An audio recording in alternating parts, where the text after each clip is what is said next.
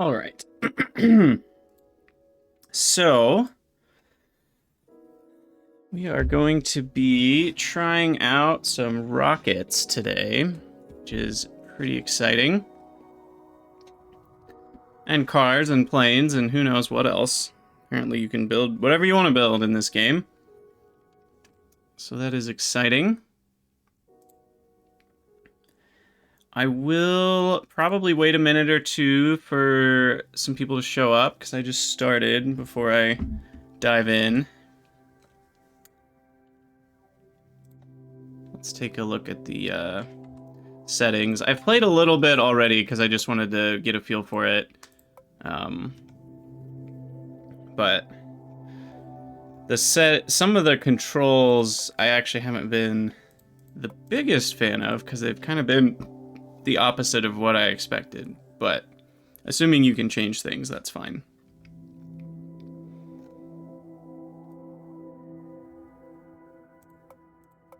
But there's also a cool system for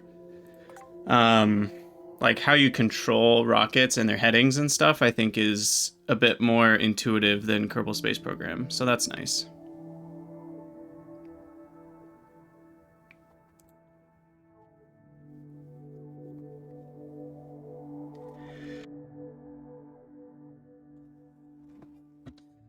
All right, let's see.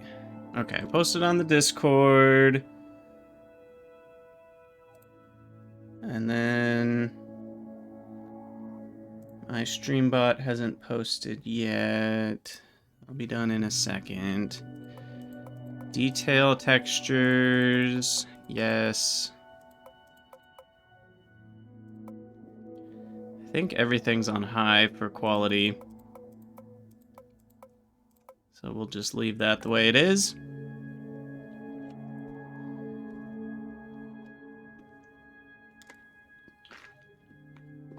Give it one more minute and then we'll jump in.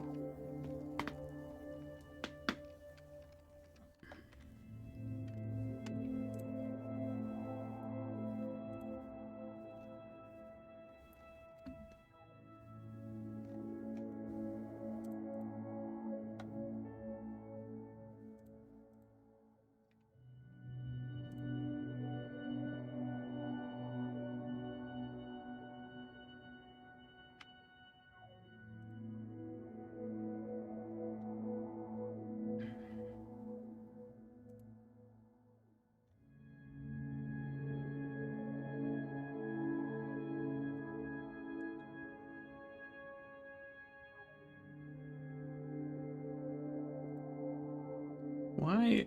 Man, sometimes this bot takes forever to post in my Discord. It's supposed to be less than 5 minutes, but it's not always less than 5 minutes. Hey, Supreme Dorian 22, how's it going? Welcome.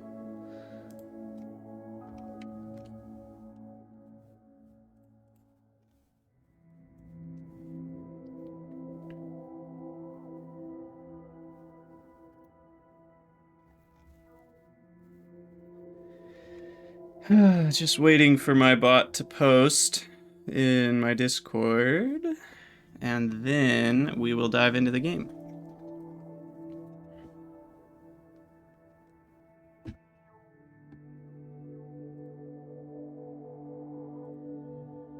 There it goes. Perfect. Okay. So I think I'm going to... I haven't fully decided yet. I'm going to record this for YouTube, but I'm not 100% sure if I'm going to edit it or not, because Kerbal Space Program, for example, tends to be difficult to just record, you know, a 3-hour session or 5-hour session or whatever and throw that on YouTube, because it's kind of boring when you're not there. So I might edit these videos for YouTube. I haven't decided yet. Editing is a lot of work. So, anyway.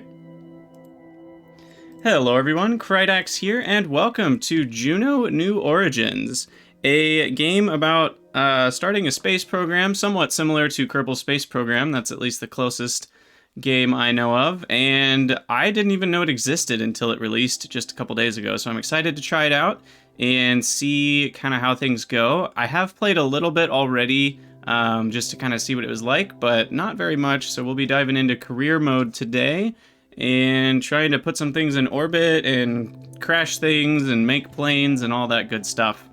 So yeah, thanks for joining me on the journey, and for all of you here on Twitch, I appreciate you being here. And of course, yeah, you know, backseating is fine as long as it's not just like telling me what to do. Yes, and some of the early contracts do have tutorials, so we'll be doing those for sure. So let's start out here. Congratulations on starting your own aerospace company. It's a tough business, but with my connections, I can help you succeed. I am Algernon Fizzlebottom. What a name. Inherited my grandfather's research company, own many patents. I don't have time to chase the stars myself, so I've decided to offer incentives. Let's go to the tech tree and see what I can offer you. So here's the tech tree. Looks pretty big. That's always encouraging. Welcome to the tech tree. Click on the Druidman side to see what technologies it contains. Click unlock. This one won't cost any tech points. Okay, so Druids are our people, a mysterious being that resembles an Earthling. They can be a bit fragile, but are great at exploring and piloting. You can put them into cockpits, cabins, or seats to control your crafts, even when out of power, and get them out in flight to have a walk. Wow, they're heavy. 116 kilograms. Okay, so we'll unlock that. Fantastic. Now unlock Common Ground. It's also free, which unlocks a camera and text labels. That's not very much. Now it is up to you to choose your path. Do you want to start with Backyard Scientist and build rockets, or start with RC Enthusiast and build cars and planes? You only have enough tech points for one, so choose wisely. Definitely rockets. We'll do cars and planes eventually, but rockets are why we're here. So that unlocks Command Disc Gyro. I assume that's like reaction wheels in Kerbal Space Program, but we'll see. Solid fuel motors, Goblin solid motor, a fin, and new contracts. So then we can open the career dialog, and this is where our contracts will be. And then they'll probably go over this, but milestones are how we unlock tech points. Rather than doing science like in Kerbal Space Program, you hit different milestones, and that's what unlocks you know, more tech points. And I actually like this system. I think I might like it better. Science in Kerbal Space Program, for me at least, was always really fun in the beginning, like doing science on Kerbin, setting up ScanSats, you know, with mods, going to the moon and Minmus. But then after that, collecting large amounts of science became less fun for me. But anyway. And contracts are what will give us money and better launch locations. You can see your currently available funds at the top of the screen. We have 5,000 monies. Milestones are what give us tech points, which we know about. And then exploration is additional milestones you can do with each celestial body. So having a drone ship, going to the South Pole. So visiting these landmarks are worth a lot of tech points. And then there's also the basic milestones of like putting crafts in orbit or going underwater or traveling by land. So there's all sorts of cool milestones we can go for. Okay, and it's time to start our career. Vertical shot. Oh, Buck Marshall is the mayor of Juno Village, a small settlement in the largest mountain range in Drew. He's been trying to promote the aerospace sector, and finally someone gets to use the infrastructure he constructed. So he's, I guess, the guy that gives us all our first contracts. Yeah, Supreme Dorian, I liked the career mode actually more for the money than the science. I liked not having unlimited money. I also liked, you know, having a tech tree to unlock more parts. I just think it was the last half of it that got a little unwieldy. And the issue with KSP's career mode, especially in modded, is that the different contracts were not very well balanced against each other. And you could download different contract packs, but some of them would give you like 500,000 for a really easy mission, and other ones would only give you like 50,000 for a really easy mission. And so it never felt cohesive. And I think that was one of the issues. But anyway, our first contract is to be under 1 kilometer above the ground, get your rocket's acceleration over 10 meters per second squared, reach 25 kilometers above sea level, and crash at least 500 meters away from the village, and we will get five grand as the reward, with a little signing bonus to, that's to help you build the craft to do the contract with. I think, as far as I've noticed, all the contracts have like a fifth of the money up front and the other 80% once you finish it. We will do the tutorials. I've already done some of these, so I kind of already know what's going on, but just so you guys know what things are like, and I think there's some helpful talking points in the tutorials. And Dave, I have not tried it except for yesterday. I played a little bit yesterday and was able to get a little bit of understanding of how the game works. So let's build a rocket. The first step is to add a fuel tank below the command disk. And you click and drag it out, and there you go. And everything is draggable, which is so nice. Kerbal Space Program, you had to get mods like procedural parts to be able to do stuff like this. So they want me to drag it, and you can see the length up top here. So we'll make it, I guess, 3.5 meters. Add a nose cone, which will help reduce drag. Make it a little pointier. And then these are the different part categories here, or you can just look at all parts. And so here it shows you the price and the weight, but everything's configurable. And so when you click on the part, you can go over here to the part properties, and you can change the size of it, for example, which changes thrust and changes the mass flow of fuel and all sorts of things. And I just love how configurable everything is so far. We won't mess with most of this right now, but there are a lot of settings, and we're supposed to add some fins. There we go. For aerodynamic properties, we can drag this around, make it a little pointier and less heavy. Just enough to keep it flying in a straight line, I guess. There we go. And then there's symmetry modes, just like in KSP. There's a hotkey for it. X and Z change it. So we got to 4 fins. And then we want to enable the gyro on the command disk, which is essentially free rotation. And it's similar to the reaction wheels in Kerbal Space Program, where you can keep rotating in the same direction, whereas in real life, they can only actually provide so much rotation in one direction before they run out, and you'd have to go the other way. Either way, it's close enough. I prefer to use monopropellant once I get a little farther in the game, because it's more realistic, but that's a little more hardcore, and I played a lot of Kerbal Space Program, so this is definitely a good way to start out. So we'll go ahead and escape. You've built your first rocket. Aw, it's so cute. It is, how tall is it? It's 4 meters tall. This is pretty big. This is, 12 feet tall, 13 feet tall. It's this, like, the height of a house. I wish they had a little person on the side, just for scale. I did like that about Kerbal Space Program, is your construction was inside of, like, a building with, like, Kerbals on the ground, kind of, moving around and stuff. And I did like that you got a sense of scale for how big your rocket was from that. Anyway, we can hit launch, and these are all the different launch pads. Most of them are locked. We can just do the Juno Village runway or the Juno Village pad to start with, which has a max size of 10 meters tall or 3 meters wide. And there's also a launch cost per kilogram that your rockets have, or planes or whatever. And it looks like the cost gets higher as you go to different places. So cost is pretty low here. $1 per kilogram is 138 bucks. And our overall price of the rocket was $2,500 roughly. So we'll go ahead and launch here. Also, might need to turn up the volume slightly. Let's see. Oh, it already is up. Okay, interesting.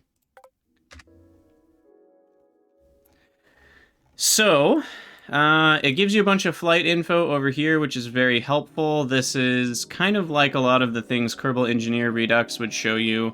Not quite every piece of information that you could ever want, but it's a lot. And then you also can control how the autopilot pilots, which is interesting. I haven't really played with that yet, but you can change like how quickly your autopilot will respond, because you get the wobbles sometimes, and I think messing with those controls can help. And then this thing right here, and it'll explain a little bit, but essentially this is a way to lock your autopilot onto a certain heading. So you can be like, oh, I want... Oh, hold on, we're not paused. It's actually trying to move the thing. Oh, I just hit space. I meant to pause. What's the pause button, actually? I don't know what the pause button is, because that's slow motion. But in any case, you can essentially be like, I want my rocket to fly at 50 degrees. And you can just set it to that, rather than having to use, you know, because pretty much all Kerbal Space Program could do is like lock prograde or lock, you know, essentially like forwards, just stabilization. Oh, pause is P. Okay, thank you. So anyway, at the bottom of your screen, you can find the main dashboard. We can see above ground level or above sea level height, which is, of course, helpful. Right now, this is a good launch site because it starts almost 3 kilometers above sea level, which means that we're going to have less drag and air to get through to get to higher elevations. And then this is telling us down here to drag the blue triangle to 90 degrees, which will get us to fly straight up. And then there's also this guy, which allows you to fly... Oops, I'm on the blue one again. Uh-oh. I meant to hit the yellow one. But you can change like which way you want to point. So if you wanted to fly west, you know, you could use this little orange one to go, you know, to the west here. And then you could go west at a pitch of 60 degrees. And so anyway, that's handy.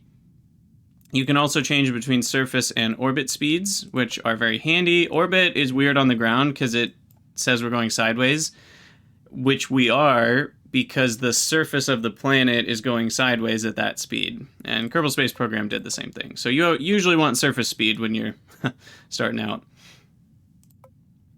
And the green arrow here is our actual like prograde heading, and then the little, it's kind of overlapping, but the little other circle is, I think, actually, I don't remember which one's which. The little gray one might be where the craft is trying to fly, I think. Anyway. As you change modes, you'll see the green arrow move around. This adapts to our velocity. Okay, so they want us to set our pitch to 70 degrees. And this will automatically use the engine's gimbals, wings, gyroscopes, etc. to point the craft in the right direction. So just like Kerbal Space Program, it'll use all of its control surfaces to get there. And it wants us to go back to being straight up. And here we go. And we can turn that off if we want. But you can also see, you know, our acceleration, our surface velocity, the engine thrust. Our thrust to weight ratio is really important, as always. Burn time, we got 30 seconds left. 1 kilometer a second of delta V. Switch to map mode. You also have a map to find where you are. You can zoom in and out and change how it's oriented. It can be really useful at first when you haven't unlocked the more advanced map view. Hey, Sing Pizza, how's it going? Okay, so we can see here we're over a mountain range.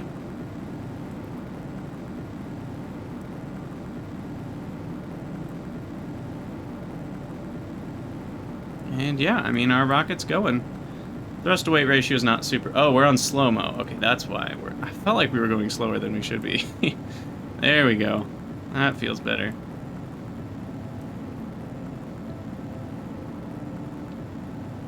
And we can get, you know, all the different camera views that we want. Ooh. Are there 2 moons? That's fun. It looks like there's 2 moons. We got a Tatooine. Well, I guess Tatooine is a dual suns rather than dual moons. And we just got 10 tech points by getting above 10 kilometers.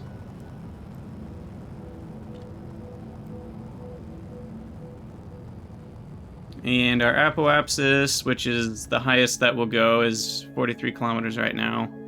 We ran out of fuel, so now we're just free floating.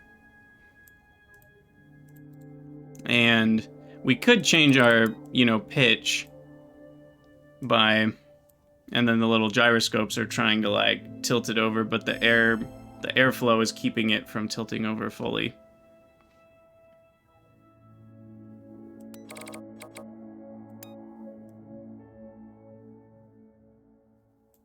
Oh, there's 3 moons. Fun. Okay, so now we're basically just floating, so I'm going to speed things up a little bit. And we're going to float up and then float back down. We're about 20 seconds away from apoapsis. And then we will fall. You can see our prograde marker, and now we're going down.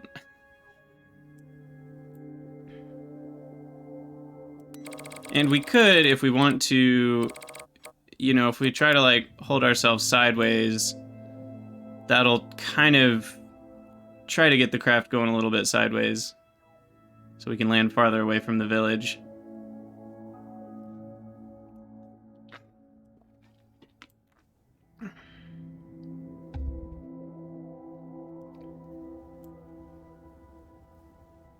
And implosion, or I guess explosion, imminent.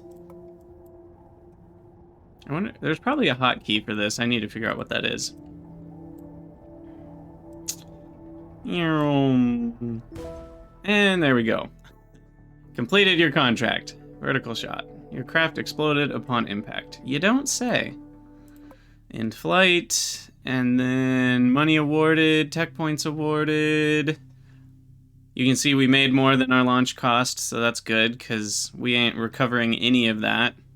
What happens if I hit recover? This craft cannot be recovered because it is destroyed.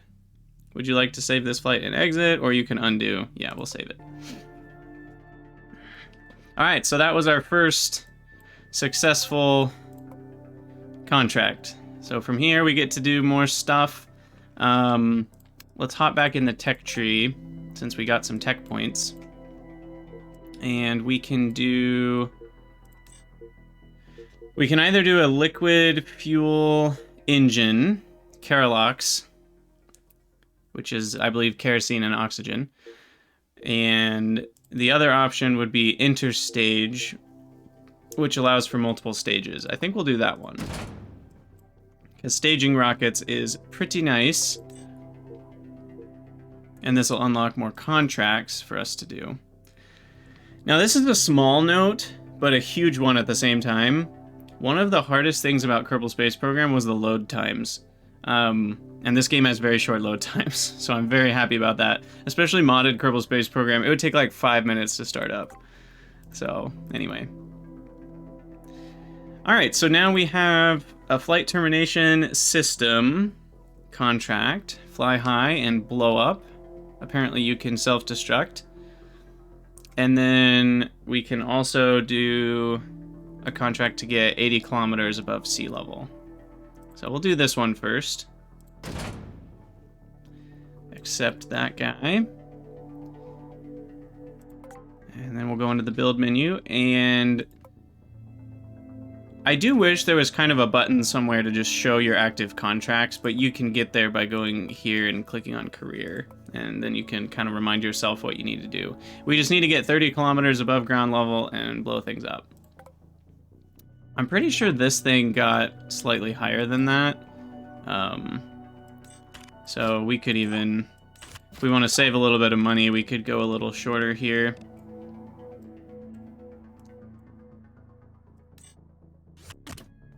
Another thing I wish we could do is resize a fuel tank with an engine on the end of it. Like, you can resize it sideways, but you can't make it shorter or longer. And I do wish I could still just make it shorter, even though the engine's on the end of it.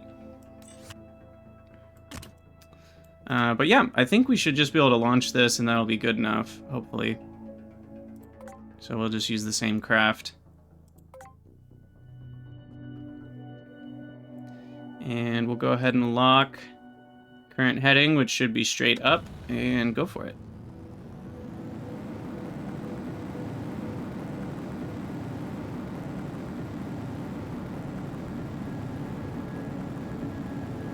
See if I took out too much fuel or not. Apoapsis. We're at 15. 20 kilometers. Yeah, we should be good. That does go down a little bit because of drag. Once the engine stops pushing us forwards at all, you'll see this number will start to go down. But I still think we'll get to 30, hopefully. They also have the air density shown to us right here, and you can see the air density is going down, which means drag is going down. This even shows us the estimated drag force, which is really cool.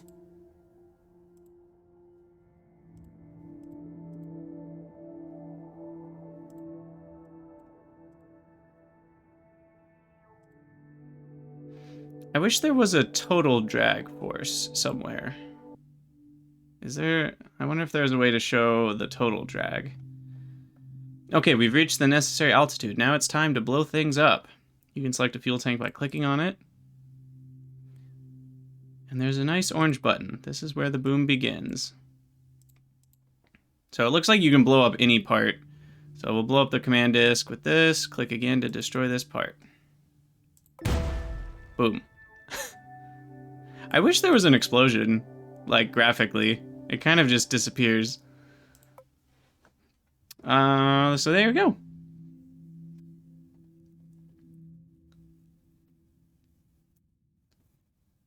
Yeah. Save flight. Save. And exit. Total drag isn't in the game.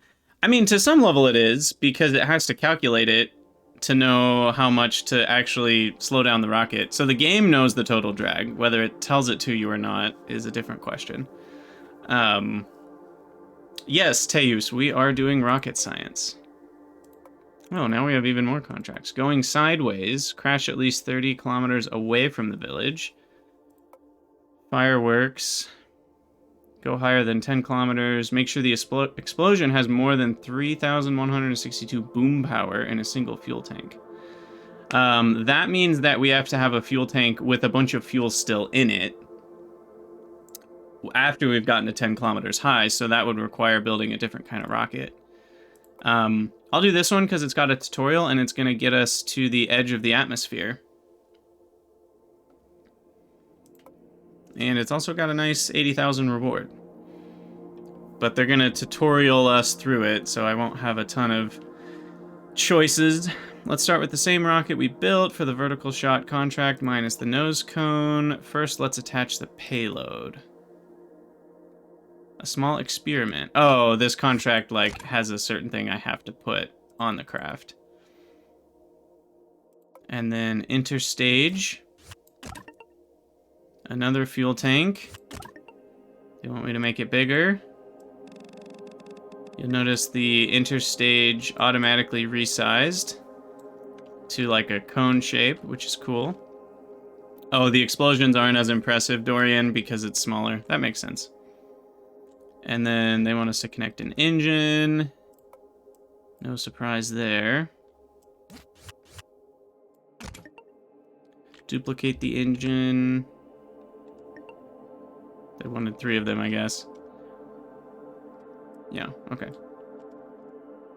And then right-click and drag the fin to copy it. Enable symmetry. I want 4, not 3 of those. And one last step before we call it a day is let's look at the staging. Staging means the order of the parts that activated. Yep, classic check yo staging, as Scott Manley would say.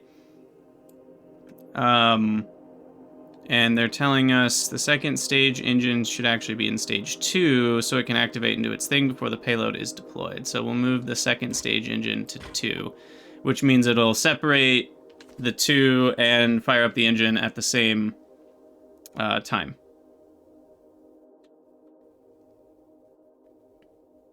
Hey, Mr. Bacon Fake.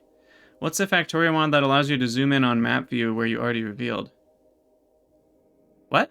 You can just zoom in Factorio and map view. That's not a mod, as far as I know.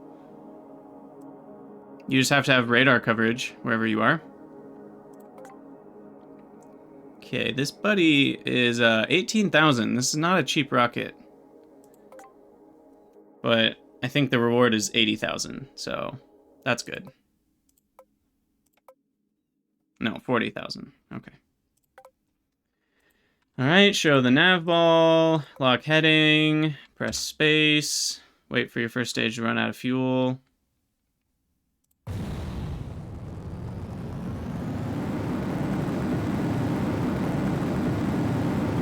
So you can see we've got three little engines going.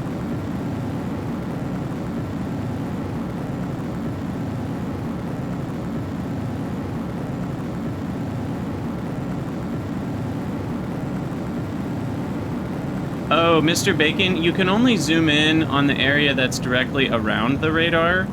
You can't, like, the radar only reveals a certain amount, and then the other spaces outside of that, it'll just show you, like, what resources are on the map. But you won't be able to see it live. Okay, so our first stage is done. And then we just press space to activate our second stage, drop that bad boy. And then we just wait to get to outer space. Or at least low space. Ah, look at the view from up here. Beautiful.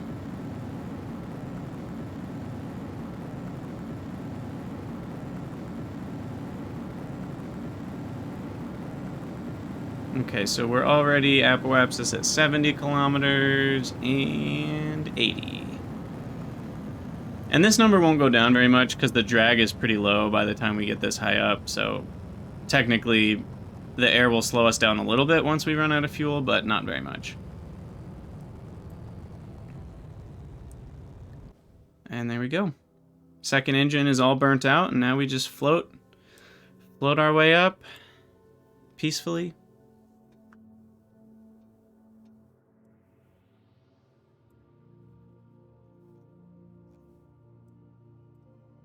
Speed things up slightly.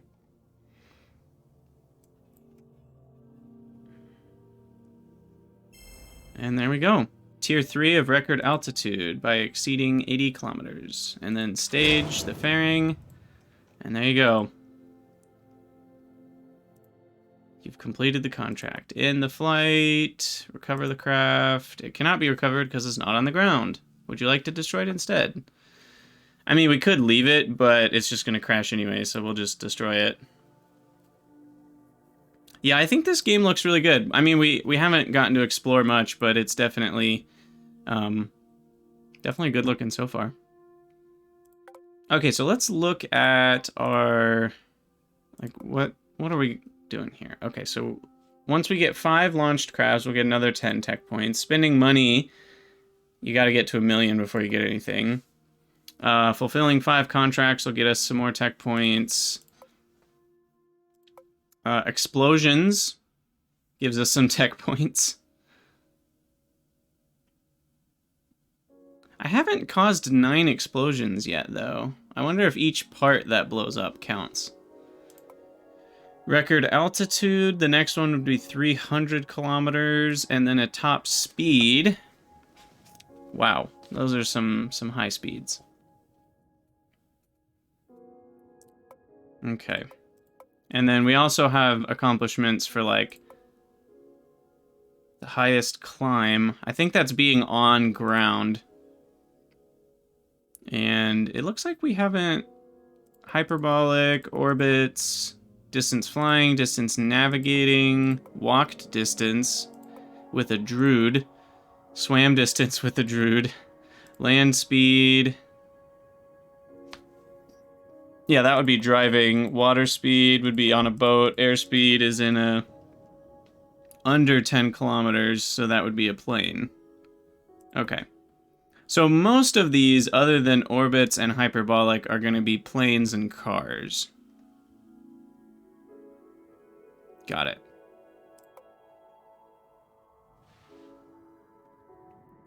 You're not good at making cars? I'm sure I wouldn't be either.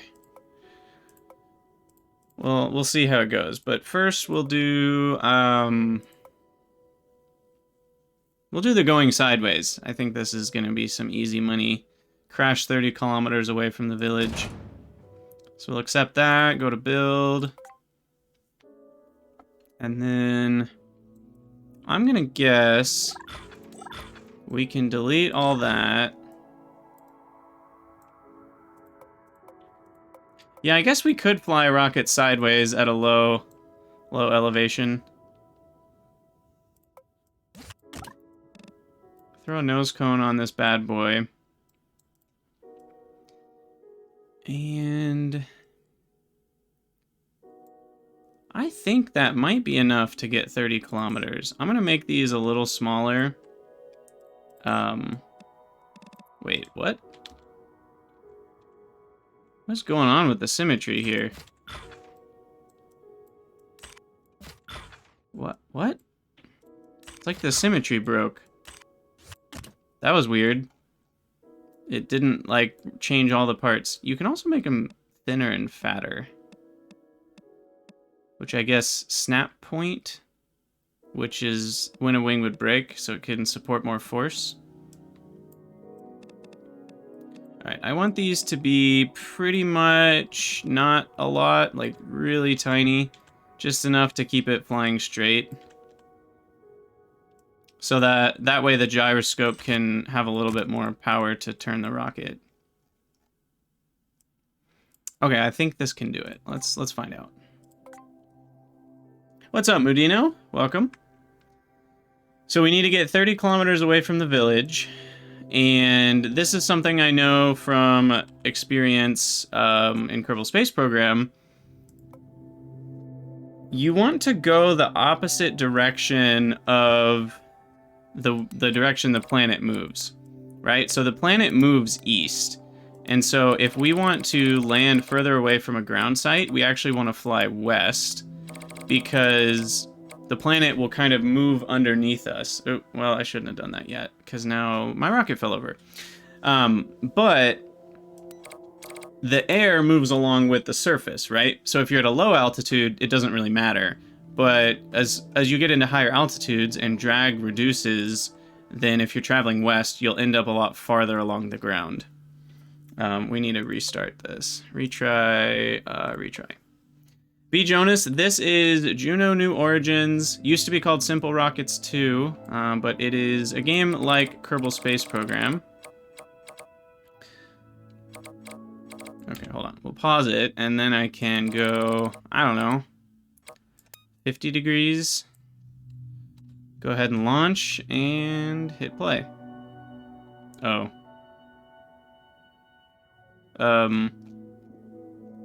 Well. Apparently, I have... Stage 1 does nothing. Okay, that's what was happening there. There we go. Okay, now we're at liftoff. We'll pitch over to about 50 degrees to the west.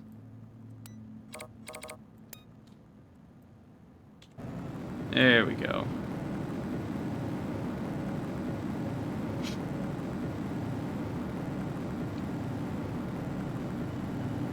Maybe 50 degrees was too far over because it's kind of doing a little bit of a gravity turn here. Can't hold 50 degrees because the gyroscope's too weak. We'll see. Yeah, I think we'll get far enough, actually.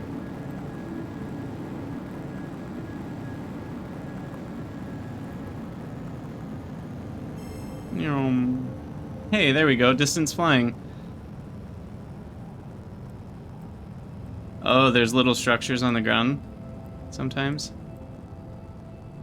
I mostly just see mountains. Exceeding Mach 0.1. Well, that's not very difficult. Yeah, we're at Mach 2 right now.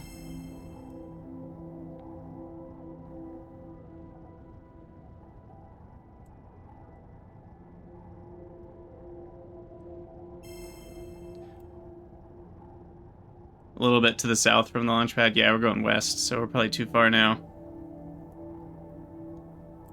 Sweet. Okay, well, we definitely made it 30 kilometers away, so we just need to crash into the planet already. B. Jonas, it's down here at the bottom. You've got AGL. And by the way, my camera is only in the way of the staging indicator. That's the only thing in the bottom right. I don't know if it's worth moving. I guess I could move just a smidge.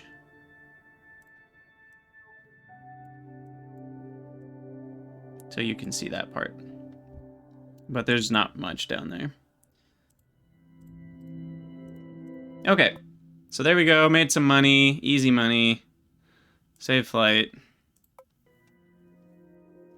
That one did not go above 10 kilometers because we were mostly going sideways. But we were just making some money with that. Let's look at our tech tree. We got all sorts of tech points. I actually kind of like to progress slowly through the tech tree. We could get wheels. We'll do that later.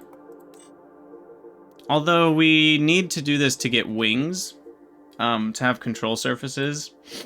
So I probably will do that eventually. For now, we'll do map view. And max active crafts is 5. So we can have at most like 5 in orbit or something. This allows us to build struts, blocks, and you can put dead weight into fuel tanks. And then here's our liquid rockets, and this is for parachutes.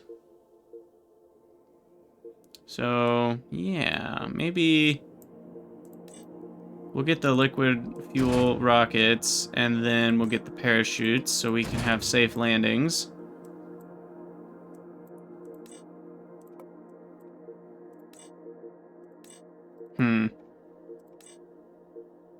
Gas generator, engine type, Bravo nozzle, Mage engine.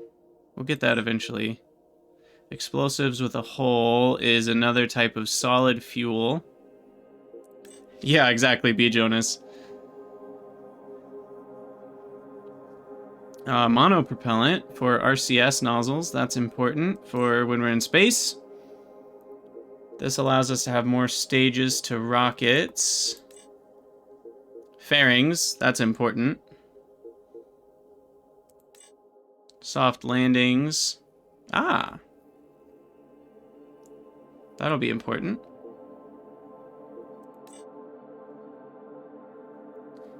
Slow descent, parachute size, maximum is bigger. Okay. And then that's heat shields. All right, well, that's kind of the next phase of the tech tree. So, what shall we do next? Wet rockets. Polluting the oceans is bad, but getting complaints from the neighbors about things dropping in their lands is worse. Launch a rocket and drop it in any ocean. That one is 100,000 total. Light speed. Go faster than 1 kilometer per second. That's not super fast, actually. That'll just be a 2-stage rocket, probably. Going sideways, but farther. And then fireworks.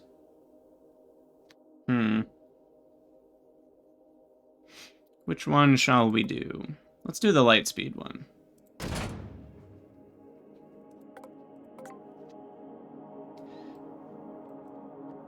Okay, so we've already got this guy. I think for this stage, I will make this fuel tank a little longer. Actually, it's already 4 meters long. Maybe I should make it wider.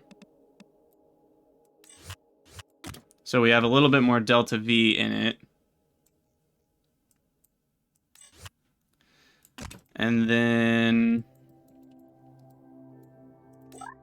we can just make that the full size as well. We can also change the volume for the battery. That's just extra weight and money to make more battery, so I don't think we're going to need much battery here. Dr. Lednick, we probably could. I didn't think about trying to double up on a contract. The tricky one about this is, at least my goal is to use a cheap rocket and not use liquid fuel engines, and we can't control as easily. The going sideways might be doable, though, along with light speed. If I launch mostly up. If I launch mostly up and then turn a little bit west, since we're getting above the atmosphere anyway, by the time we come back down, we'll probably be 100 kilometers away from the village. So I'm guessing we can actually do both of those at the same time. Good idea. Oops. Wait, what was that? That was weird. Anyway. Okay, so we're going to do 2 stages on this bad boy. So we need the interstage. And we will go bigger on the next fuel tank.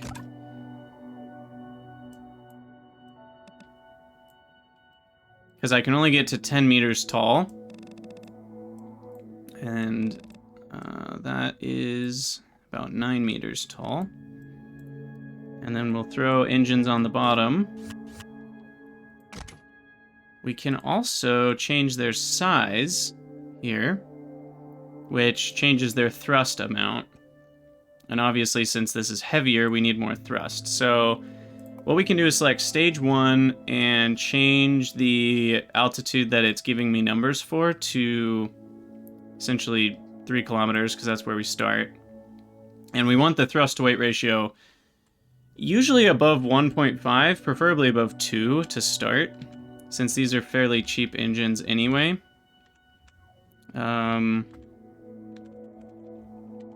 So 6 of them would get us to a thrust to weight ratio of 2. That might be a little much. Maybe I'll do 5. We'll do 5 engines. Burn time for 60 seconds. And then I'll just put some more fins on the bottom to make sure it doesn't tilt over in the middle of flying. We'll make those slightly bigger. And I think this should be good enough. Let's find out. It's only 21 grand, and it might end up making us 100 grand in contract rewards. So we will start by locking heading.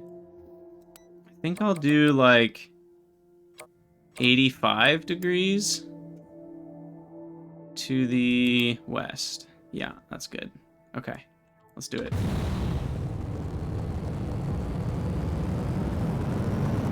This little gyroscope is going to have very little power to do things. But it should tilt us over just enough, and then mostly gravity turn should do the rest.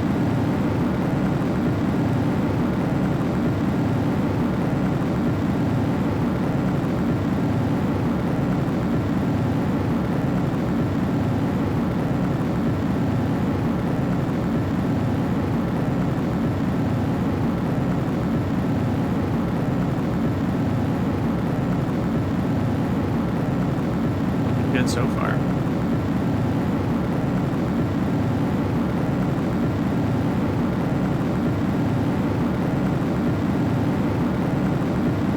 Oh yeah, there's a little building down there in a valley. I'll have to go visit that at some point. Just a little speck.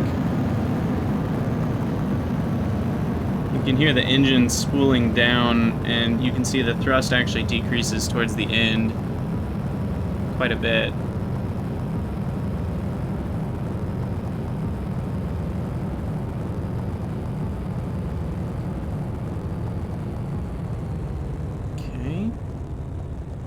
And next stage.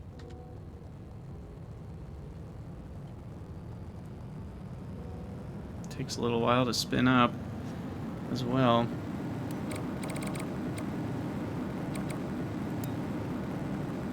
we've got 650 meters a second of delta V. I think that should be enough to get to 80 kilometers. Yeah, we're already at 72. We still have plenty of fuel. Okay, so now to get as far as we can, we're going to lock velocity on prograde as far as the orbit is concerned. And that will get us... maybe we should go a little farther west, actually. Now that we know we're going to get above 80... Oh, wait, the delta V just changed a lot. What was it? Was I looking at the wrong number? I don't know what I was looking at. We still have over a kilometer a second of delta V. Which, if you don't know what delta V is, that represents if you were to burn all of that fuel in one instant, you would be going 1 kilometer a second faster than you are right now, essentially. So it's like, how much speed change can you afford to do with the fuel and, you know, engine thrust and efficiency that you have.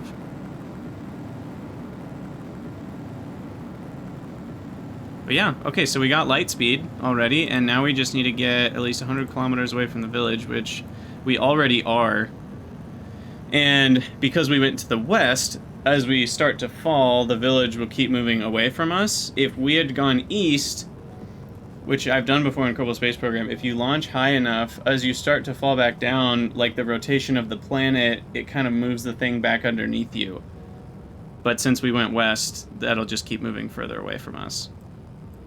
So I should be able to just kind of fast forward things here.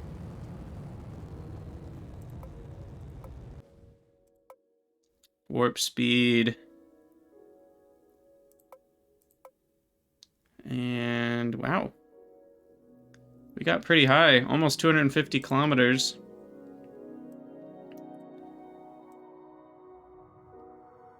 It's kind of funny, we almost could land in an ocean. Teus, it's hard to accidentally make orbit because you need your burn. You need to do a burn at the top that goes sideways to be able to turn the full thing into a circle. It's a little tough to do with solid rocket motors. Once you have the liquid engines, you can control your thrust, and you can kind of turn off your thrust, wait till you get to the peak, and then speed up, and that's the best way to orbit. Ooh, we got some re-entry heating here.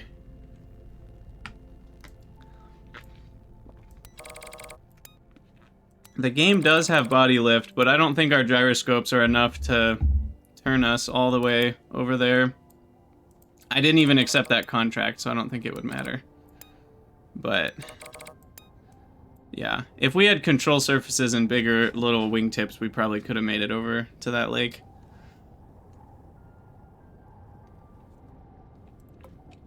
Okay, you took aero in high school, so you know what you're doing. Kaboom! Alright, we're rich now. Look at that. 160,000 awarded. Bam. And some more tech points. But I think, yeah, you have a new customer. Professor von Pricklespeck. As much of a wacky scientist he may be, he is one of the most renowned researchers on Drew. He's looking for some help to gather data to prove the presence of other life forms of life in the Juno system. Guten Tag. Drew orbit. Can you go to orbit? I need you to be close to specific orbits, and I know you can get there first. Get to any orbit to prove yourself. Wow, that's a lot of money. Okay.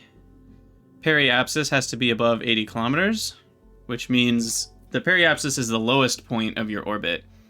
And so, because orbits are ovals, right? They're eccentric, and so if the lowest point is above 80 kilometers, that means you'll never touch the atmosphere, which means you'll stay in orbit forever. So we'll go ahead and do that. I could easily get some more money by doing some of these, but I don't really need the money yet, so. I do kind of want to try one of the fireworks ones, though, but we'll go ahead and do the orbit tutorial. Ooh, they have a pre-built rocket for us. We have a craft ready for you to use, but it needs a few tweaks to its engines to improve its performance so that it can achieve orbit. Open the design info panel. Done. Change the altitude to vacuum. Done. This is the craft's total delta V, which means change in velocity. Theoretically, this is how fast the craft could go without gravity and without drag. And without atmosphere. Realistically, we need at least 4,500 meters a second to get into low orbit. It appears that we have more than enough, but we also need to consider engine performance is impacted by atmospheric pressure. So you can see if we were to burn all of our fuel at sea level, we could only get 870 meters a second worth of delta V. Let's look at the first stage. Select stage 1. Oops. Stage 1, delta V, 600 meters a second. Looks fine for this. Altitude, we just want to use it to gain some altitude before starting the more efficient engines that require a thinner atmosphere to work. Okay. Another important metric to consider is TWR, which is thrust to weight ratio. If it's less than 1, the craft can't overcome gravity. This stage has plenty of TWR for launch. 1.6. I feel like 1.6 is pretty low, but that's because I'm used to Kerbal Space Program numbers. The lower your TWR is, the more fuel you're wasting to just fight gravity, right? If you think about it, you're losing 1 of this 1.6 to gravity. So only a third of the thrust that you're producing, roughly, is actually giving you speed. And if you have a TWR closer to like 2, well, now half of what you're producing is going to speed. Or a TWR of, say, 10, 90% of what you're producing would go to speed. You also have to consider things like drag. Eventually, you're going so fast that drag is too much. But anyway, I digress. And then you can see the ending TWR is higher, of course, because you've got less fuel at that point. And the acceleration remains constant.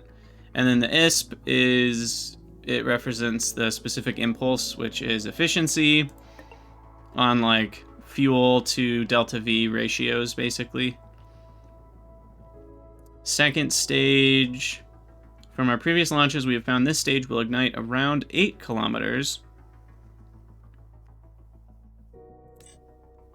So we'll change this to around 8. Stage 2. Delta V is terrible. Yeah, it is.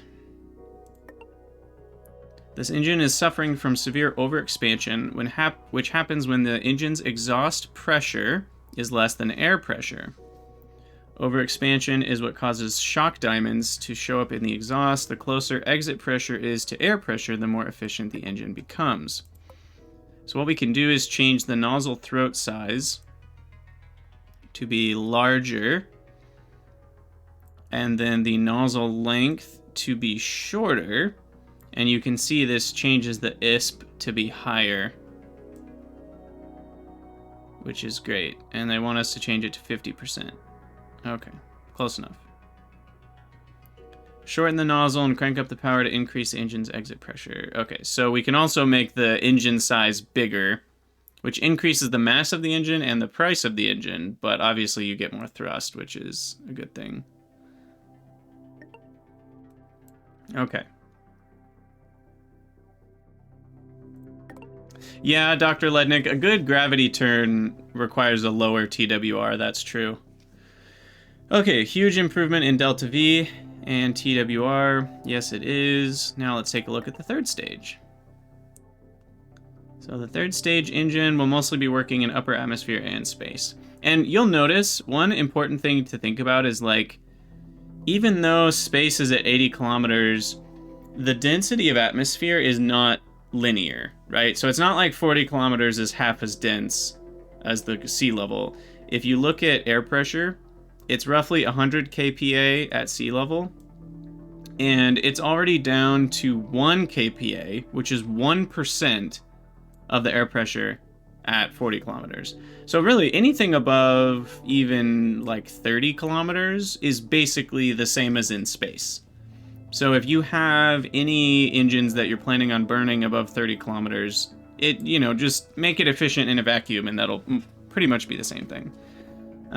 Anyway, stage 3, we can improve this guy, change the size to 35%,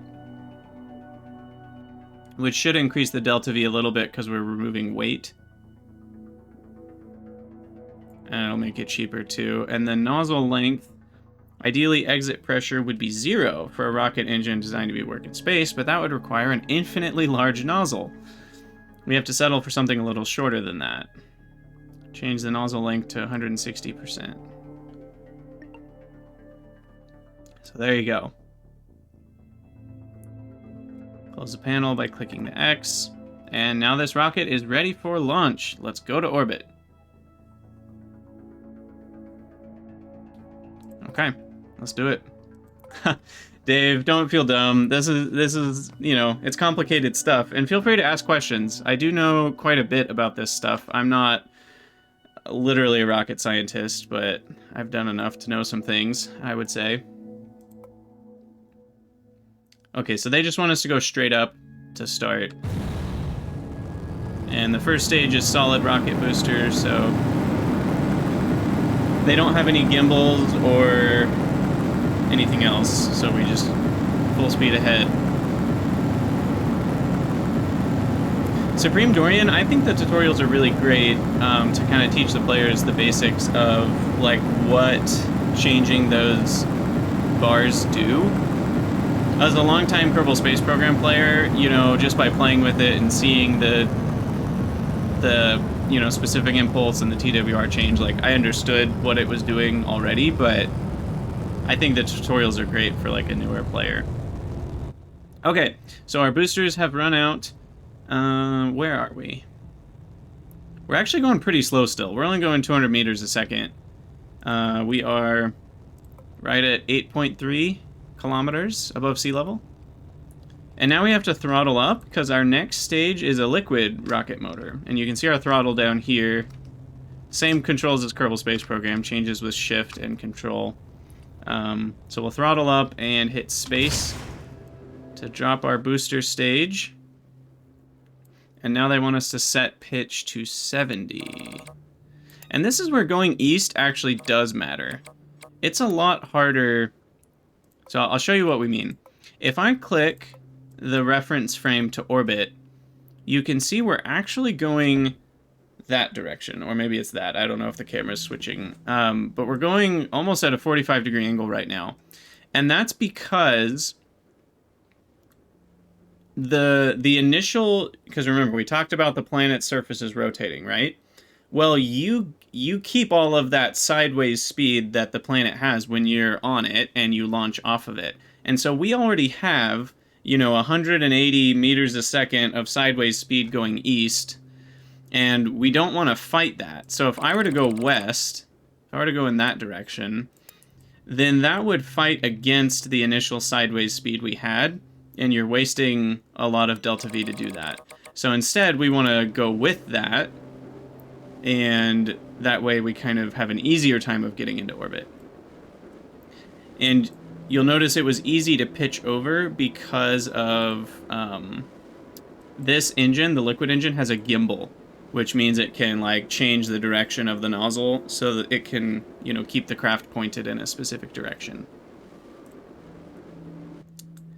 Yes, Dorian, I did notice that the Z and X go to full or zero throttle.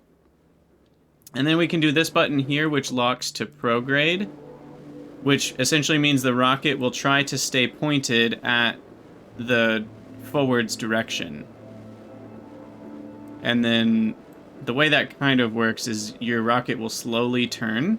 This is called a gravity turn.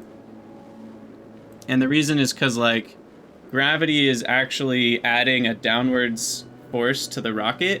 And so as it goes up, the gravity pulls down, which means the actual velocity vector is slightly below the tip of the rocket. And so then it points down a little more and points down a little more, and that's called a gravity turn.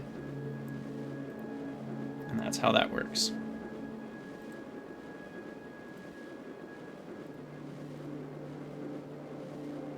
And now our fuel is done. Press space to activate your third stage. And now they want us to burn your engine until your apoapsis, which is our maximum height, essentially, on our curve, passes 100 kilometers. with 80 kilometers being the atmosphere line. So we're almost there. Technically, at this point, we should probably have already switched to orbital frame of reference, but it's fine.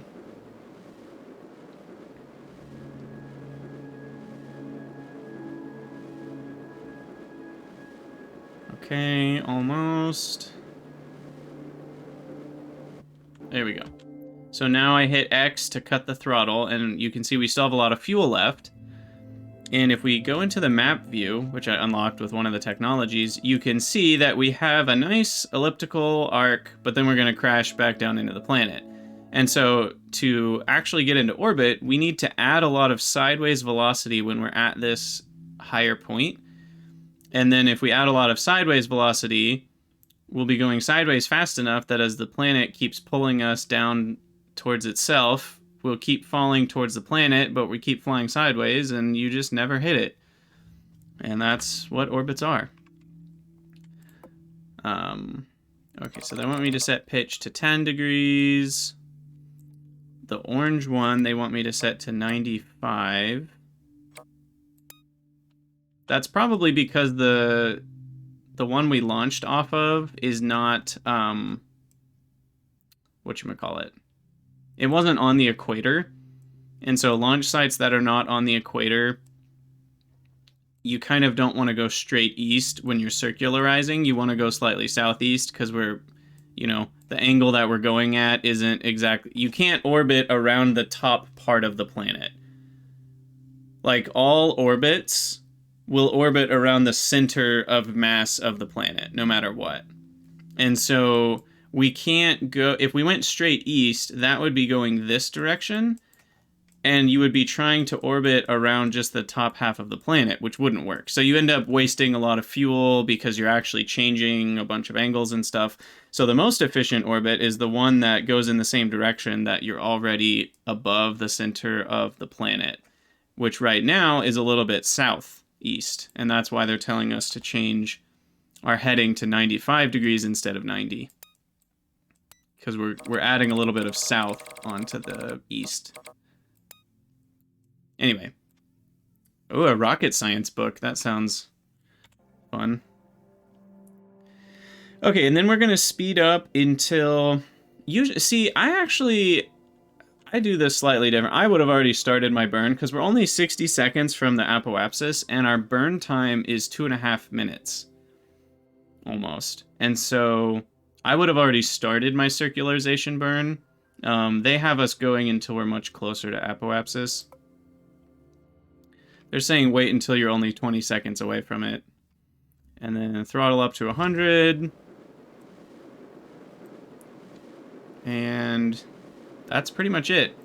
You know, they have us at a 10-degree angle so that fights our vertical. You'll notice our vertical speed, which is relative to the planet, is going down. So we're actually going to start falling here in a second. Right now we're falling towards the planet. So we're on a clock, right? If we don't go sideways fast enough, we're going to end up hitting the planet. And we'll fall back into the atmosphere. And so we need our sideways velocity to speed up before we, you know, get back to that atmosphere line, which is 80 kilometers. Oh, it won't let me play things in the map view. Yeah, was up. That's why they have this 10 degrees here. The pitch of 10 degrees fights against some of that vertical gravity, but it doesn't fight, you know, quite enough. So we're falling down now at 100 meters a second towards the atmosphere. But it'll get us there. The tutorial works.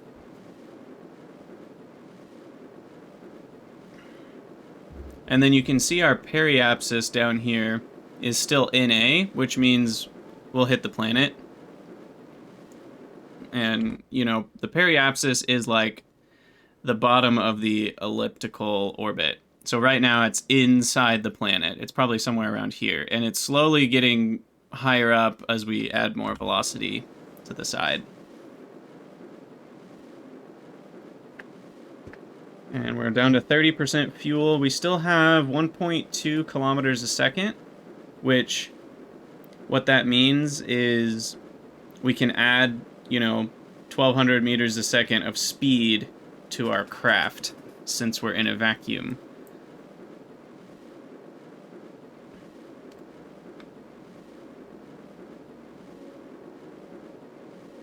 You need to go faster than 3,500 meters a second in order to get to orbital speeds at this height. You are almost there.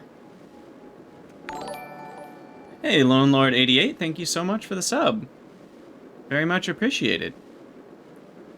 And yeah, you can play things in the map view, just not during tutorials. Yeah, that's the same as Kerbal Space Program. And here you can see our periapsis. Boom, above 80 kilometers. Perfect, so now we're in orbit. And if we look at the map view, you can see we've got a nice little elliptical orbit. And this craft will be in orbit forever. Technically, in real life, it wouldn't do that forever. There's orbital degradation and all sorts of stuff, but in a video game, should last forever. And we also broke all sorts of milestones. Record altitude. Sweet. So we got a lot of money for that, 400,000, almost $1 million. It did cost us 100,000 to, build the craft though, so it's not cheap. So we'll save and exit, which should leave the craft in orbit. And thank you for the follow, Baron Bala. What should we do next? Should I try to land? That sounds challenging. Landing safe. Could be fun, though. We could also do wheels. We'll need to do that eventually. I actually want wings, so I am going to research both of these. So RC Enthusiast is wheels and structural panels. And then this gives us control surfaces on wings. And also electric motors. And then static electricity lets you get more batteries. Racer lets you do more wheel torque. We'll do the battery one, actually. And then I don't need dead weight. We'll do soft landing. Piston leg. That looks exactly the same as the Moonlander legs. Okay, so we probably got all sorts of options now. Yeah, look at this. Didn't it say there was new... Am I missing one?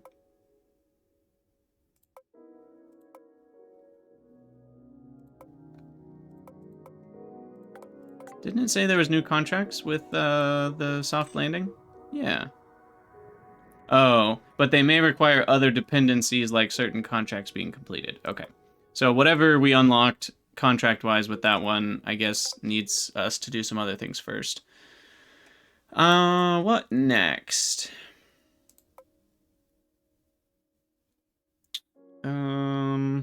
Scrapping returns. We get some tech points for that.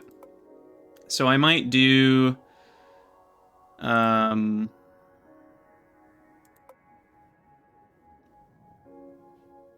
Let's try to launch a rocket and recover it in a lake.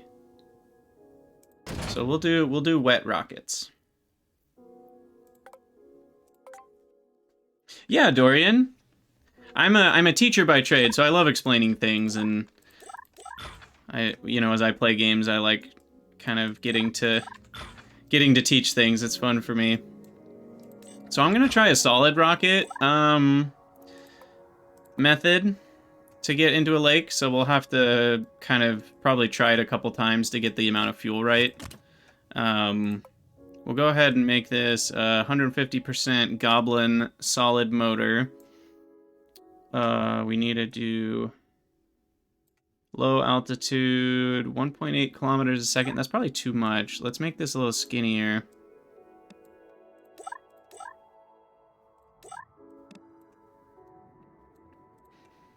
And then I'm not going to give it fins. We'll see if the gyroscope in here is enough to keep it going in a straight line. And then we need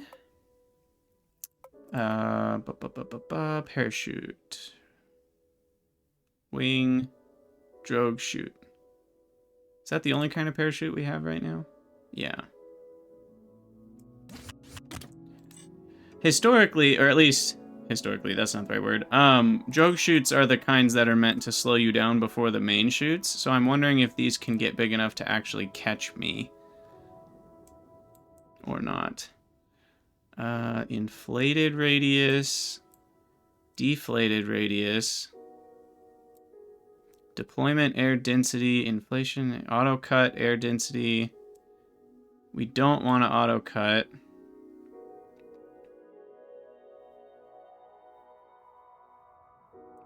Determines if parachute triggers are altitude or atmosphere density based. Interesting. Cord length. Yeah, let's have that be a bit shorter. Parachute height. Okay, base size. Okay, there we go. Now, what I don't know is how much we need for it to actually slow me down to a safe speed, so we'll just have to try it out.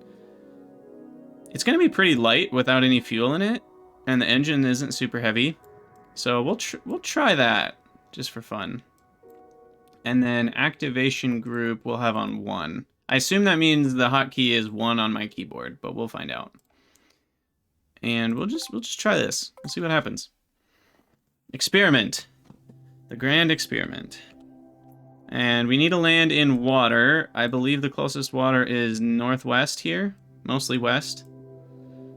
So we'll go ahead and pause. I will activate my stage with space, and we'll go west with some north. I don't know, that seems about right. And then we'll go at like a 80 degree or maybe 75 degree pitch to start. And unpause. Uh-oh. That's not good. So, we'll go ahead and undo and exit that. It seems like, which I don't know why this surprises me, the parachute has changed our center of mass, and let's see, one of these buttons shows it to us. Yeah, here we go. And so the center of mass is no longer in line with the center of pressure, which is where, like, so our engine is thrusting from this point, and you can see the yellow line going straight up is not going through the middle of this red circle. And that means it's constantly turning the craft. So what we need is to have 2 parachutes, and that will keep it, that will keep the center of mass in line with the center of thrust. What that means, though, is we probably want the parachutes to be a little smaller so they don't weigh as much, and we get some of that delta V back. So we're going to go down to like 40% base size. And maybe that'll be enough. So let's try this again.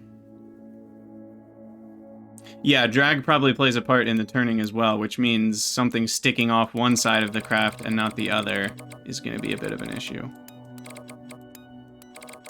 Okay, so activate the engine, wait a moment just for it to get off the ground, and we'll pitch over to 75 degrees. And we need to fix our staging. Haha. Hey, what does that remind you of? Check yo staging. Okay, stages. Stage 2, parachutes. Wait, what? I didn't activate the parachutes then. Maybe I hit space on accident. They shouldn't have activated.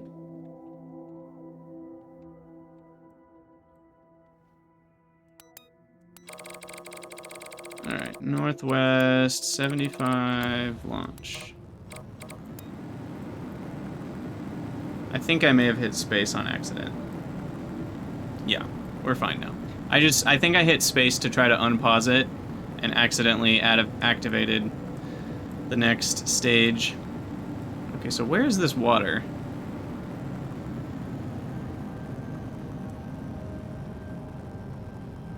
Okay, it's a lot farther than I thought it was.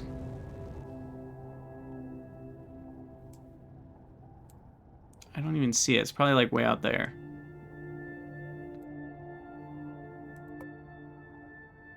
Yeah, we're gonna need more fuel. Although, we're going pretty far.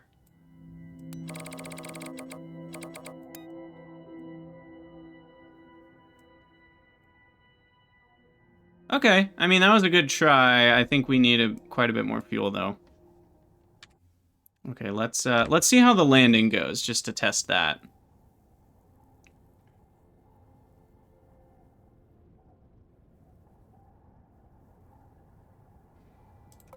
Speed up a little bit.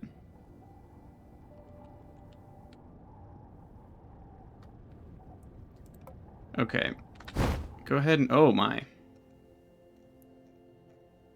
So these are slowing me to...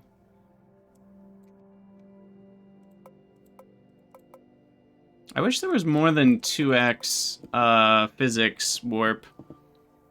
I'm used to having at least 4x.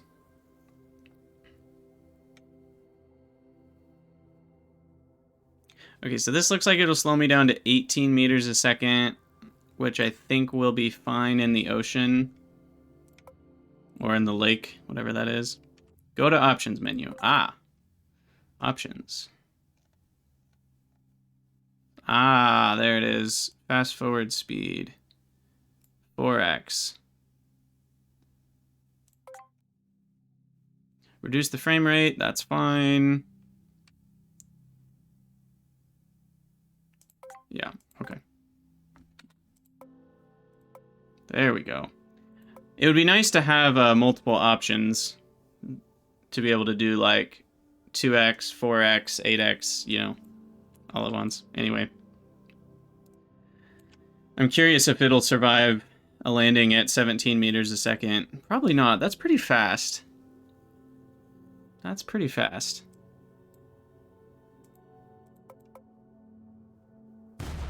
Yeah, did not survive. The parachute survived. LOL. Whoa, they're like wheels. They're like rolling downhill.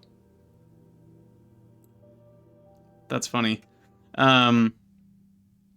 Alright, so what we want to do is a little bit more fuel.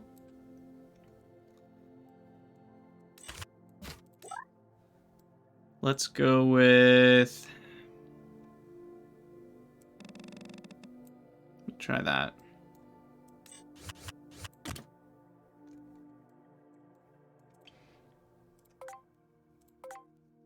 See if this fixes our not far enough issue. Alright, and then pause, change heading. Northwest. Actually, I feel like our 75 degree was pretty good. So we'll keep that, and then space, unpause.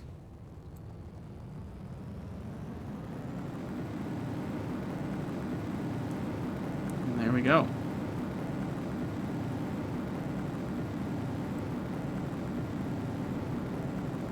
Yeah, we can't save any for later, so we just gotta do one big jump over there.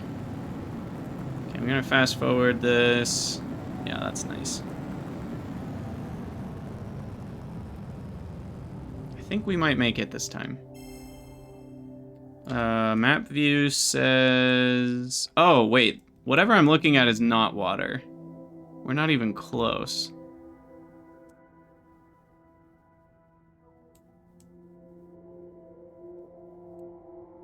Just kidding.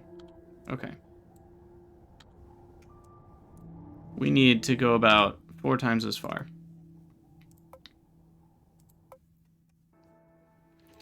Alright. Back to the drawing board. Let's do... So we need delta V that's a lot higher than 1. Let's try to get to 2 kilometers a second.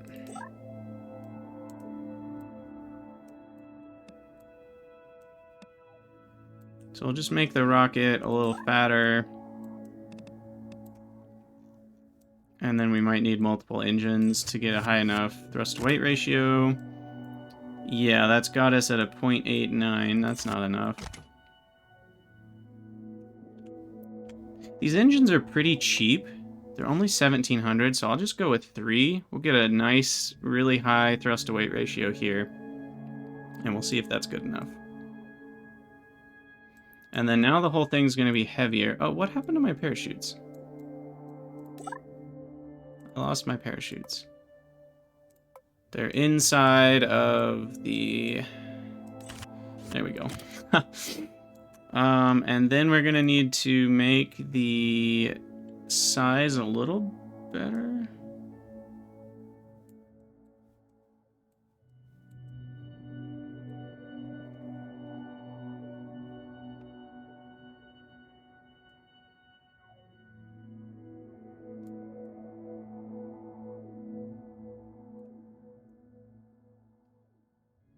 I want to do this without needing 2 stages, but it might not be possible.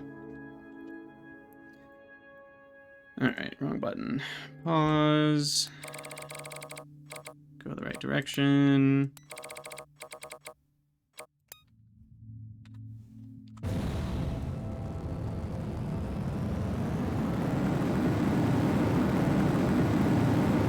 There's some speed.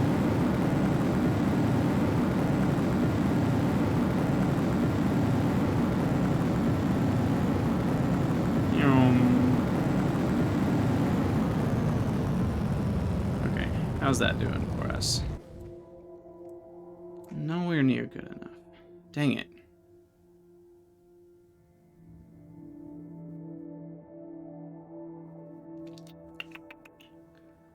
Alright, alright.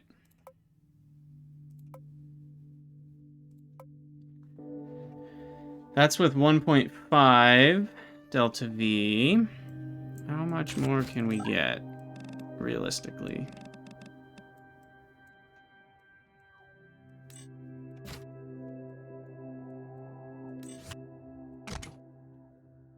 It's 1.8.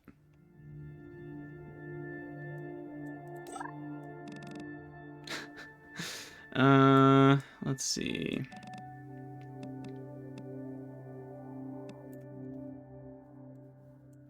There's 2.13.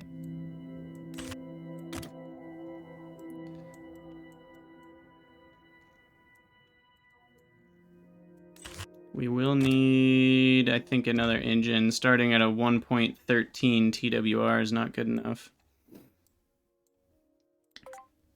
Yeah, each little bit of delta V gets you farther and farther. So yeah, I'm thinking this will be close to enough this time. Pause. Northwest, 75. Launch, unpause.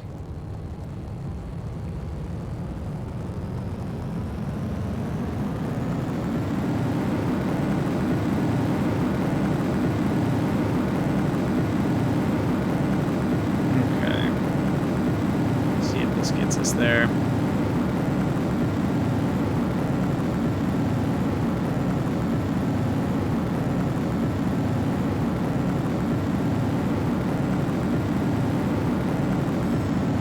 Hey, that's looking better.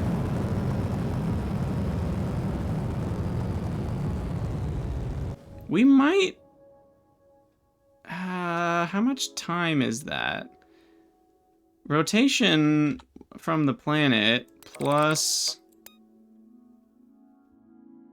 I'll reduce my drag by sticking with prograde for a second. And then I'm gonna lock that current heading. And that should slightly help it go farther forwards. Oh, we're so close. No!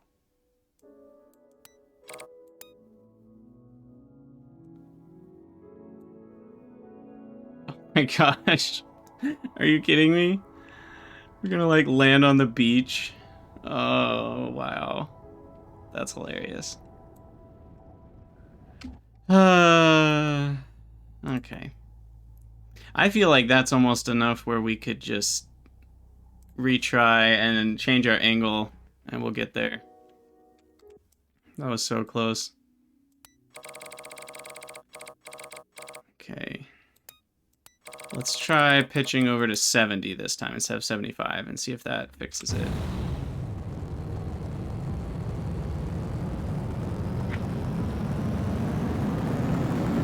That was like right there. Alright, you can do it this time, buddy. You can do it. This time we'll have more drag, but more sideways velocity. And I'm not, you know, there's a break point somewhere where you're gonna go farther, and then eventually you'll have too much drag and you won't go as far. So we'll see if this was any better.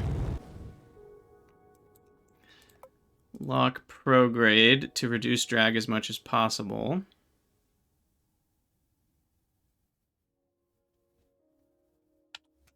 This time it's got us still landing on the shore.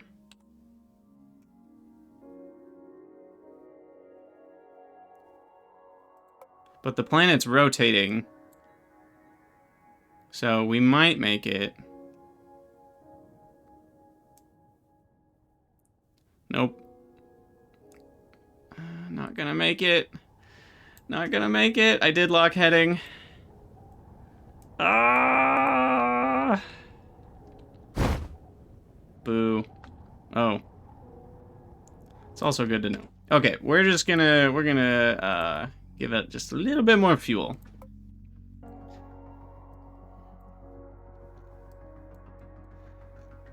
Okay, you... Where's your fuel amount? You've got 1.35 tons. Let's go to 1.4 tons. Surely that will be enough of a change.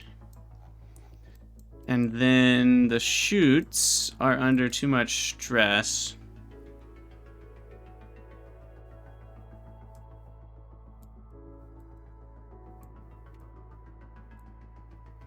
If we make them bigger, though, that's more weight. I don't know. Whatever, we'll try it. We'll try it. We'll see, we'll see. This is all just experimentation. Pause. Lock. That direction's a good direction. I think our pitch of 70 degrees was better than the 75. So we'll do that. Maybe.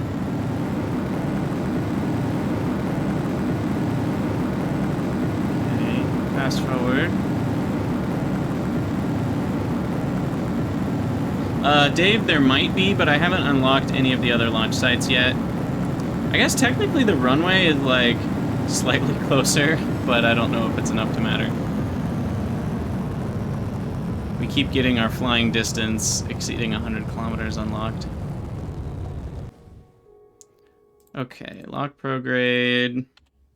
This time, it still isn't there.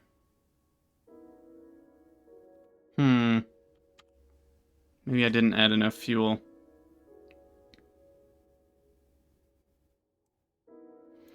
Okay, what I'm gonna do is lock heading as soon as... Yeah, like right as we're about to kind of go below the angle that would get us into the water. It's really not helping all that much. Yeah. Dang it. Okay. We can do this.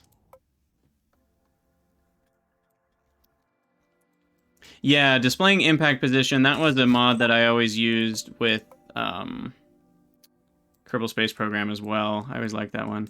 Okay, what's our delta V right now? 2.09? Yeah, we need more than that. 2.19, but a lower TWR. Gosh, can we do this with one stage? This is like really pushing it. We're gonna get as long as we can and stay under that 10 meters. Let's do, okay, that's above 10 meters. 2.12. Okay, we're gonna go fatter. 2.36. Vizzy? I don't know what Vizzy is. Sorry. You know, we've also probably got more drag than we need, but I can't make this longer without going past our... Oh, you're talking about this thing. Yeah, we can program craft, by the way. Definitely haven't dealt with that yet.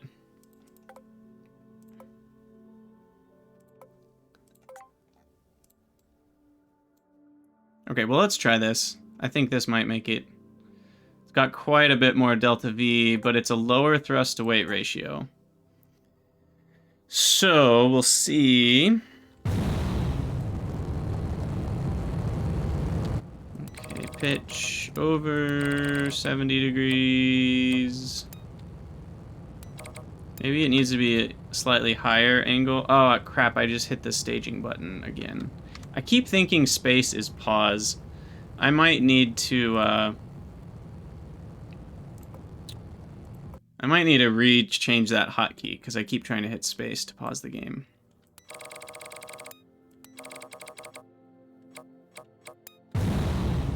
Okay, I can just set it without pausing it, because the gimbal doesn't have enough, or the gyro doesn't have enough strength to knock over the rocket. It has basically no strength, but it's just enough, given everything's nice and symmetrical.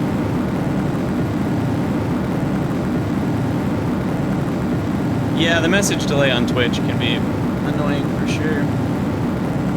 Sadly, nothing we can do about it. Alright, let's speed this bad boy up.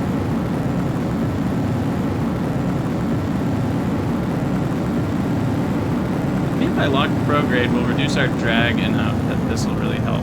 We haven't tried that before.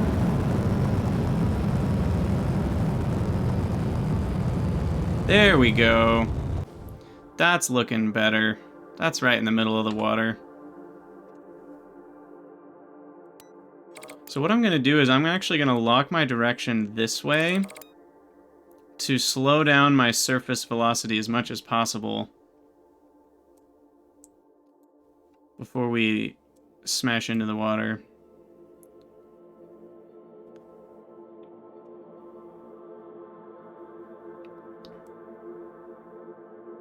Like, I want to turn completely sideways. I'm guessing it'll overpower the gyro as we get more air density back. Wow, we made it to space.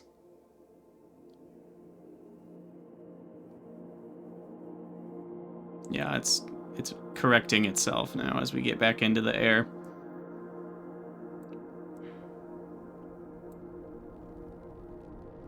Okay. Speed is still very high. 7 kilometers, 6 kilometers, 5 kilometers, 4 kilometers. Bleh. We're still going really fast. Deploy at 1500. Oh, they broke. Okay, well, at least we landed in the water. Okay, we got our wet rockets contract. I'll take it. Oh, it lived. Yeah, whoever said water damage is not high enough was definitely correct. I was going like 200 meters a second. Okay, well, we'll recover the craft. Recovery cost is not worth it, so we'll just destroy the craft then. Cool. Okay, I need to take a quick break. And I will be back in probably about 5 minutes. I need to use the restroom, maybe grab a quick snack, and we'll do some more rocket stuff. So you guys can take a quick break yourselves, stretch your legs, and I will be back in a couple minutes.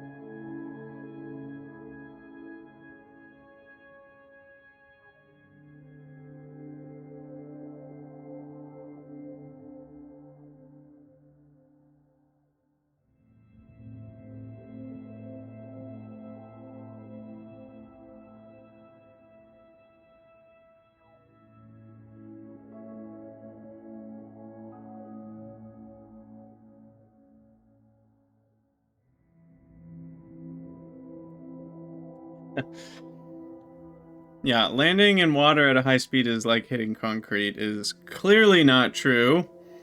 So you can just go 200 meters a second. How fast is that in miles per hour? Freedom units. Meters per second in mph. That is 450 miles an hour. You're getting decently close to the speed of sound there. Wow. Okay, I also, let's see.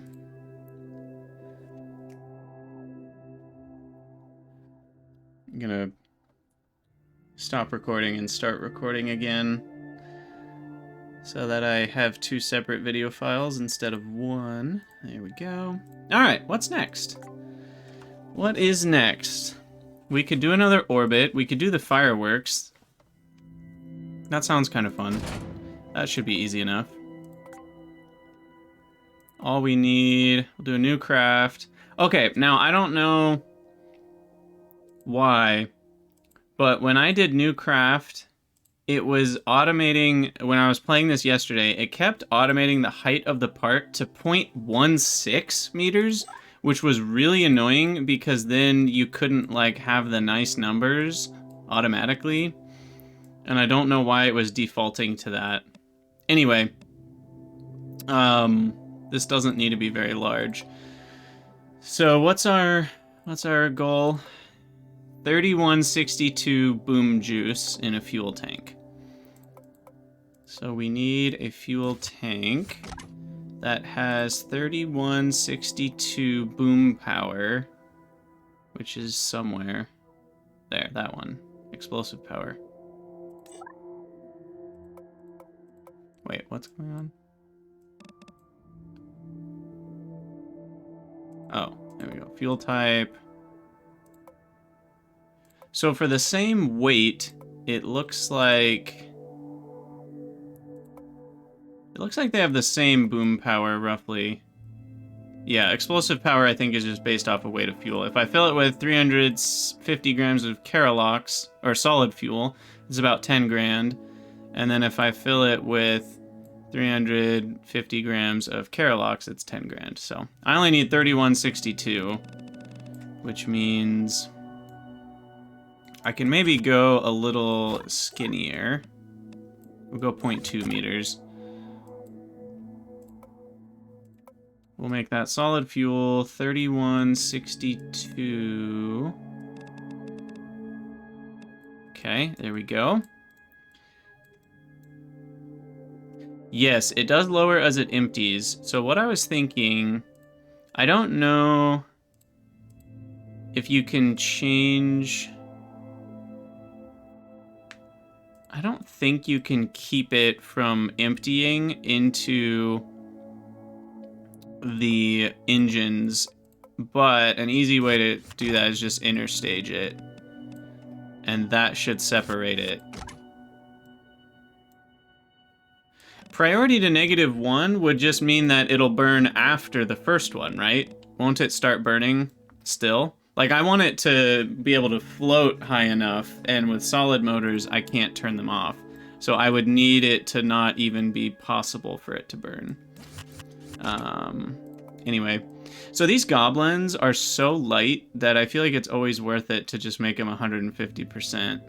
Because compared to the total weight of the craft being 264 grams, like the delta V that you lose by making these bigger is so insignificant. I think it's worth the thrust. 400 meters a second. And I need to get how high? 10 kilometers?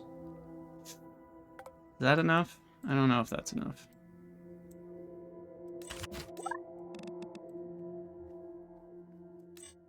Let's go with 600 meters a second. And then we'll get, where is that thing? Nose cone. Nice and pointy to reduce drag. Should work. We can also color it. Where do we do all the fun stuff? Paint tool. Yeah.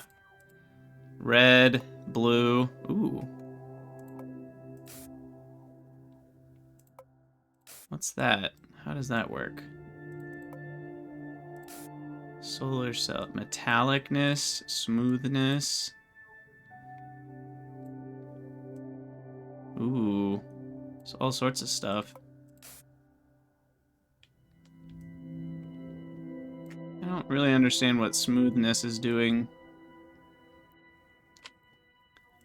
Gauge color 5. Oh. Theme, target, detail. Oh, okay. That's like the emission? I don't know what emission has to do with anything. And the part texture, I think we can change in here. Is that right? Yeah. Oh, we've still got that selected. But this, we can change the texture to be like different things. Ooh, that's cool. Oh my gosh, you can even change the tiling. So you can have like more often tiling or less often. That's cool. Thanks for the follow, Lone Lord. Okay, so we should make this orange, right? That would make sense because it's gonna go boom. Definitely should be orange. And should just be straight up orange. Theme. There's different themes apparently. I think the nose cone should be gray. That feels correct to me for some reason. We'll just have a gray rocket with the explosive orange tank in the middle. Perfect. Now, one thing I don't like, if we go to load craft, look, there's nothing there. None of our designs have been saved. Kerbal Space Program auto-saves your craft, and I think this game should too. Whenever you launch, it should auto-save it. I don't feel like you should have to manually save.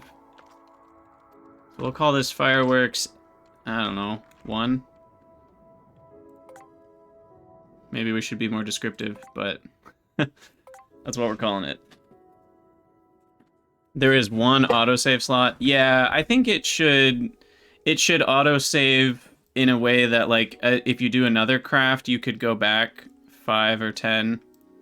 I'd be fine if it didn't autosave forever, but even like 50 slots, I think makes a lot more sense.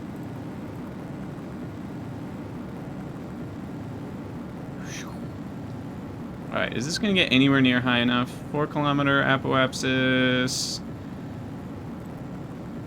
And, oh, this one's 10 kilometers AGL, which is going to be more like 12 or 13 kilometers, I guess. Nope, not enough fuel. Okay, undo. Undo. The button on the right side of the top left recenters the camera. Oh, that's useful.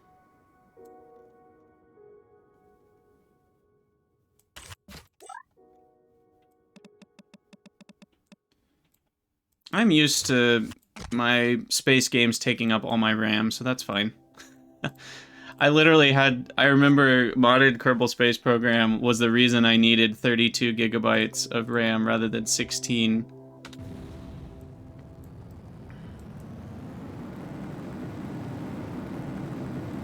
But yeah, I mean, I think I would like to have the option. I've also found double clicking, or no, middle mouse button will like center on a part, which is nice. What was the hotkey for this again? I need to, I'll just look it up. Settings, controls, where are you? Oh, flight craft, flight common, flight EVA. What, toggle nav sphere tab. Okay, yeah, that's the one. Thank you. Oh, I just hit space again. Wait, what?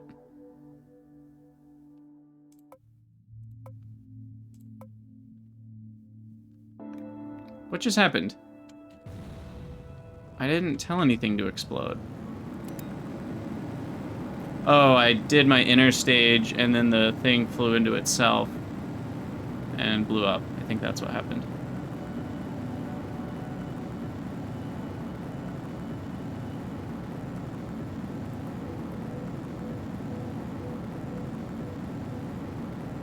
Uh-oh. Maybe I need fins. It's going sideways.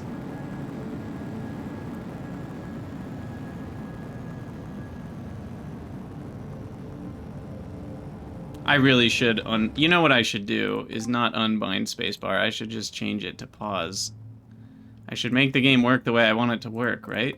Pause is space. Wait, it's not letting me.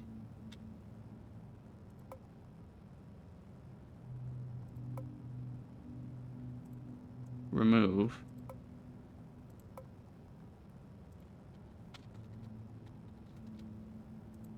Oh, okay.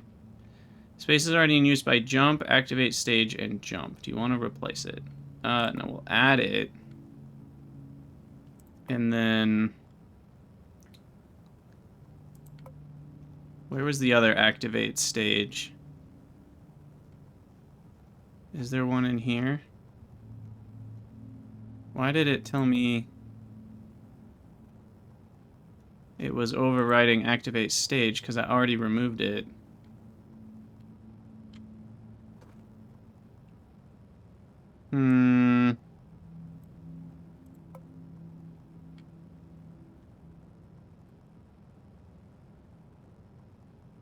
It's weird.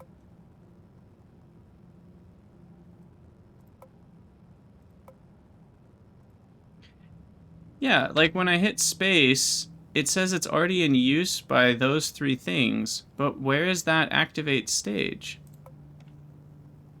That needs to be replaced.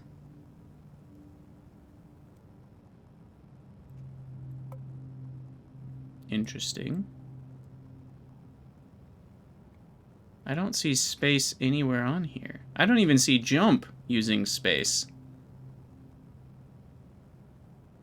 Well, it's right here. Are you talking about this one?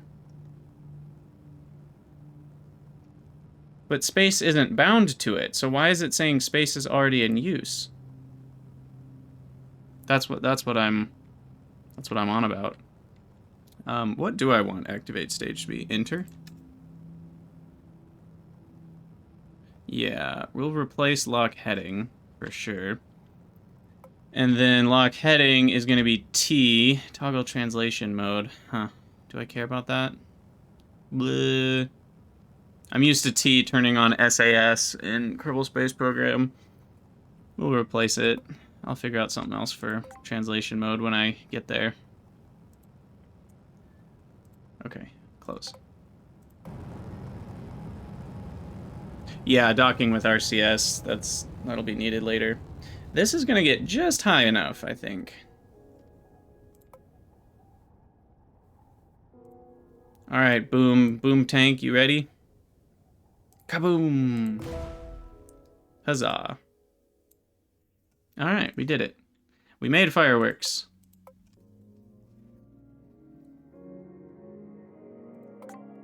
Okay, let's do something more interesting. Going sideways 500 kilometers. This one wants me to make a car. We could make our first car. Let's do it.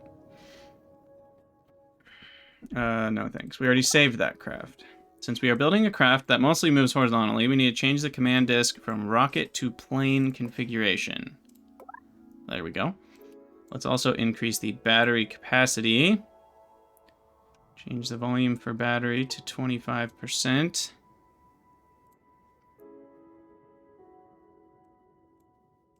It would be nice if you could type here. Because, like, it's kind of hard to get this exactly where you want it to be sometimes. Start by building a car. Add an empty fuel tank behind the command disk. Add a nose cone to reduce drag. Add a front wheel.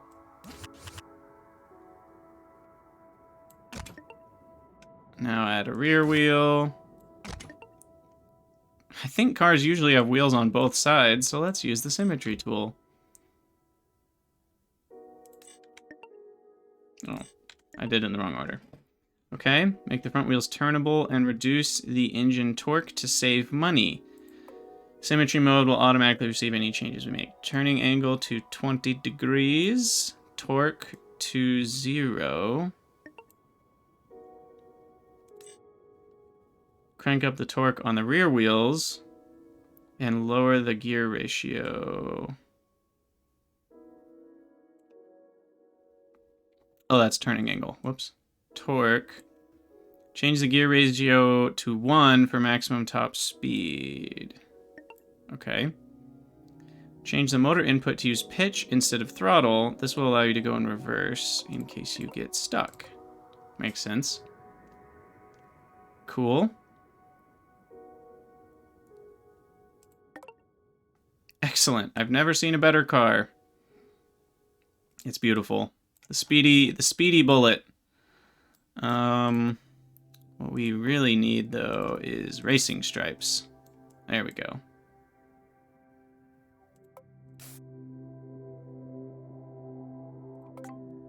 And now it wants us to go from the runway, because the runway has a ramp.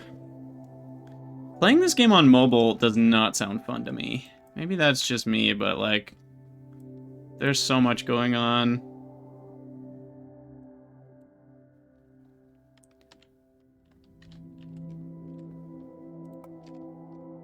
Okay, so I can turn. And down we go. The runway has a nice ramp.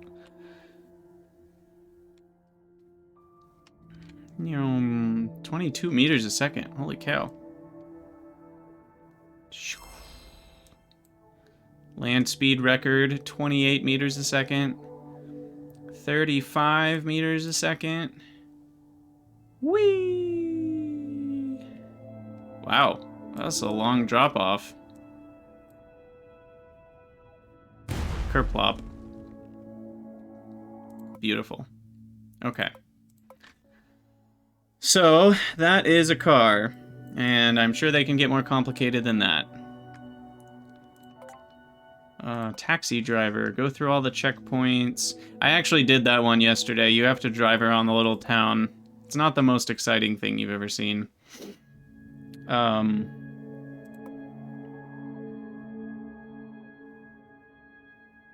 Let's do this light speed one, and then we'll do orbit again, I think. Not that I need money, but it's fun to make more money. It's also fun to build things. So we'll do a new rocket to get all the way up above 80. So get into space, basically, and then go faster than 2 kilometers a second. That should be pretty easy. I'm thinking 2 stages of solid rocket should be more than enough. So, first stage will be 0.2 meters. We will want I can't ever find what I'm looking for, apparently. We'll want a pointy nose cone for minimizing the drag. Pretty sure it's stay below that height? Oh, is it? No. It says reach 80 km ASL, go faster then. I think that's right. I think the one that has to stay below is just the, like, flying thing.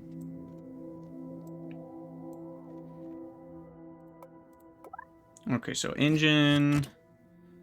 What do we got for TWR? That should be fine for the upper stage. And then interstage. Go to 0.3 on a radius, and then another engine. Probably gonna need 2 or 3 for this bad boy. Crank up the size. Yeah, we'll do 3 of them.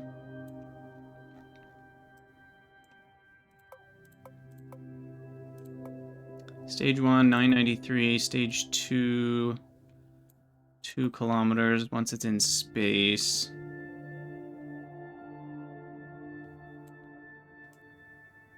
Okay, nozzle throat size and chamber pressure are both necessary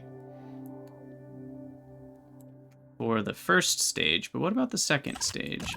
Now, the other thing I've wondered is there a way to, like, click on parts underneath this without taking it off? Because I found that that's kind of annoying, too.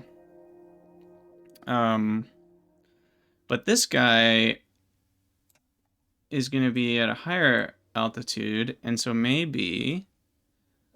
Yeah, that does boost the ISP a little bit, but it also increases the burn time significantly.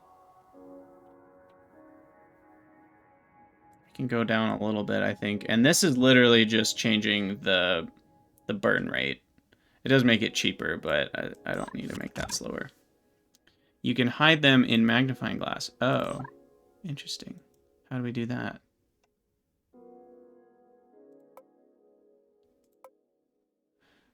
Oh, cool. That's nifty.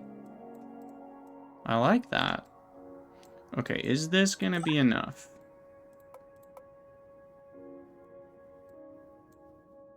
It's gonna be close. How many seconds?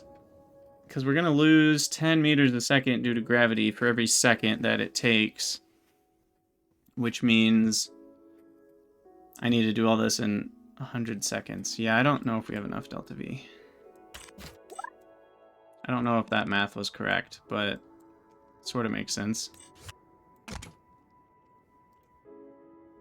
Let's just do that and try it out. Check yo staging. That is correct. And then coloring.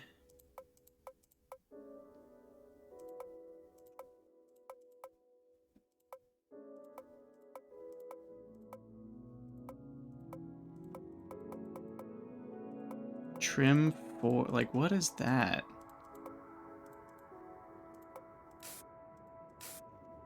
Trim 3, trim 4, trim 2, those don't seem to do anything.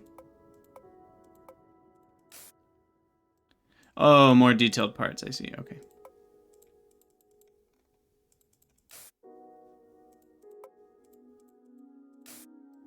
It won't let me color that because it's hidden, I think.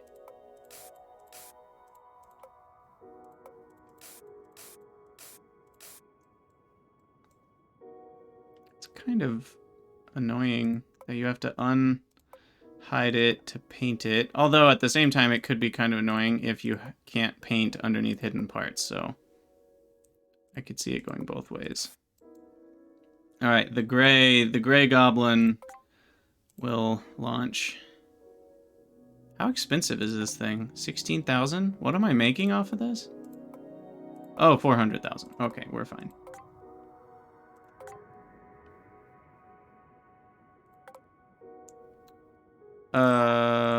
What's the problem?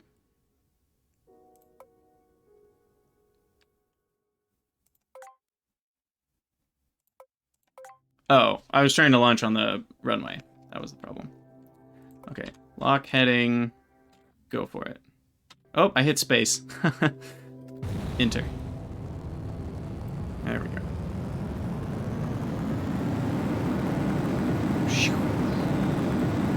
To space we go.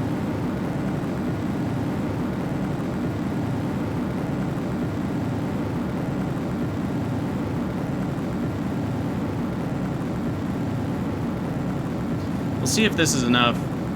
It still might not be. I might need the first stage to be a little faster.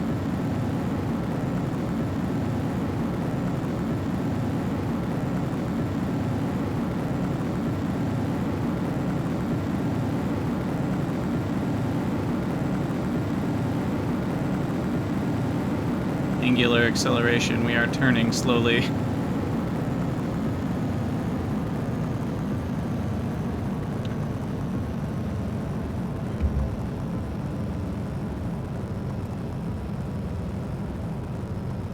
Some people hate it. What? Simple texture? I don't know what simple texture means.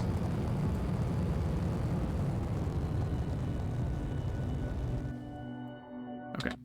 Next stage. Oh, I hit space again. Hit enter. Bye-bye, first stage.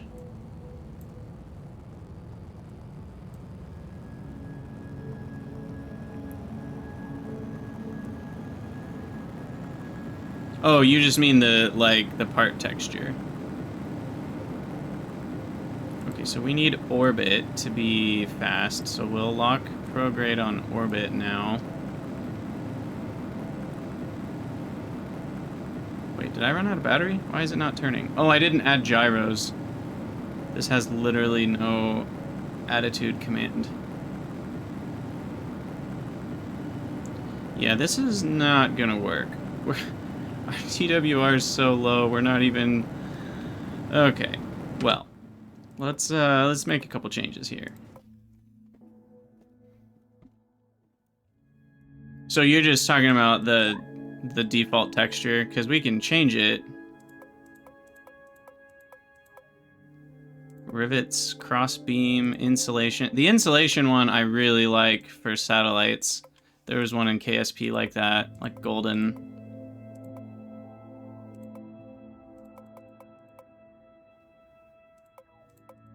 I like simple. I think it's tiled a bit too much.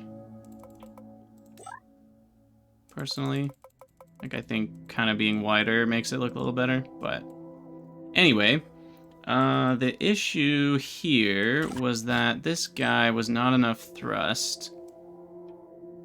And we actually do care about getting all that delta V quickly.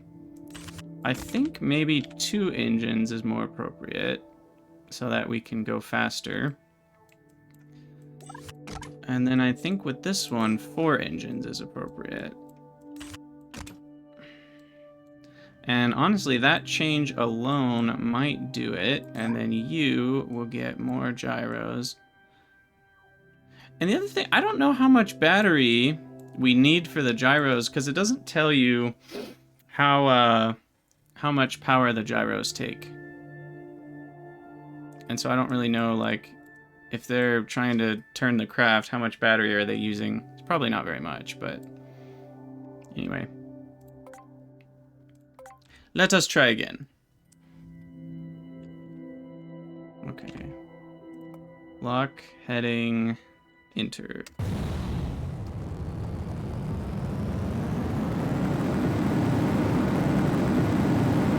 Off we go. It's beautiful.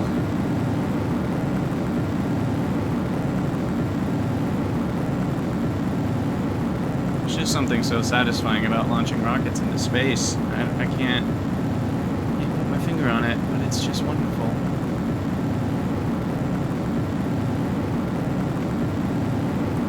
Okay,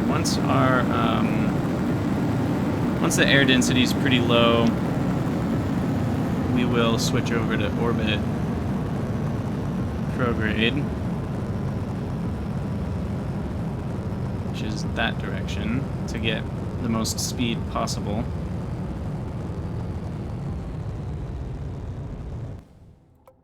Okay. Next stage. Excuse me. How do I get back to the craft? I lost it.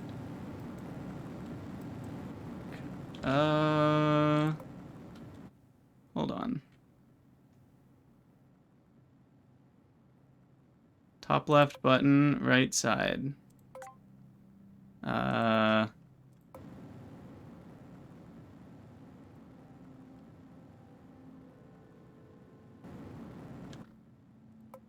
Default view? Did that fix it?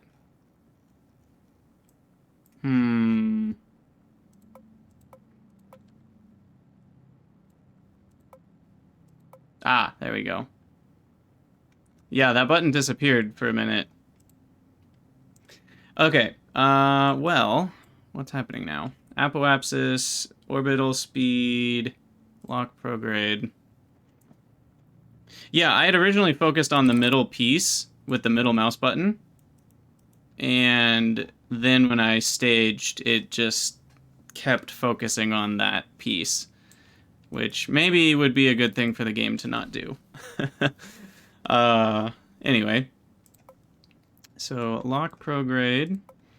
And did I need to do anything else? I don't think so.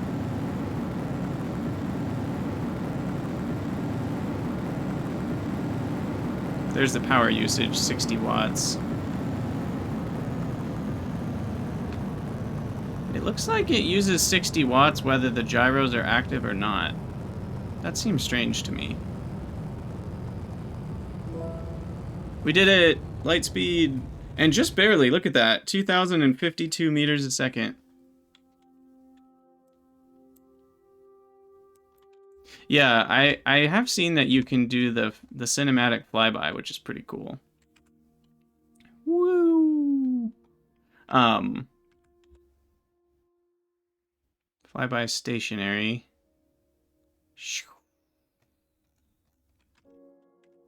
Could barely see it. Anyway. Okay, so this guy is set to be done. Boom. End flight. Save flight. Save and exit. Beautiful. Now we have over $1 million. And I would like to launch with the CubeSat and periapsis above 80 kilometers. Let's do it. Let's put a satellite into orbit.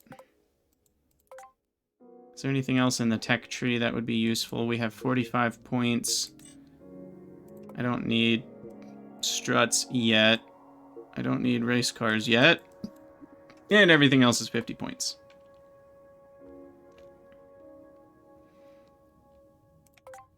Okay, so this guy has got to get into orbit. Because we are establishing... We'll just kind of start fresh here. How big is the CubeSat? Is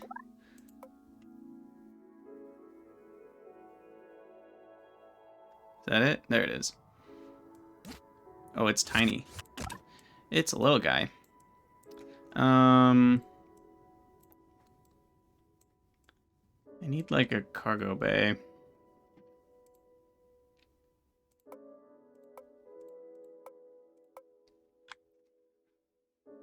You have to figure out where to put it in the rocket. It can fit next to an engine inside of a fairing if you've already unlocked them, or you can even eject the nose cone with an inner stage that has the payload inside.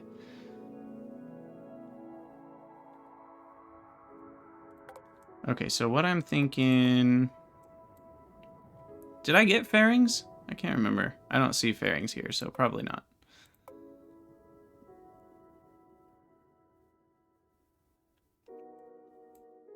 Can I just have it inside of the nose cone?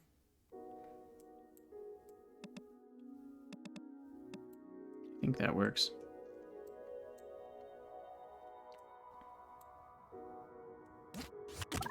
And then we want liquid fuel for the final stage. Wait, what's our width here?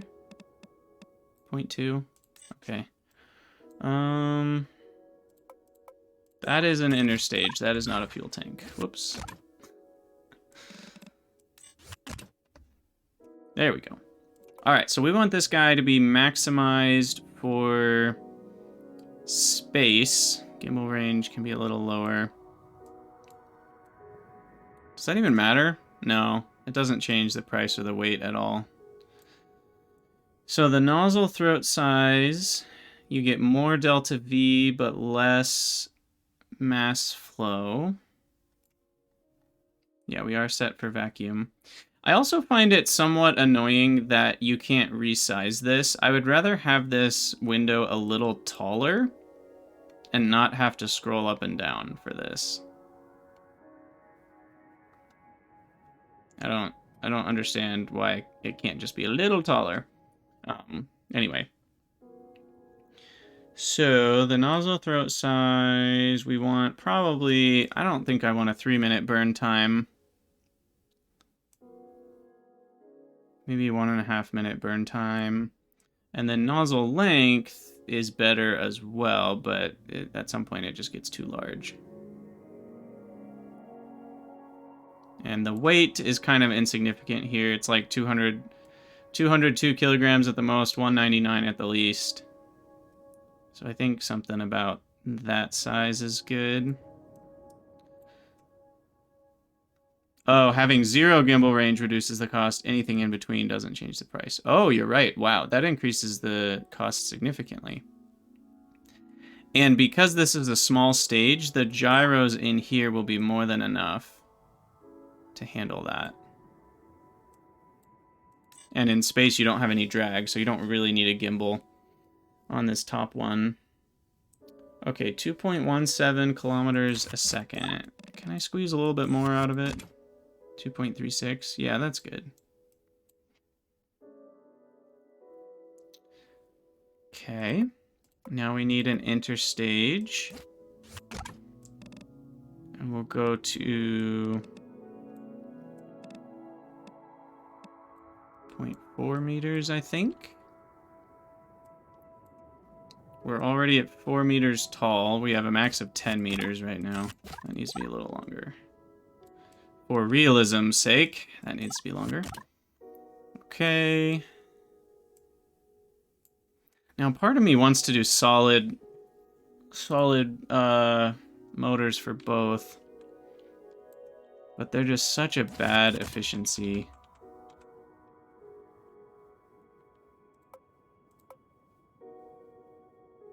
I mean, that's actually not terrible.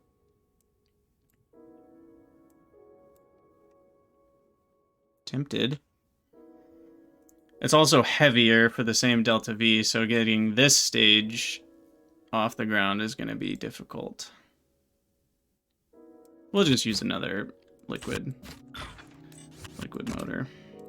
This might be a little too big.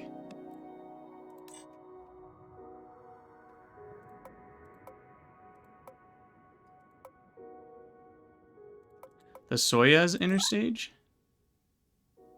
I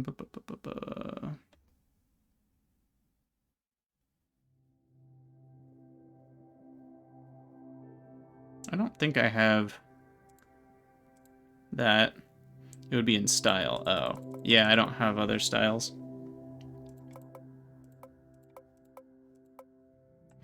Anyway, let's look at the engine here. What do we got for stage 2? Okay, we need a bit higher of a TWR. Oh, sorry, stage 1. This is stage 1 right now. Yeah, we need to be bigger. That's a bit better. 1.5.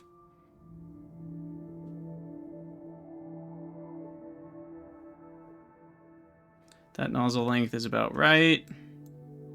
We do want gimbal for this one because it needs to gimbal to keep our craft on the right trajectory. And then finally, we have a fat booster butt. I keep hitting this wrong menu and trying to find more parts. Okay, interstage, fat, PHAT. All right. That is a little too tall because we need the motors on the bottom. Oh gosh. That's still not enough. How about 12 of you? That's still not enough. Oh my gosh. This thing is way too heavy.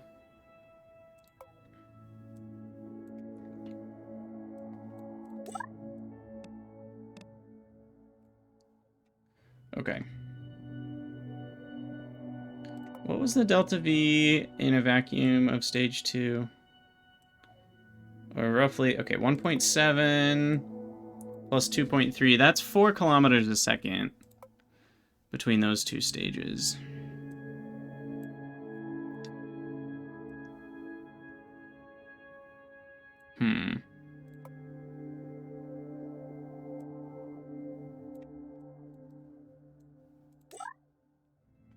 What am I doing so much differently than the tutorial? I think one of my stages doesn't have enough delta V. 2.36. It might be the first one. Maybe I should make that slightly longer or slightly bigger. Maybe we'll go up on the radius for this first stage.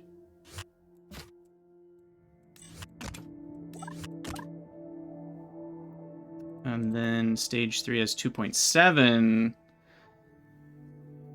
kilometers a second. Yeah, that's a lot better. Okay, and then stage 2 has 1.43. So we need to up that slightly.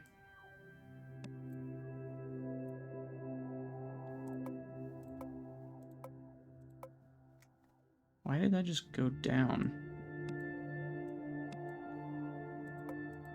Oh, it changed to stage 1 because I took this off. That's confusing. Why don't I just hide the part? That'll be less confusing. Okay. So stage 2... 1.9 kilometers a second. That's a little better. But the TWR is pretty bad. So I think we need to go up in size again.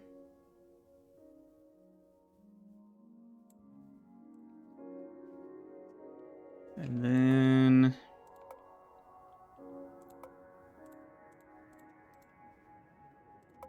this guy... oh my goodness. Why can't I click on it? Uh-oh. Now what? I unhid the inner stage, but I can't click on it. That's weird.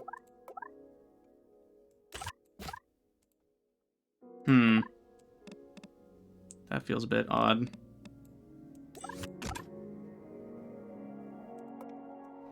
TWR stands for thrust to weight ratio, Dave.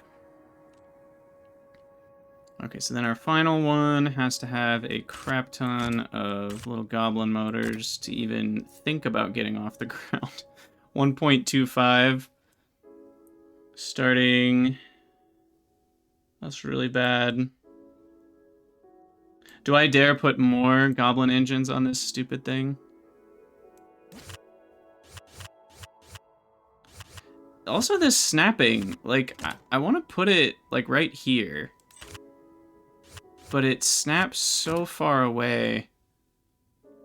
I wonder if I can reduce the snap amount. Is that a thing I can do?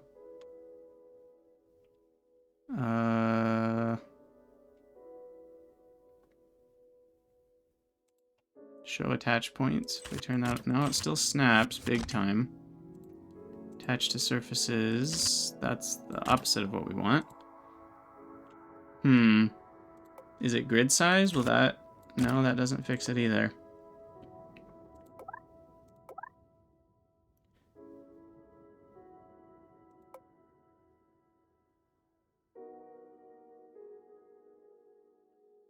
Toggles attachment points on this part. Removes all of this part's connections. I feel like you should be able to, like, hold a button to, like, turn off that kind of snapping for a minute. So can I remove that attach point? Yeah, there we go. That's what we wanted.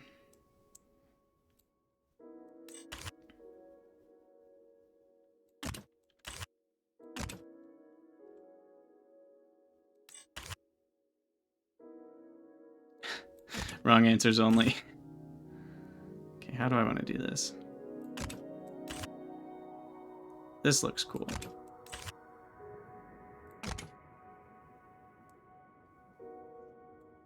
Okay, I think we are ready to go into orbit. Now, I might be slightly too tall. We're like at exactly 10 meters and it's rounding, so we'll see if it lets me launch. I gotta color this bad boy too.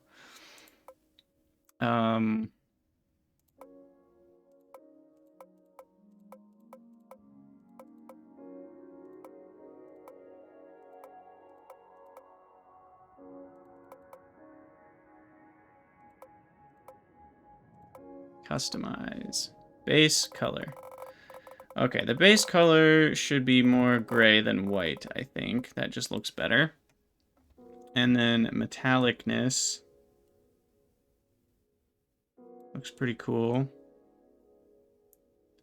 Okay, the detail, maybe a little... Unlock transparency. Just kidding. Transparency is fun, but it can cause parts to render in unexpected ways. Nah, it's fine. Cancel. Tasty water buffalo ribs. Ooh.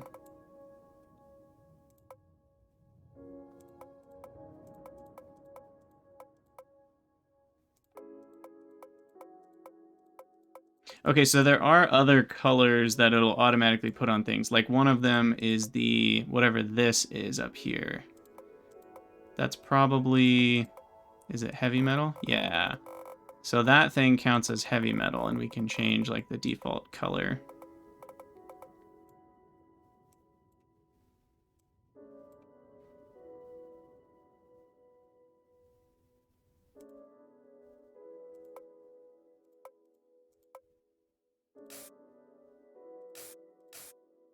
I think the final stage should be blue, but not like that blue. A little less garish.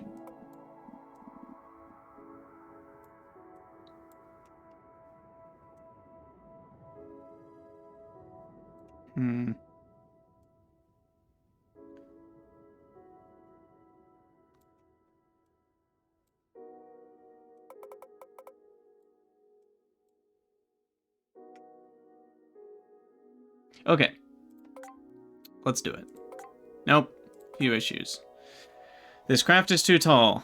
10.01 meters is greater than 10.00 meters. Well, if you say so. Let's get that back by selecting our interstage here, which apparently is now broken. I cannot click on this interstage part.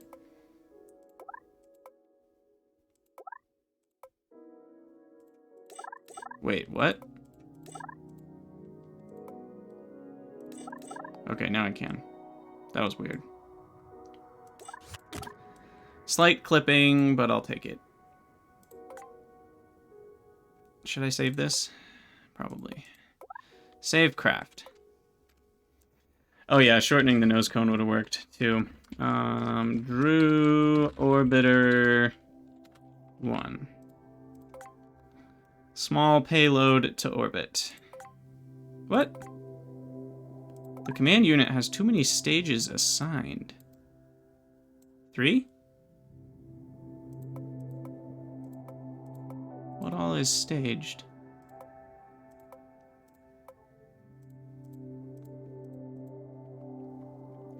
CubeSat deployer does not need to be staged.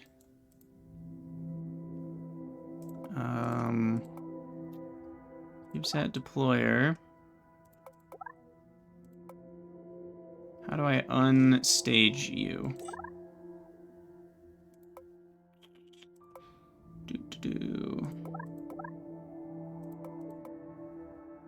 I don't know if I can.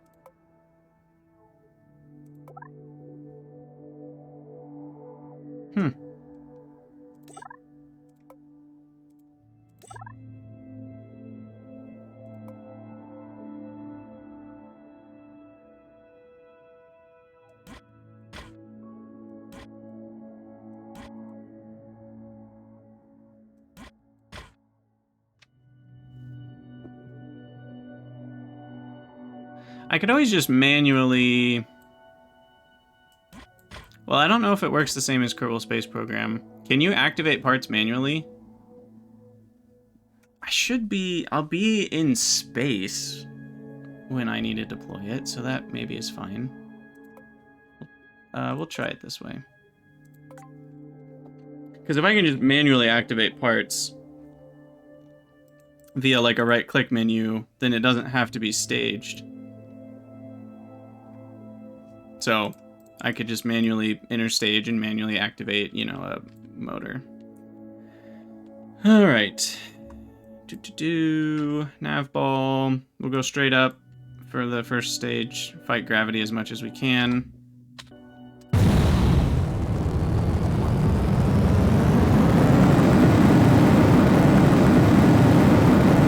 That blue color looks very weird, I've decided. Look at all those solid rocket motors.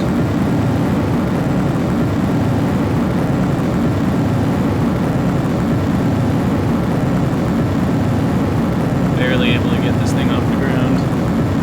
It's kind of loud.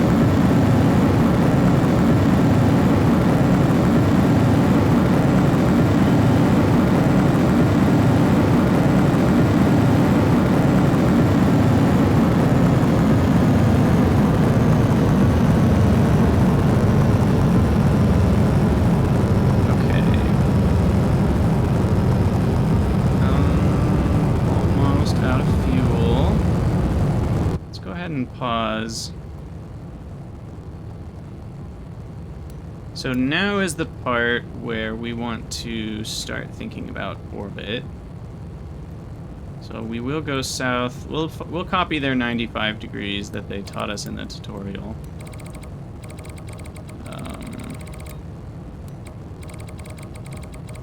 And then I'll pitch over to 70 degrees to start.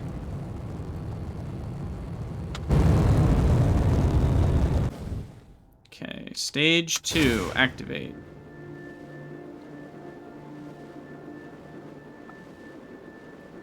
Beautiful. Time to apoapsis is increasing. That's good. If that doesn't increase, you're usually in trouble. That means your thrust to weight ratio is not high enough for your second stage.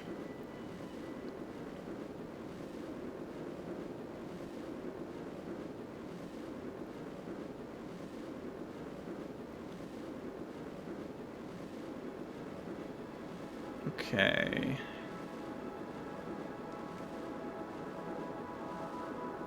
I'm gonna wait until our apoapsis gets a little higher, and then we'll lock to apoapsis heading once it gets to about 50 kilometers. We're mostly out of the atmosphere already. Very little air up here. Okay, so lock, velocity prograde, and we'll lock it to orbital prograde, which means we lose the least amount of fuel changing our direction. And then we need to be above 80, so we'll go to 100 and cut.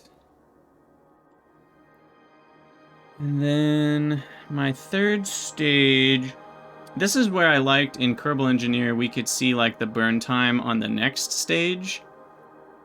I don't remember what it was, and I can't see it right now. I would like to know what the burn time is. We're still a minute and a half from apoapsis, so I'm gonna wait until, I think it was like 2.5 to 3 minutes.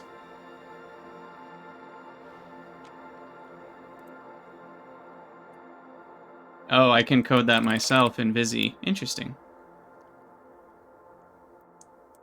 Okay, I'm just gonna pitch sideways and use up the rest of this stage. It will increase my apoapsis slightly.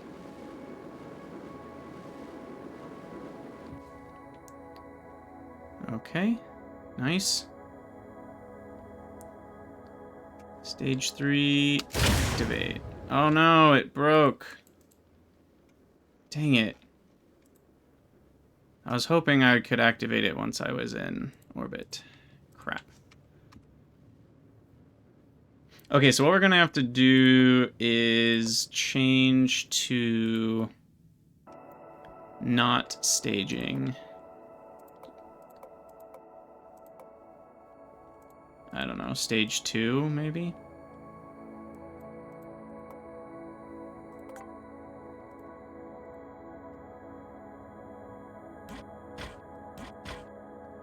Yeah, that'll just all be in stage 2, and I just won't manually activate it.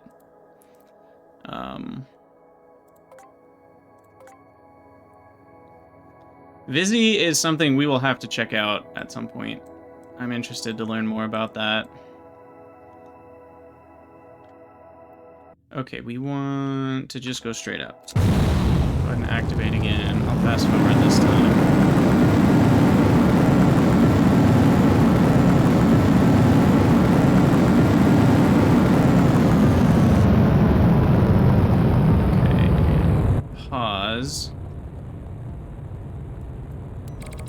Power to 70.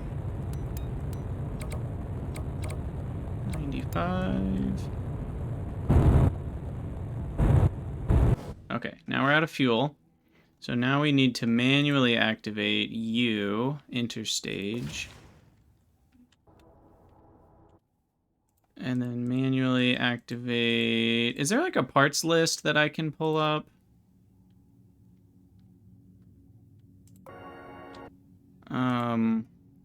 For my ship? Oh, I could have just had activation groups for that. Now that I think about it. Okay, not in flight. I just have to select it. Okay, well, it would be really nice if we could see the engine, but can't yet. Oh, oh, I see the tip. There it is. Activate. Okay. LOL. All right. Off we go. Okay. A little iffy, but it worked. Okay, so then this guy is locked at 70 degrees right now, which is fine. Apoapsis up to 40. Switch to prograde orbit.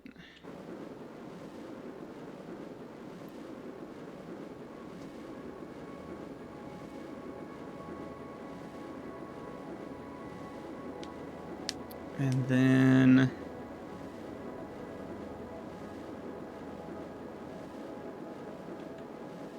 You know what you can do is reduce your throttle and keep your time to apoapsis the same. That's what I've done before. I don't like that it goes to 1.5 minutes immediately. I want that to stay in seconds. Or give me more decimals. Like 1.6 minutes is a very strange measurement.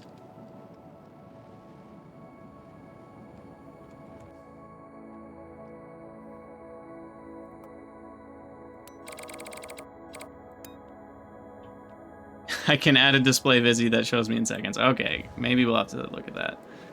Apparently everything in this game is possible in Visi. Okay, I'm scared to activate my staging, but I think it will properly work now. Stage 2.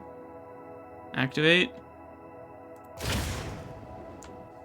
And then burn time is 3 minutes. Time to apoapsis is 70 seconds. So yeah, I think we can lock at 0 degrees and burn. And we should just about get it right. There's an app for that.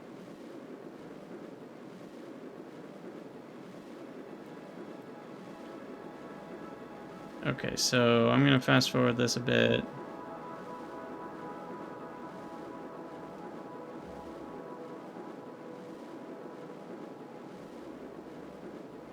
Orbital speed is up to 2 kilometers a second. Still increasing.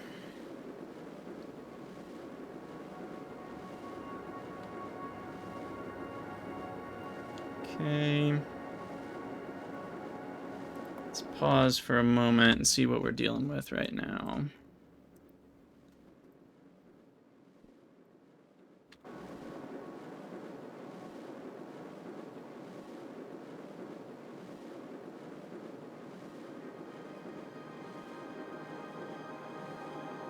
Oh, it even gives you all the arguments and inclinations and all that jazz. Semi-major axis, period. Those are all important numbers. Eccentricity is how oval-shaped you are. We want that to be 0. Okay, there's our periapsis raising up. Hold on. So we're at the periapsis. Where's apoapsis? Why is that not showing here?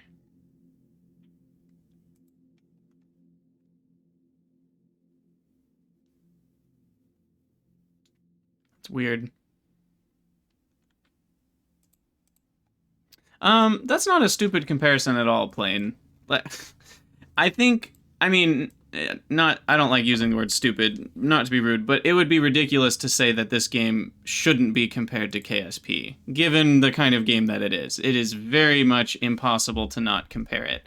I'm sure the games are very different under the hood in a lot of ways, but like there's a lot of similarities here. So far, I'm enjoying it a lot. I think it feels like an upgrade to KSP in a lot of ways. There's some stuff I don't yet understand, and like being able to do the whole programming thing and like program your own rockets to fly themselves, that is very much an upgrade. There was a mod in KSP that sort of did that, but it was really complicated. So I'm excited to try that. I'm excited to get farther in career mode to like go to other planets and stuff. I'm not sure how all that stuff is, but so far I think this is better, at least in what I've seen. Well, I mean, yeah, KSP has a huge mod community, but that is part of the game's draw. So, like, I don't think it's an unfair comparison. Like if someone said KSP is better and someone said why, and then the answer was, well, it has a better modding community, that's not unfair. It does stink if this game is better under the hood, but there's not as many modders, so that means more people prefer KSP. I'm not saying that's true, but like say that was true, that would stink, but I don't think it would be unfair. This game just needs to get more visibility. But so far, without mods, this game does a lot of things that you can only get in KSP with a lot of mods. And like I said earlier, that introduces a lot of imbalance to the game, which I don't love. And so far, I think this is better in most of the things that I've seen. And it sounds like most of the things that I haven't liked. So I wish these numbers were showing, like, without me having to hover over this. I don't know. Anyway. So right now, I need to go this direction. Like my vector needs to point that way a little bit. And that will help circularize my orbit. Also, someone mentioned setting the UI verbosity, I don't know how you pronounce that word, to maximum, which is where did they say that was? In the map info panel. Map info panel. This.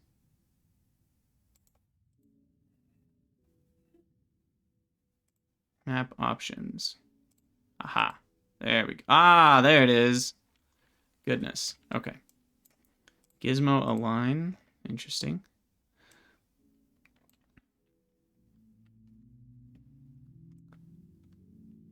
Okay, so then... Yeah, okay. I'm gonna thrust a little bit. A little bit more, even. We want this to be coming down, and this to be going up.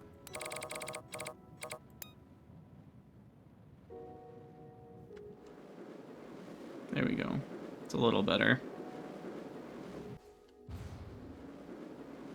Okay, so now we just turn that point into our periapsis, essentially.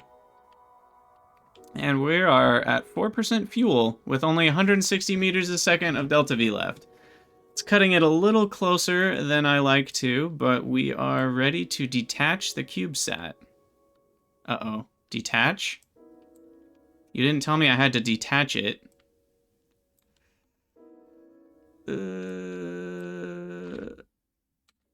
What's gonna happen? It worked. Okay, good. Even though it's technically hidden inside the nose cone, it did work. Can I destroy the nose cone?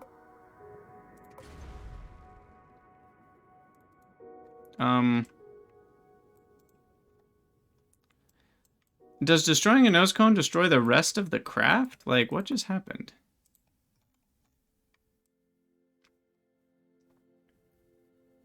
Interesting. The community fumes. Yeah, I mean, the KSP community is a little bit of a weird thing. I don't care much about... I just use the mods, but the community itself, whatever. The game is fun. We got our money, so that's good. Parts deal explosive damage to other parts. Ah, okay. That's fine. I didn't need that thing in orbit anyway. We just got the money. That's all that mattered. Okay, so I need more tech points. Let's think about how to get some tech points rather than money. Because contracts are mostly about money. And it's the milestones that give you tech points. So scrapping returns can get us some. If we can actually manage to land safely, that would be good. And spending money, I guess, will slowly get us there. Having 5 crafts in orbit is worth a lot.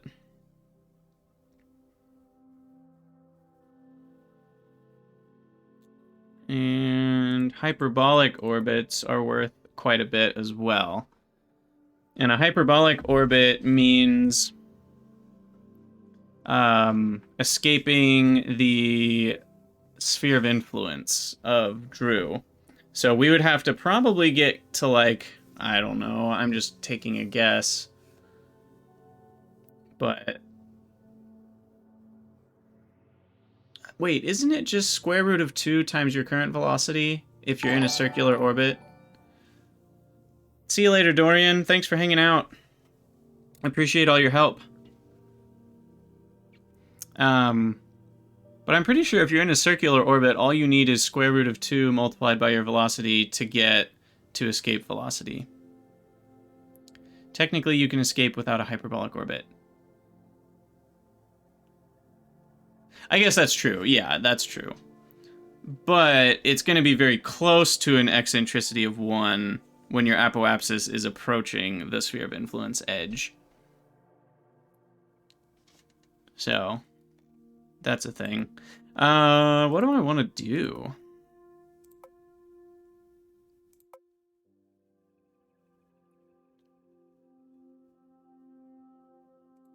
Maybe make a plane? Let's make a plane. Oh, thanks, pizza. I'm glad you're enjoying it. Yeah, let's make a plane. What contract have I gotten about planes? Going sideways? No. I don't think any of these are really about planes.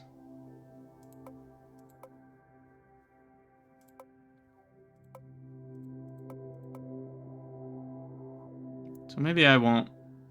Let's just make a plane for the fun of it. Whatever. We'll see how it goes. Because this is going to be very different. We're going to have to figure out how propellers work, which is wings spinning on a motor. So that'll be interesting.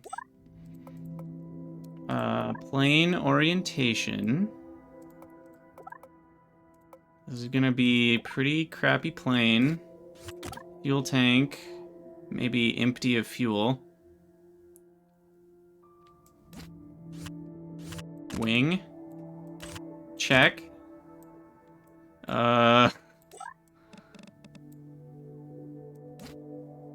Tail fin. Also, this is very strange. Like, where I put the mouse is not... It, like, doesn't grab it at the root. When you drag a wing out, it's, like, in the middle. And so it's kind of a weird, like, where the mouse is compared to where it's attaching the part. Feels a little strange.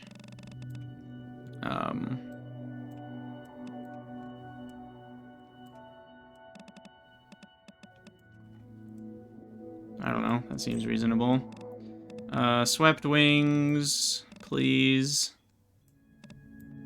For reasons that are completely aesthetic. Mirror. There we go. Control surface, deflection speed, deflection angle.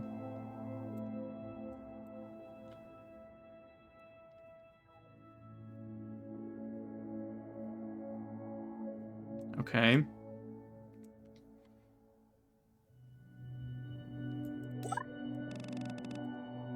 And then we'll need smaller ones for pitch control.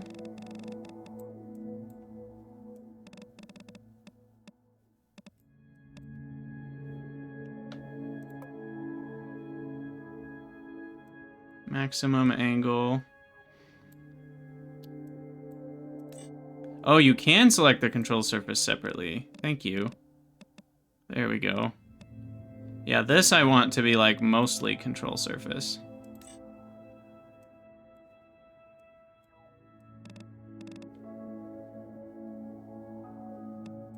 Also, how does it know that that one's roll and that one's pitch? It's like, how does it know that? That's impressive. And we are gonna need center of lift, center of mass. Oh, ho, ho, look at that. That's beautiful.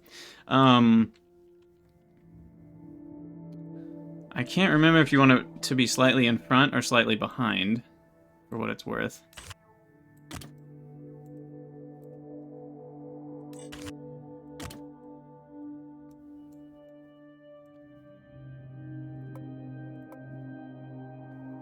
That's yaw. Perfect. And then nose cone. Check.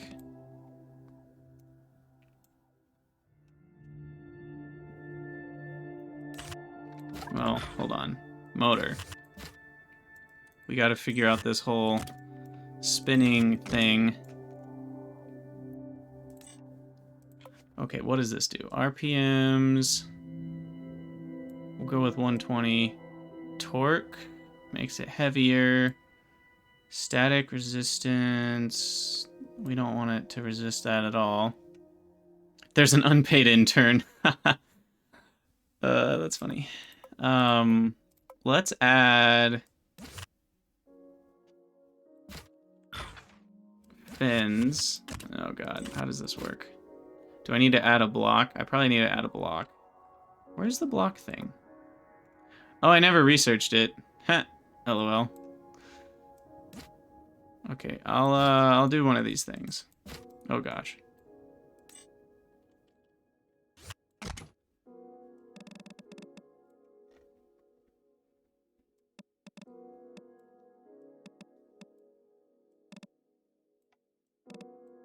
Okay. No, I want you to attach to this thing. I feel like I'm doing this. Can you just attach this to the side? Or can you not do it that way?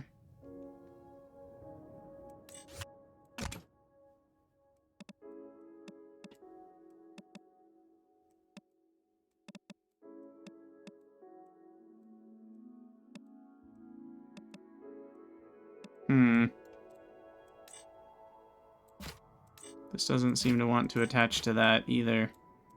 I think I'm missing something. Oh. I see. Okay. We can just do a tiny, like, fuel tank as, like, the axle. With, yeah, no fuel, of course. And then we can put fins. Oh my gosh, this is chaos. Okay. We need this to be little. And then we go to rotation. Just one of these.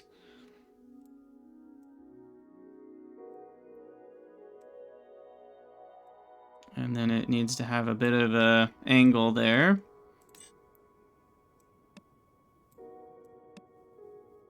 Is that as thin as it can go? Looks like it.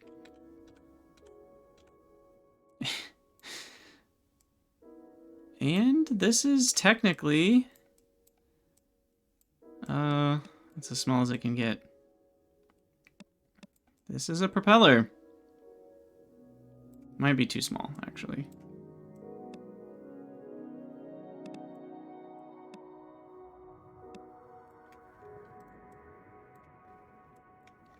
Wow, this is incredible. You've never seen anything quite like this. Okay, that is way too small of a propeller. let's go.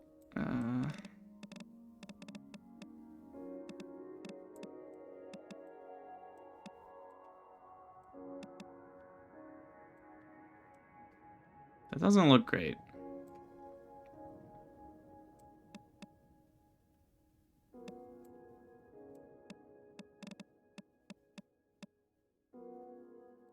Whatever. I'm gonna say that's maybe enough. We'll try it. The other thing I'm worried about is wheels. Plain wheels are so hard, and they're hard enough in KSP, and in a way they're even harder here because of how we're gonna have to like not having like a basic landing gear is kind of painful. So we're gonna need a structural panel for the front wheel.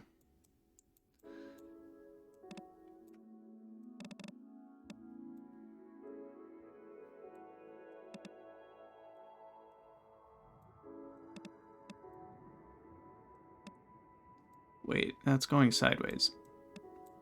I wish there was a way to like lock it into being straight. Okay. And then you need to be rotated 90 degrees. And you need to be offset slightly. There we go.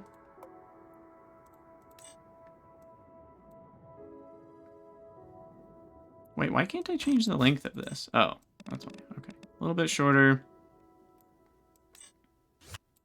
Oh, it didn't remember my rotation options. Okay, so that's another thing that I wish it would do. Like, if you take a part off and put it back on the exact same snap point, it shouldn't forget how it was rotated. I think. Rotated and offset. Okay, there's our front wheel. And then we're gonna copy that. Which, why isn't it copying both? Can I select both? Control? I want it to like copy with the wheel on it. I thought that's what it would do. I think there's a sub-assembly thing somewhere. Wheel. Really creative, I know. And then sub-assemblies, wheel. There we go. Okay. Now this guy, a common incorrect thing to do with wheels is put them at the back of the plane. They really should be underneath the center of mass, not underneath the back of the plane. They should be just barely behind the center of mass, which is the blue one. I can't remember which one's which. Red is mass, so we need more mass in the back.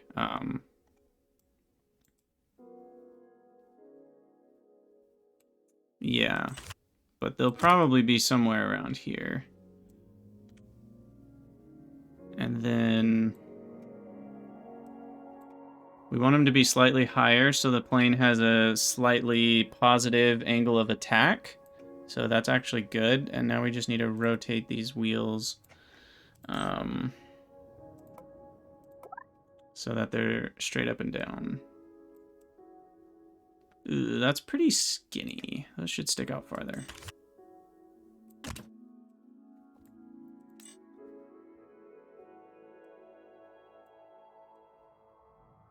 It's maybe a little too high of an angle of attack now. So now we need... Oops.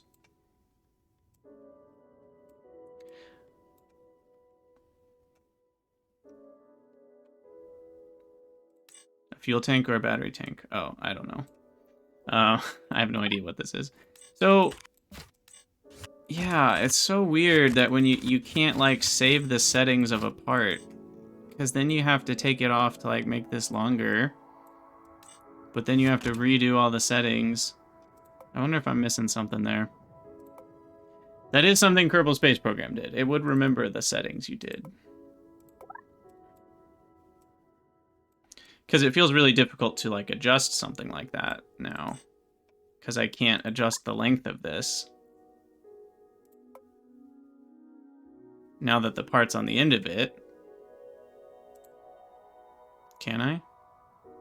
Oh, maybe auto rotate and resize parts was part of the problem? I don't know.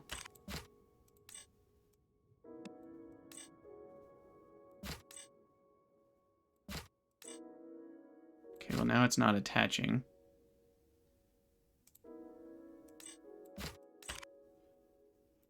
Ah! What have we done? Undo.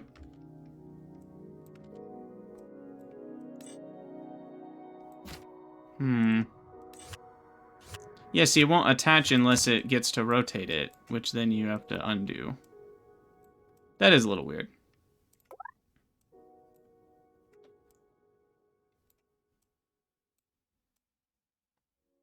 Okay, the straight line from the wheels should be okay. It doesn't hit the butt of the plane. We need to bring some weight to the back. So I think we'll just add...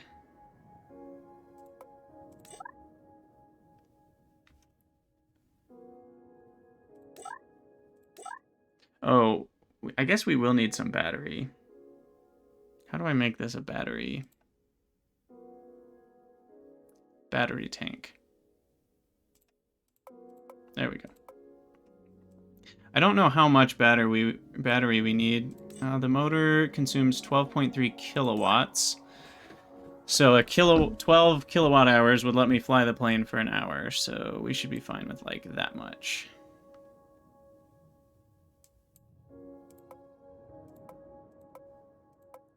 Oh, never mind. It weighs 8 tons if we change it into a battery. We're not going to do that. We'll just add a tiny one on the back to balance things out.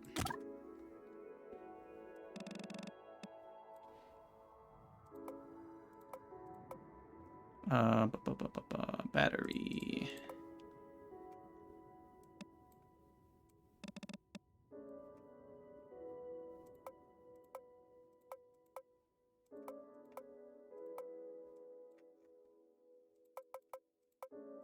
Nice little hexagonal. 13.9 kilowatt hours. Actually, that's pretty good. Okay, I have no idea what's going to happen at all. I can't add any dead weight. Maybe... Yeah, there we go. We want our center of mass further back a little bit.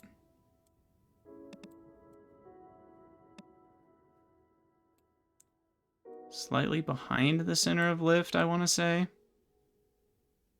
So that it provides a natural pitch up.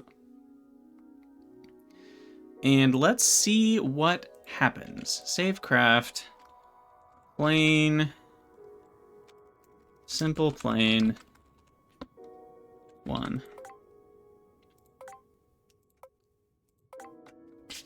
Everything's gonna break. I haven't checked any of the controls. LOL. Well, step 1, center mass versus wheels. Wrong place. Okay. That was a quick undo. Alright, what went wrong here? Yeah, I guess the wheels have to be back a little further.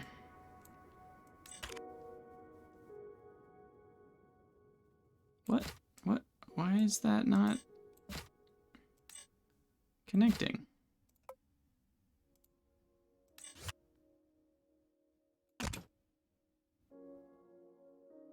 Okay. That's pretty good. I think that's better.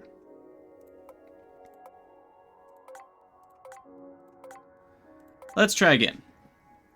And I have no idea what buttons are even bound to what. Okay, rolling left. That is correct. Rolling right, pitching up, pitching down. No, that'll pitch up. Okay, my pitch is inverted. Yaw is to the right. That's correct. Yeah, pitch is inverted. Throttle is controlling the wheels and is going backwards, and I don't know how to control the motor, so let's go back and see what that's bound to. Okay, so pitch was inverted.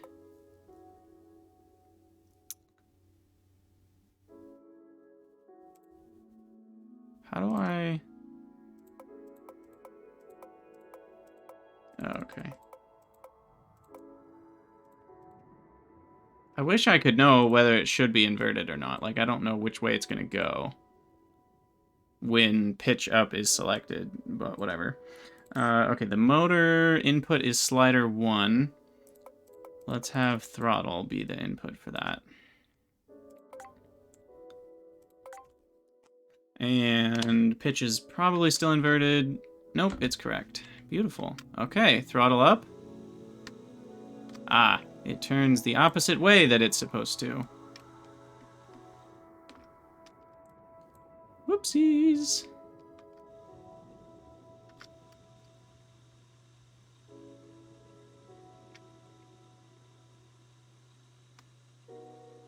Okay.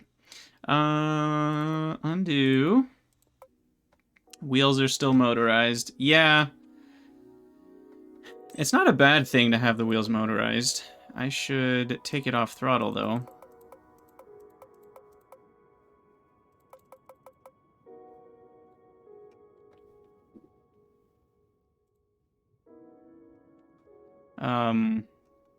And then that RPM is going to have to be a bit higher. And invert on mirror. Invert the throttle. There we go. Okay, let's see what the heck happens. Throttle up. There we go. Spinning a bit faster. Still not moving. Is that even doing anything?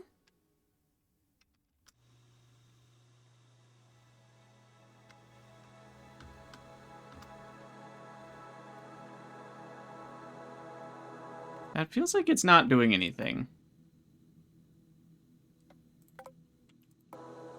Here, let me add slider 1.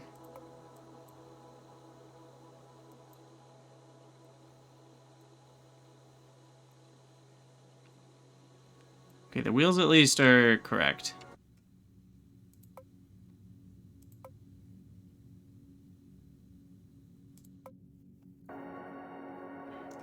Yeah, maybe we need to crank this motor up to 1,000,000. Let's just go max RPMs. See what happens. I don't know what actual prop plane RPMs are, like, realistically.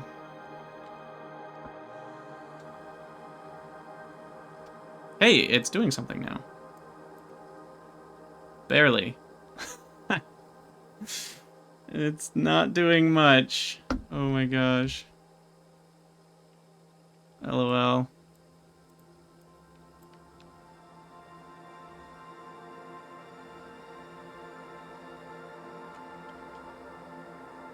Turn to the right.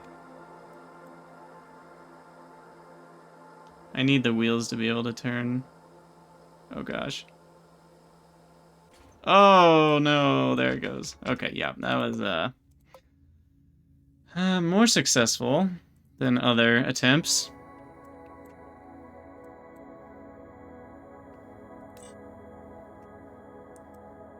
$2,000 isn't enough. 2,000 feels like a lot.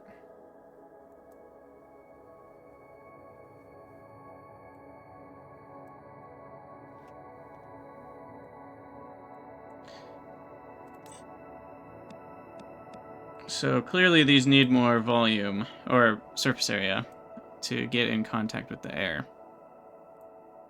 And maybe I need to increase the angle. Like, this is where it's tough because I don't know... Oh gosh, I just clicked on that. I don't know how realistic it is, right? Because I know in my head that, like, this type of angle is the most effective in real life. But in a game, what's to say that, you know, a 45-degree angle isn't the best?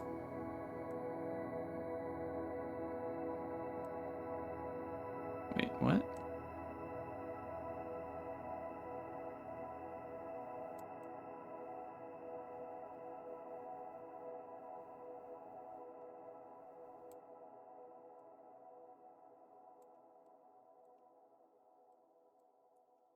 What is...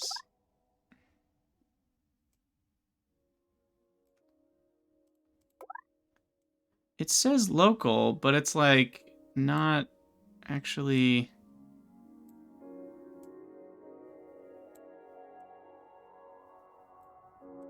I feel like something's wrong here.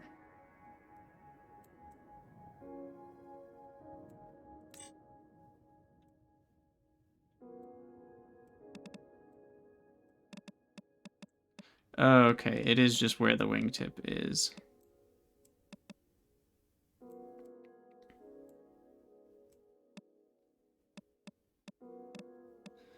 Okay, well, we'll make those guys a bit bigger.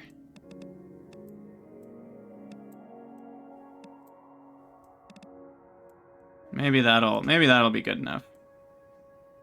And then these wheels need to be able to turn. Turning angle.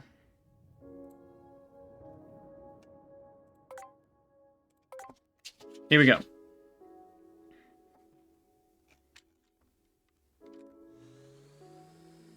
Okay. It's got some pulling power. Wheels are reversed. Woo! Oh gosh. Oh gosh. Oh dear. Okay, well... I don't know why it's, like, turning to the left. I wonder if that has to do with, like, the torque on the motor or something. Hmm.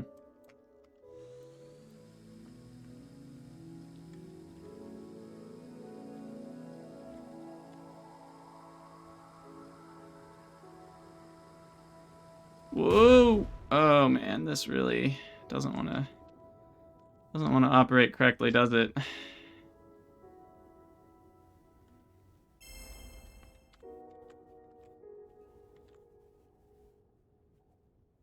Yeah, why does it go left? What is imbalanced about this? Oh, it's where the wheel is. Hey, look, we're flying. We're flying. Okay, not really, we're floating. We're falling with style, actually.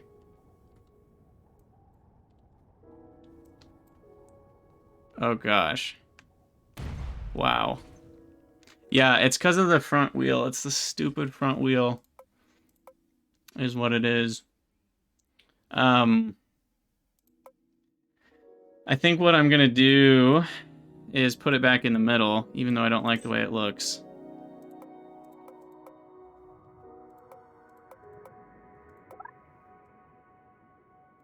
And that, I think, was what was happening.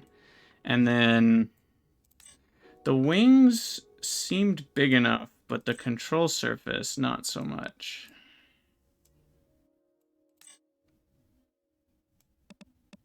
I mean, we'll try to make them a little bigger.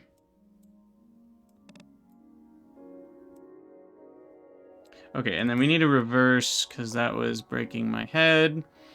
Turn input, invert. Okay. All of the problems have been solved. Bigger control surfaces. It's going in a straight line now. Woohoo! Mostly. Mostly a straight line. Oh god, oh god. Not perfectly still. Oh, nope. Ah, come on.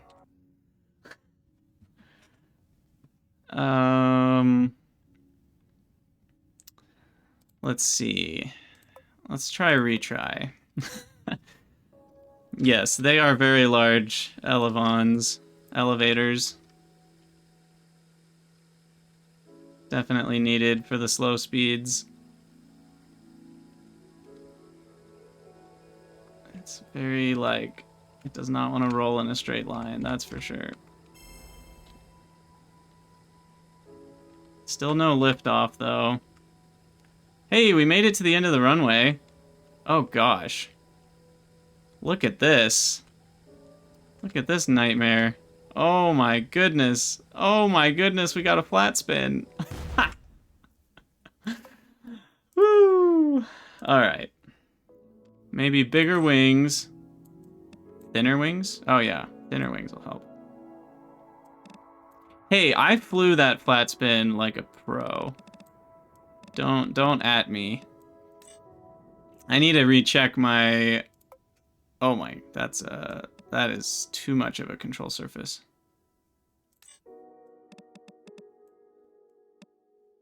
Oh, those can go sideways. Oh, that wasn't clear to me. Oh gosh.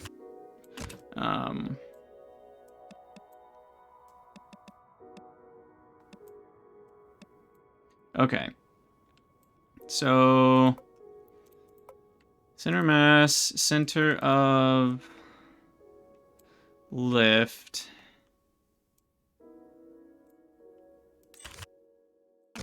I can't add a second control surface yet because of reasons. Reasons being tech tree. You unlock the second control surface in the tech tree.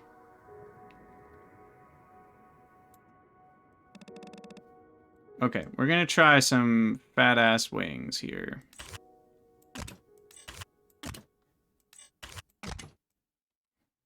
Center mass, slightly behind center lift, I think is what you want. I could be wrong. I was never very good at planes in Kerbal Space Program either. Alright, another attempt.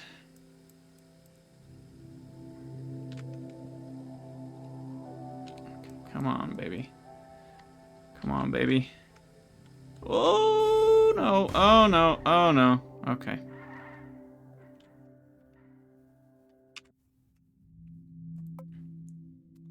A dart is heavy on the front and fins on the back. That's true.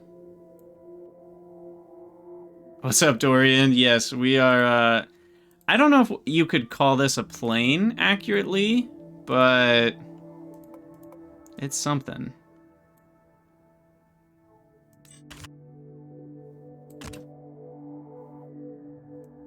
Okay, so we'll try that. And then the stupid wheels need to be wider. I think that's part of the problem, too.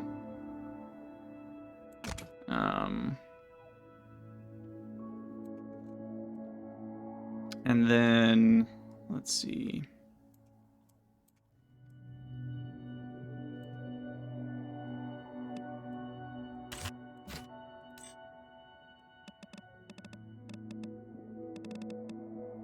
Can you stick them on the wings? Well, that's just smart. Wow. Why did I forget that that's an option? Sometimes people make me feel stupid. Oh, that's just too smart. Although I do need to turn on surface attach, I guess.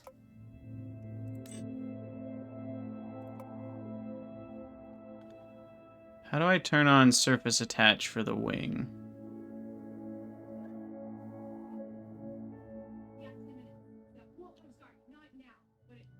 The wings don't have surface attachments. Oh. Okay. Interesting. I don't know if I want this to be on the tip.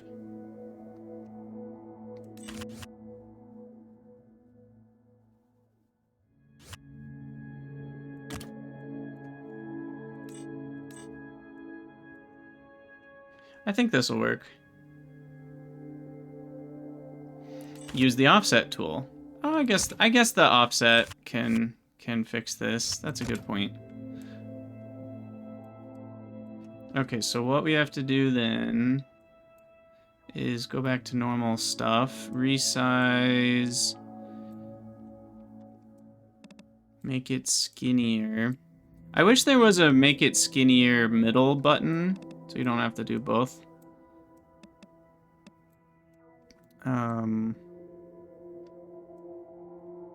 rotate. It's actually just about right.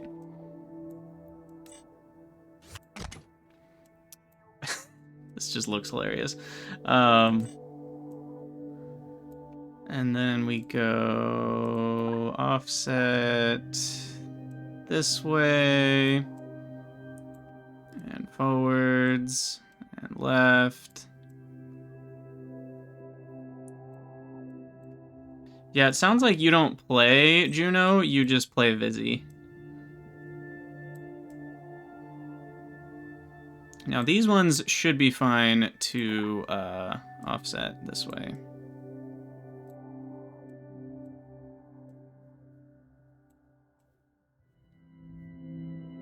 Okay, well that's a much wider wheelbase and looks a little better.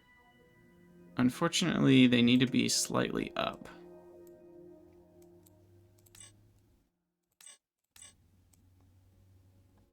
So we'll try that. Is that right? It feels about right.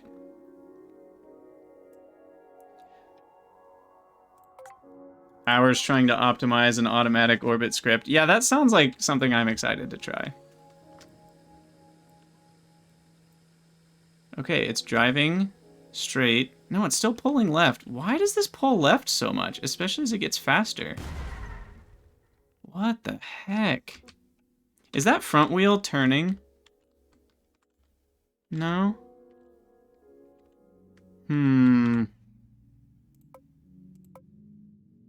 Maybe I need a bigger tail fin. Maybe that's part of what's the problem.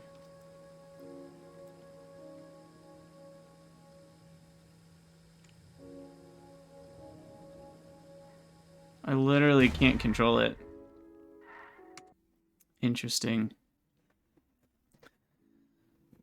Turn the prop off on the ramp. Motor torque. We can try it.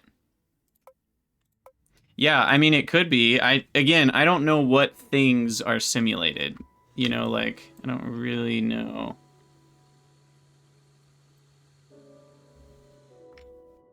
Okay, we'll turn on the wheels. They'll at least get us going, sort of. What's happening with the turning? Do you guys see in this? They're turning down and sideways. No wonder. They're like doing this. Okay, that's because they're rotated based on where they were on the wings. LOL. Okay. So, yeah, I would have seen that if I had looked at this graphic. Oh my gosh. Okay, rotate. Let's see. I guess we'll just make the Z angle 90 and hit enter. Okay, how's that? No, still wrong. Why not steer with the front wheel? You know, you ask a good question. Indeed you do. I'm gonna bump up the torque. Gear ratio. Turning angle, nothing.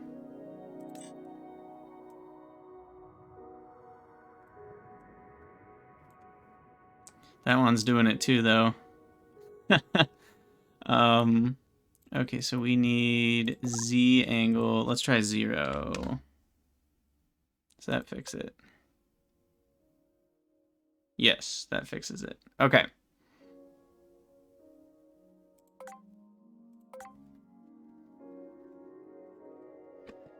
Okay, slider 1. Ooh, wow. That's some serious acceleration.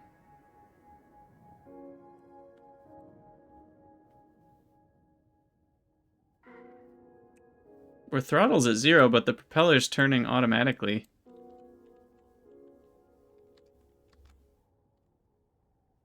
Okay, it seems to be a bit stable. Yeah, it totally popped a wheelie and it was fine, so I'm happy with that. Okay. Max throttle. It is starting to pull to the left. Hey, we made it off the runway!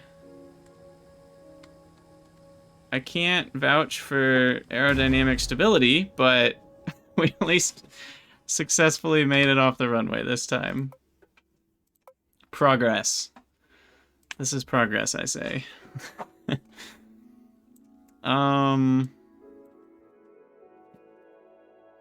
I think it needs to go faster.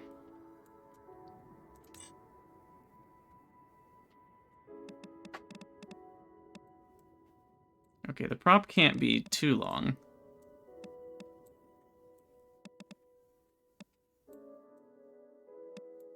But we need it to be a little bit more effective, I think, at pulling the plane forwards. And then...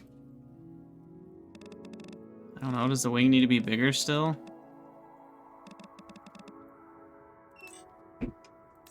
Horizontal stabilizers larger, yeah. Hey, see you later, plane. Thanks for hanging out.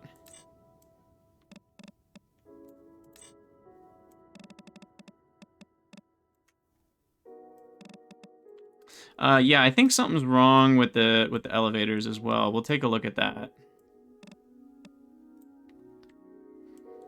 And they should also be farther back. That will help with stability. Same with this guy.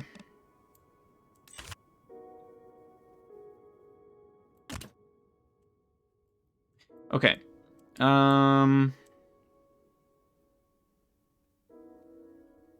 We'll start with this. And see if the control surfaces are going the right way. Alright, so if I hit W, that's pitch up. Actually, how do I... Is W pitch up or pitch down? Why can I not remember what I normally even want it to be? W should be pitch up, and that's pitching down. So yeah, these are reversed.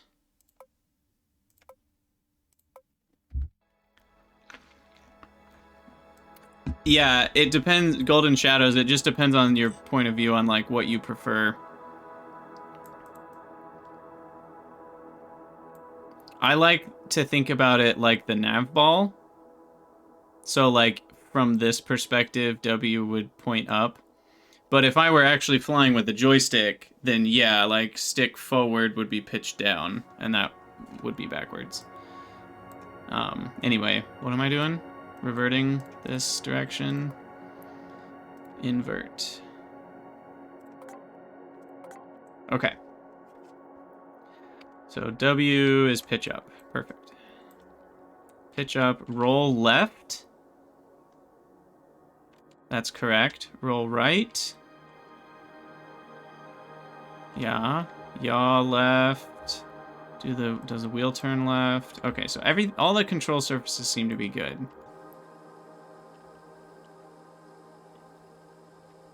Okay, now the prop has given us some real speed. Oh gosh. Oh gosh. Ooh. Hey, we're airborne. Do y'all see that? Do y'all see that? Let's try this again. They need a smoother like transition. Rather than one hard corner, I wish it was like a few soft angles rather than one hard angle, because that does make that actually makes this more difficult rather than easy. So we'll just get rolling first. We'll get on the runway and then we'll jam the throttle. I guess the wheels can go. Oh yeah, we popped a wheelie again. Nice. Z. Yeah, well, it is a bad runway. Okay, I don't know what our stall speed is going to be. But I feel like 40 meters a second might be enough to lift off. Nope, it's not. Oh, so close. Okay, we just need to make it to the end of the runway again.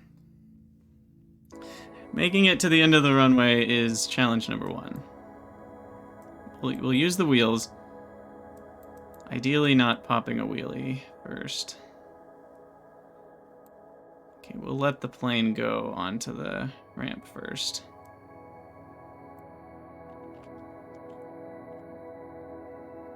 Yeah, I mean, the ramp helps gain speed. It would actually potentially be nicer if the ramp... gosh, getting this thing to move straight is very difficult. Can I lock the heading? Will that help me at all? A little bit. Oh my goodness. Jam the throttle. Oh, wonderful. The fin exploded.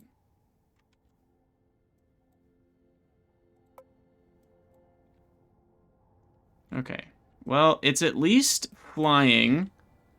I would call this flying. Control surfaces all seem to do what they're supposed to. Oop, well, except that weird rolling. Yes, gliding. Falling with style, as Buzz Lightyear would say. Oh, goodness. Okay. It did a weird rollover that I didn't want it to do. I don't know why.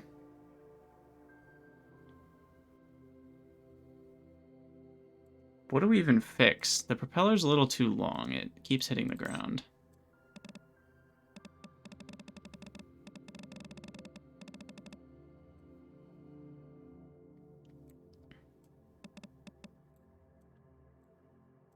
Yeah, maybe more lift. So one of the problems is the wing, I can't make it longer now because of the way the stupid wheels are attached. So I'm gonna have to like redo that again. I could do like dihedral wings. That might help. I don't know.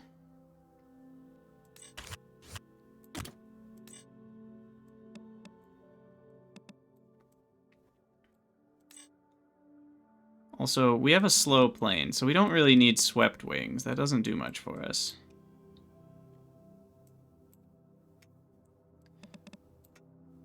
It won't get any bigger. Oop. What did I just do? Okay, so that, and now we need to look at our lift. Okay. That seems fine.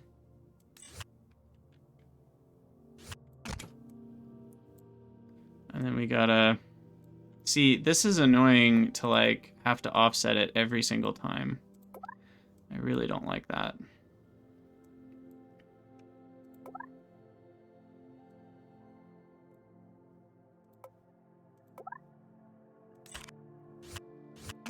Oh my gosh.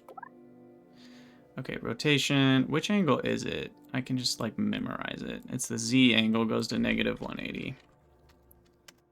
A biplane? Just add another wing. That's an option, I guess. Okay, center of mass is there. We'll kind of go in a little bit. That feels good. Okay, let's try this.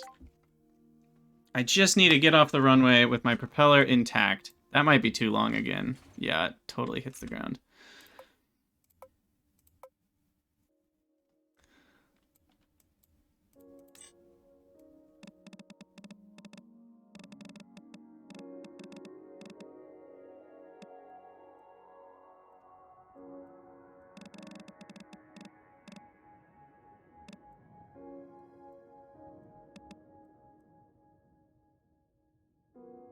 Okay, maybe that's enough surface area for the propeller. Who knew it would be this difficult to get a plane working? All right, wheels, go. Taxi to the corner.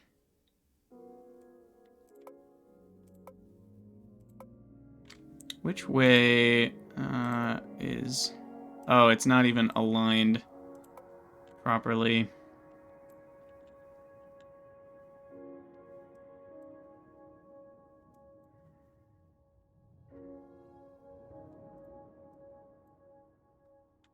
All right, wheels. It's still turning left, but I think that's probably because the prop is now spinning, so that's doing something.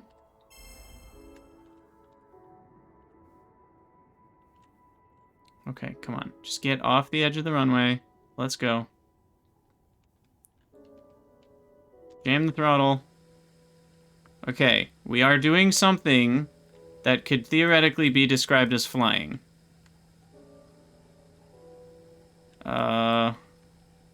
Technically. We have made it farther than we've ever made it before. It really wants to pitch down. We need trim. Can you trim in this game? I guess we need a slider for pitch. Hey, guys, we're flying. We're doing it. Sort of. Nope, we don't have enough speed. Oh no. Not enough speed. Pull up, pull up. No. Okay, well. This plane is surprisingly hardy to be able to crash into a mountain at 40 meters a second and survive. I'm impressed, honestly. That was a much better performance than we've had before. So the issue seems to be this isn't fast enough. And given I cannot make the motor spin faster, does it need more torque? Would the torque change things? I know that's going to change my center mass a lot, but I'm curious if that'll like, was it slowing down because of torque at all? No, I don't think so. This feels about the same.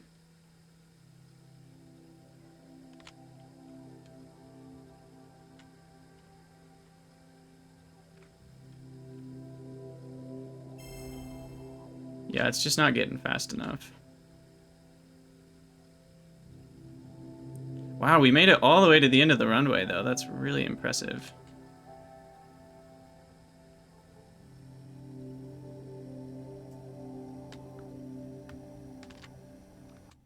Okay, well,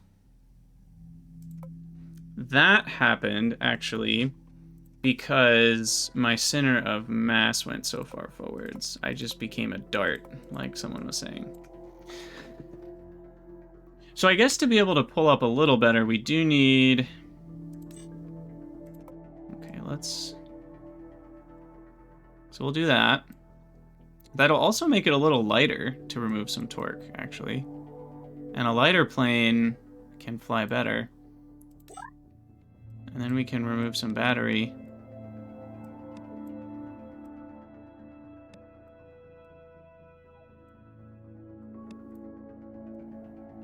It's surprising props work at all. Yeah, I would agree. What I might do is just give myself a couple more. We'll do a six blade setup. And if my assumptions are correct, that will increase our thrust. Seems like it. Yeah, look at us go now. Oh gosh. Oh gosh. It's not very stable. Gotta tap just a little bit to the right. Come on, Bubba. You can do it. Whee! Okay. We're in the air. We are... Are we capable of maintaining upwards movement at 40 meters a second? I don't know.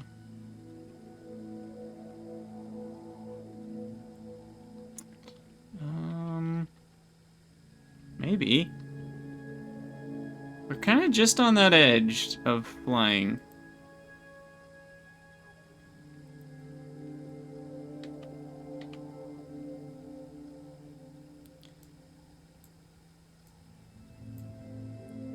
It's hard to get the pitch. Is there a smaller way to do trim? Like, I can't accurately... Oh gosh, I didn't mean to do that. It's really hard to accurately adjust this. I wonder if there's a better way to adjust than just a really, like, weak slider that you can't even type into or slight adjust. Okay, 25% seems about right. It's a little too much up, I guess. Oh my gosh, I just want, like, 22%. There we go.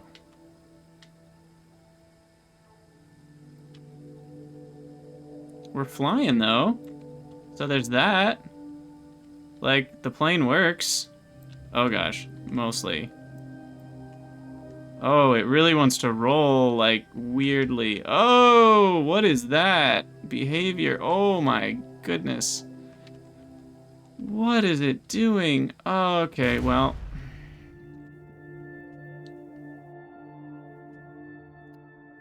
I don't understand why it was flat and all of a sudden it would go whoosh to the side. Well, we're almost there. I just want, like, one flight. I want to fly and land. Well, okay, maybe not even land. Maybe not even land. Oh, 6 is the most we can do. Dang it. Now, theoretically, this shouldn't work. But could I just add more props onto the front? Or just make them fatter again? Yeah, without Visi, can you do blank? That is the better question. Okay, we're gonna make the horizontal stabilizer a bit larger.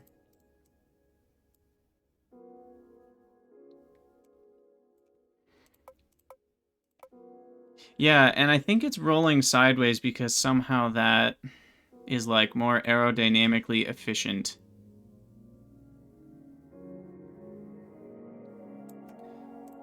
So I'm going to... No, not that. I'm gonna add...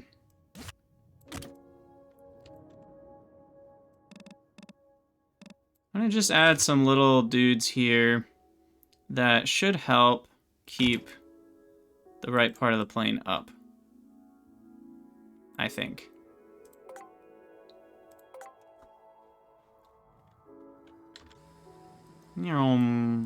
Alright, let's see if this can fly without having to get to the bottom of the runway.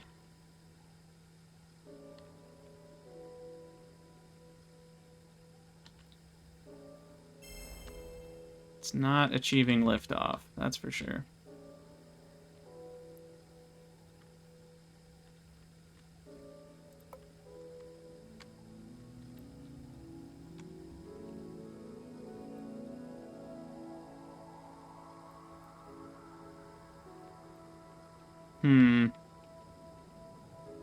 Still not quite fast enough.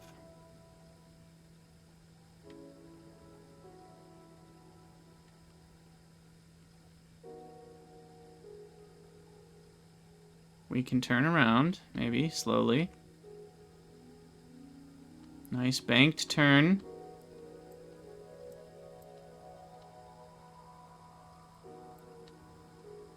Okay. Okay. It's moving still, 40 meters a second.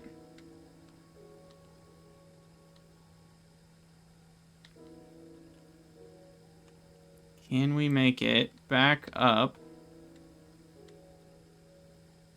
to the runway? Come on, baby. Come on. You know you wanna... We made it. Oh gosh. Oh gosh. Uh-oh. Nope. Not going the right way. Can't turn. Oh, right into the statue. Hey, you know, improvements have been made. Massive improvements. Angle of attack on the main wings. I guess I could. That doesn't actually seem necessary. I'm wondering if...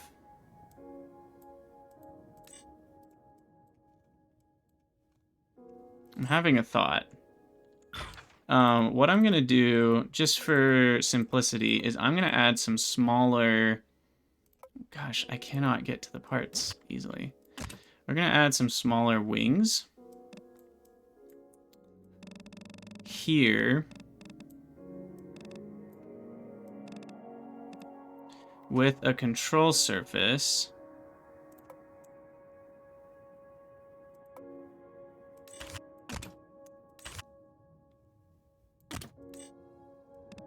And that is going to be my trim.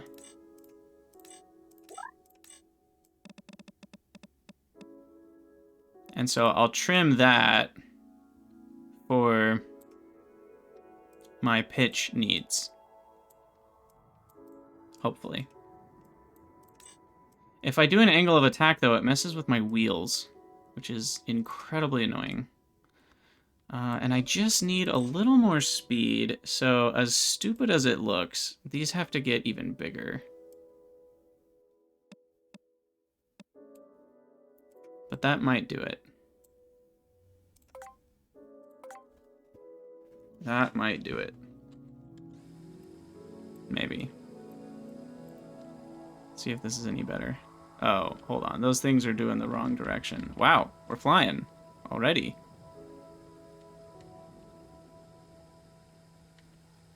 Okay, well that's the most successful we've had.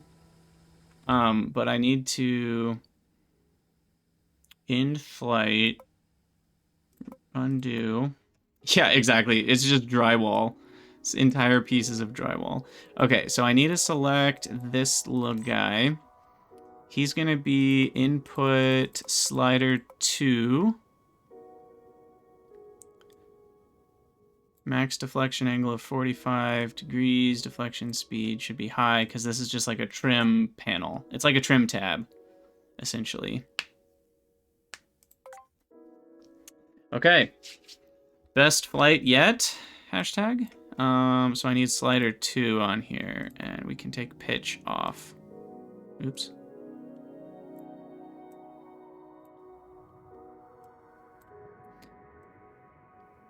Uh-oh. That's very much wrong. What's it doing? These aren't for roll. These are for... okay, hold on. I think the loading screens are sweet. Very cool. I love the blueprint kind of look. So how do I make one of you...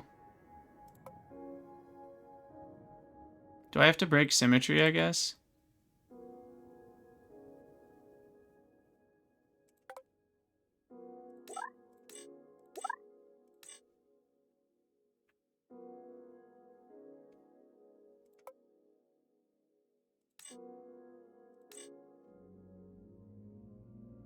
Because... Yeah, I have to break symmetry. I basically want to invert only one of those.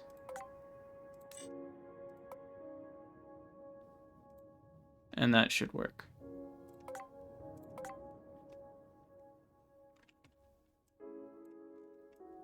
Yeah, there we go. Okay, so slider 2 can hopefully help me get my pitch in order without having to manually trim pitch.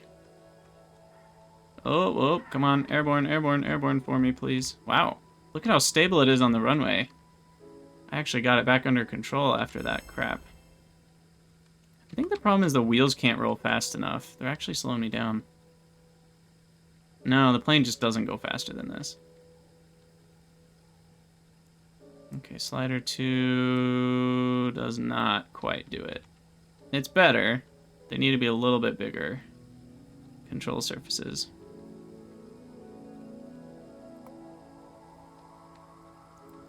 Okay, but we're gonna try, like, fighter jet maneuvers here. Oh, gosh. We have lost all control. Houston, we have some problems. Flat spin. Ooh, recover! Nope, not quite. Alright, turns out when this thing gets slow, there is a problem. Okay, undo.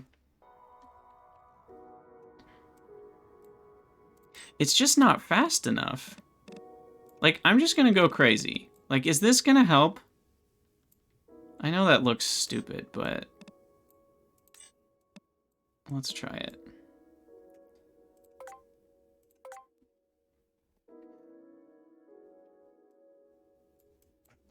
Okay, trim these bad boys. We'll start with, like, 65%. Wow, yeah, I think that might have helped.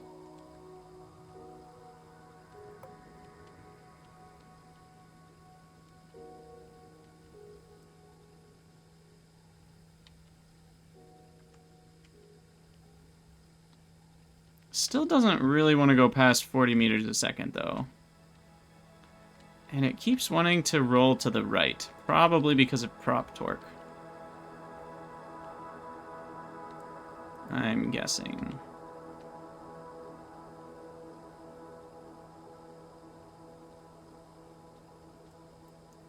Okay, nice easy turn here.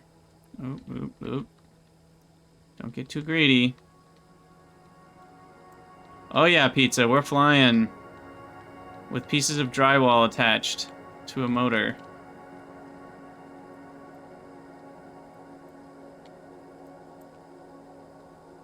So you think if I increase the angle above 30 degrees, we could get more speed? I'm gonna try that next, I think. Okay, can I make it back up to the runway? Okay, okay, okay, okay, okay. Throttle down there. Uh-oh, uh-oh, why are we doing that? Oh gosh. You know what? They say the best landing is the one you can walk away from. And this counts. I am technically on the runway. Oh my goodness. That's hilarious. I need to take a screenshot of that. Wow. Alright, let's try to fix this. This is fun to debug. Okay, what is going on here? I think I might just try angling these out more, and maybe that'll be the problem.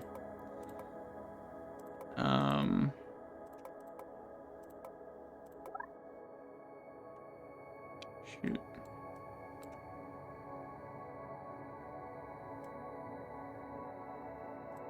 Wow, that's ridiculous. But hey, if it works, right?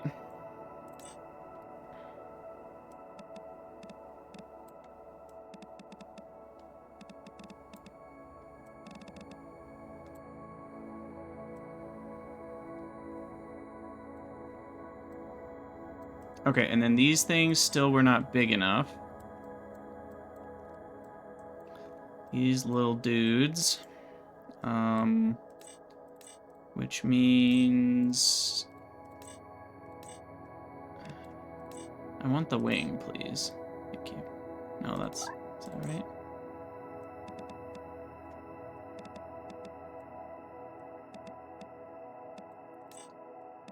Okay, and then delete that. And then mirror this. And someone said there was something about invert on... What was it? Invert airfoil? That still does both.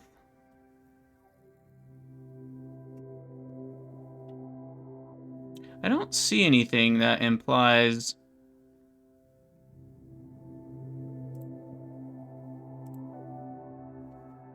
that I can invert just one of them the way that I want to. So I think I do have to break symmetry and then switch one of them. I could be wrong.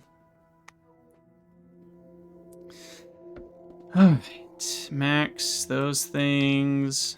Here we go. Let's see if we can get faster than 40 meters a second. Whoa, whoa, whoa, whoa, whoa, what is going on here? Oh, there we go. Okay, I'd say we've increased our speed and decreased our stability. Wow. This is impressive. Yeah, I basically built a helicopter plane. I have no control over this thing. Oh man. Okay, so let's see. What did I do to the center of mass and lift? Did I mess that up? Oh yeah, that's what happened. Okay. So we need to move the wings back slightly.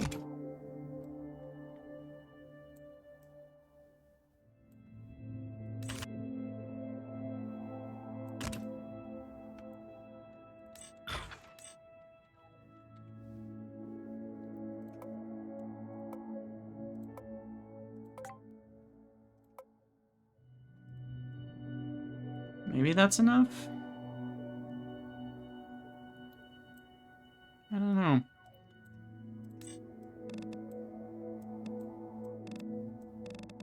Let's get a little bit more horizontal stabilization going on too.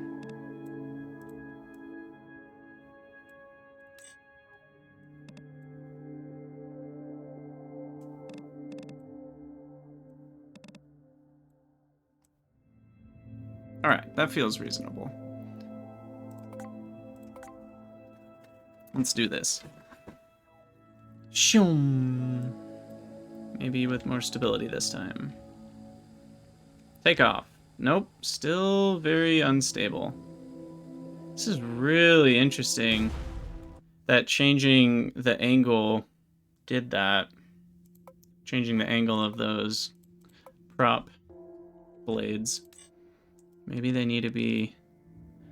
Do those affect the center of lift? They do. Interesting.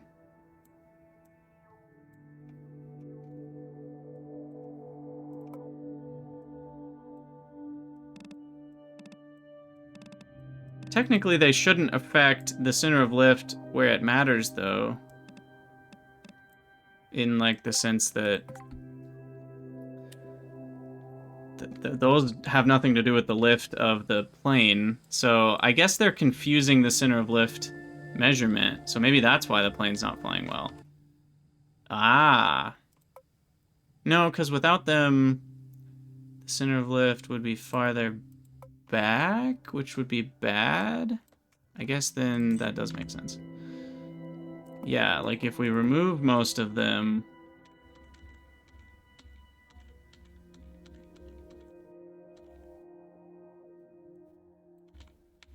No, center of mass in front of center of lift is good. I'm confused then. Let's go down to 4, see if that fixes it. I don't know exactly why it's doing this now.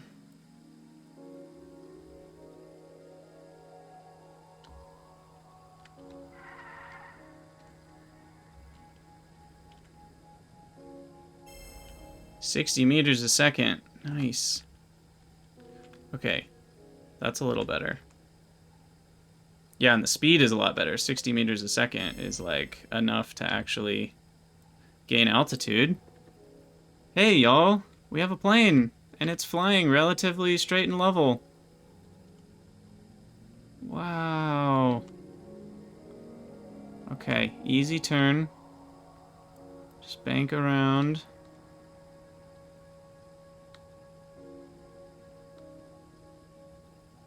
Not a fighter jet. Don't need to be a fighter jet.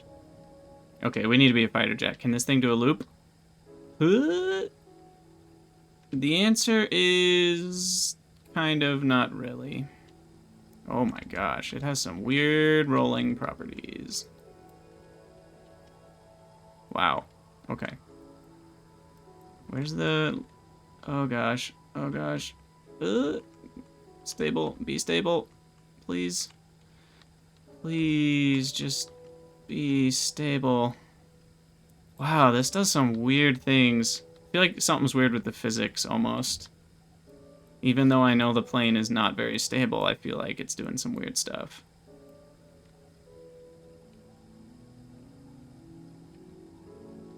Yeah, slowing down the deflection speeds would probably be a good idea.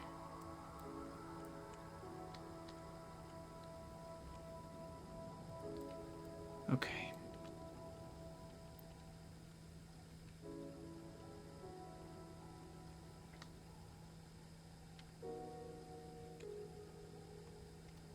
Down the throttle a bit.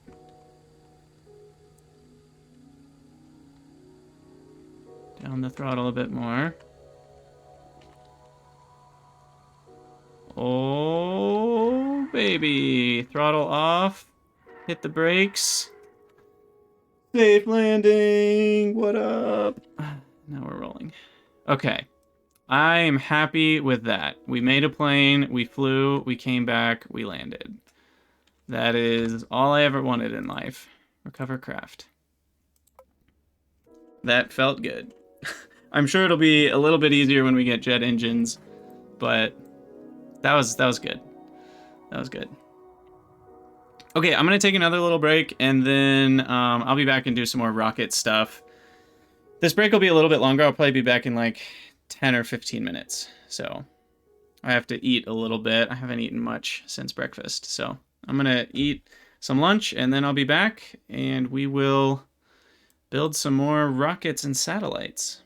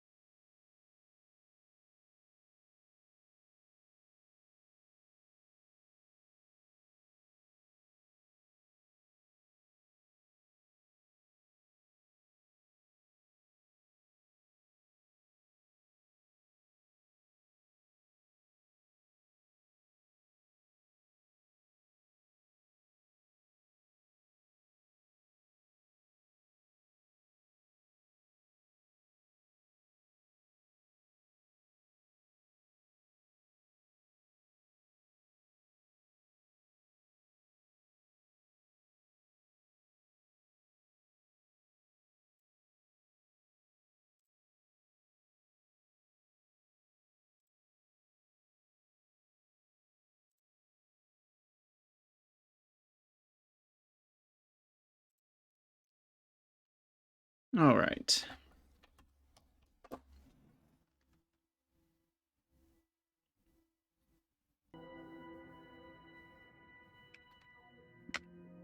We are back, I think. Yes. Hello. Okay. So, now that we've taken a detour into the world of planes, I think we'll get back to what we love, which is rockets. We love rockets. I think we can make some easy money by doing both of these at the same time. We just have to go really fast above the atmosphere. And we have to go sideways. And I think we can do both of those pretty easily at the same time. Okay, new rocket.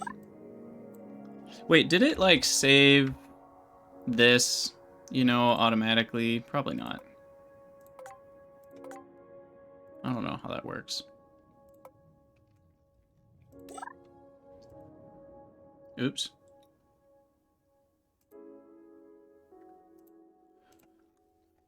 Okay, so this guy needs to go sideways really far.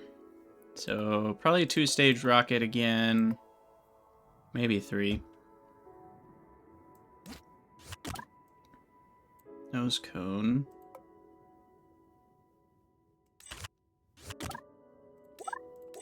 Wait, what? It has auto resize turned on, but it's not auto resizing. That was weird. I broke something. What's going on?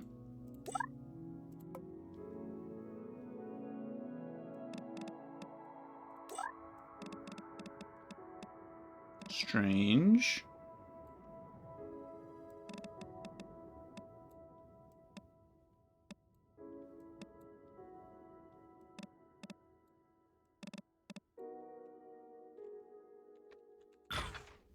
What did I do?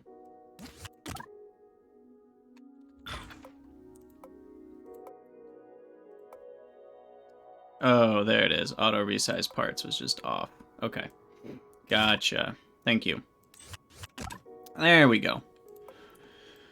Okay. Final stage. Just gonna be a goblin.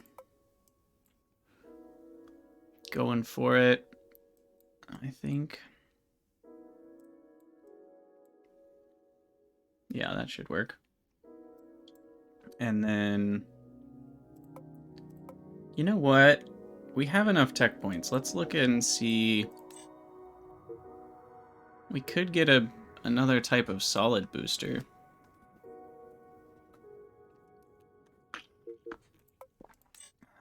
I don't think mono propellant will help. Or we could get the side inner stage,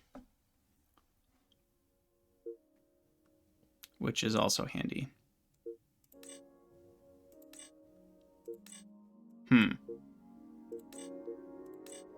Let's do that one, actually.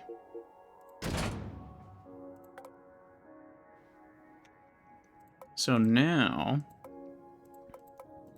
we can put things on the side. Okay, so I think when you go into this button, it should always default to something, rather than just defaulting to none of these being selected. I think that's kind of weird, that it defaults to none.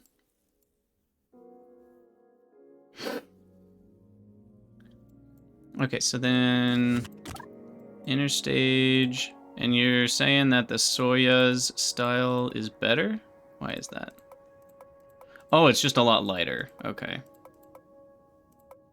Does it have worse drag properties? Because it's, like, open?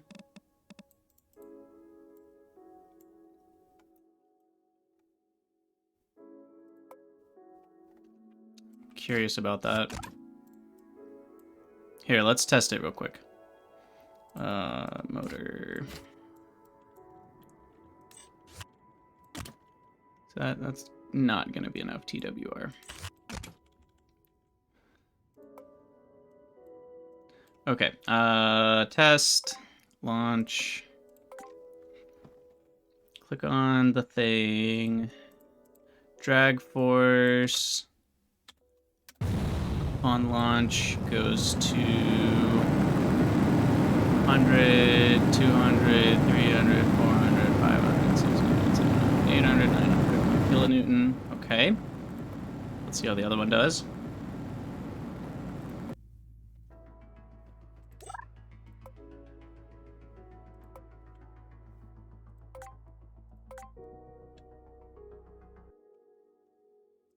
Select and launch.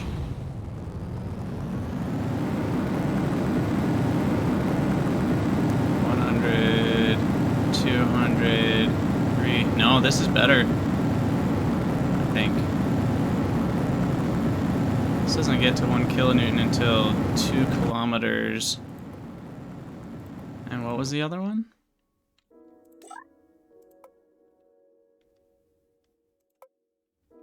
Just to make sure we're not crazy. The other, this one. We'll see when it hits 1 kilonewton. Oh yeah, this is way more drag.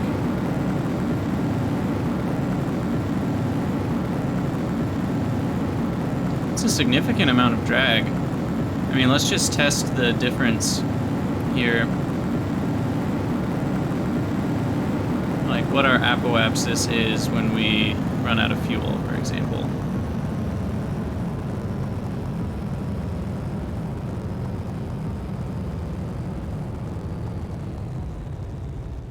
$30.5 was our max. And without the Soyuz inner stage, we get to, I'm gonna guess 33.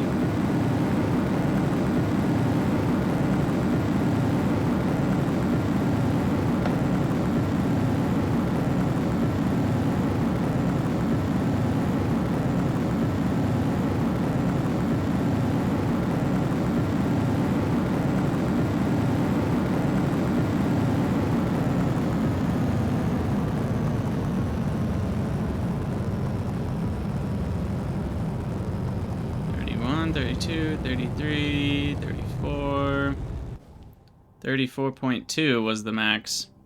So yeah, I mean, definitely costs you a lot of drag to have those. It seems like those would be best for things within a fairing or something, because if they're a major part of your aerodynamic profile, it seems like they're actually maybe not the best choice. Anyway, we need to get going real fast. So, I'm gonna say we need another stage on this, and we will use the side stages. So nice to finally be able to do this. And then, yeah, if you didn't have a cross section that's larger on the inner stage, it might not be a problem. What am I doing? Nose cones. You are too fat. And we like big boosters, and we cannot lie.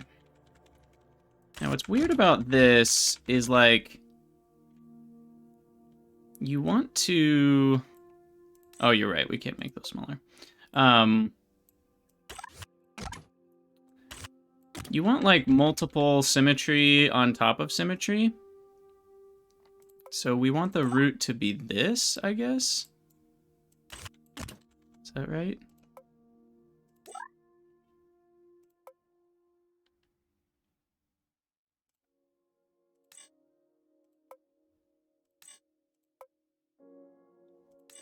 How do we...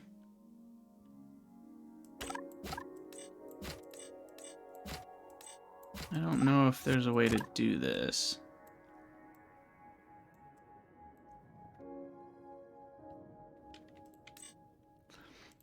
Do we just have to have that disabled, and then we can do this, and then we can do that? There we go.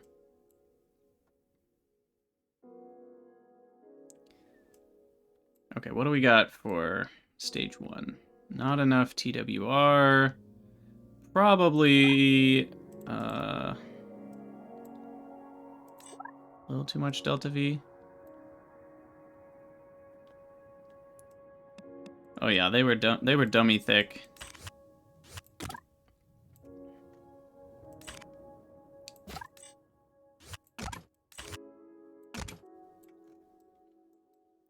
Okay, so let's try... Uh-oh. Oh gosh. Unintended consequences. Okay. Let's try that. 1.21, that's not great.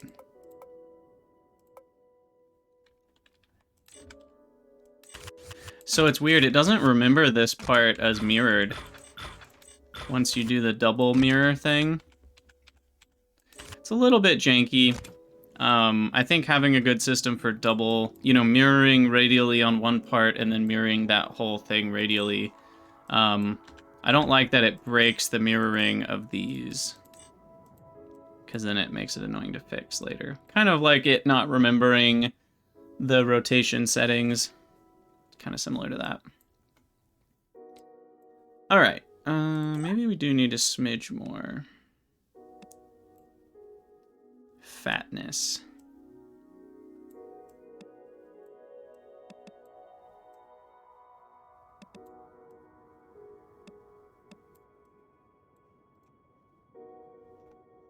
These boosters are just weak. Did I go to 150? No, I forgot to go to 150. That's part of the problem. What's up, pizza? Shoom, that'll be better.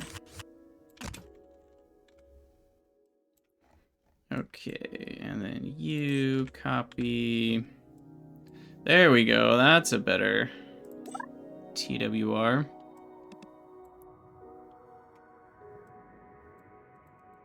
Okay. We are going to need some fins, I think.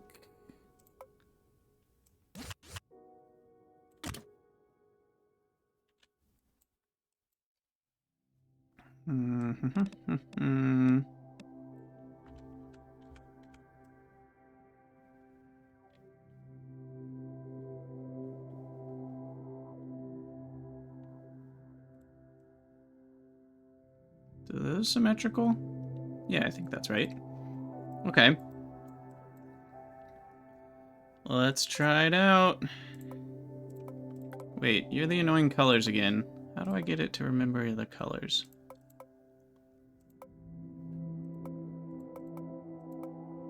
There we go. So we'll want to go west, because west will be further away to get to that 500 kilometers, and we're trying to go 3 kilometers a second, which is really fast, actually. We may not get there.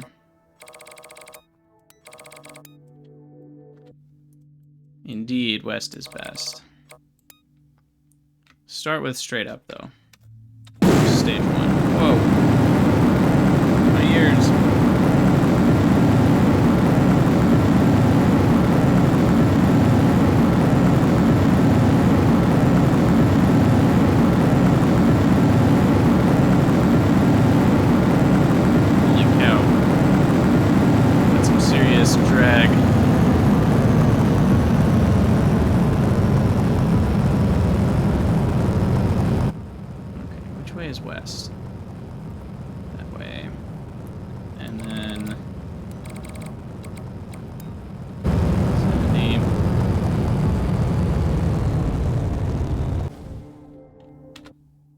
Oops, enter.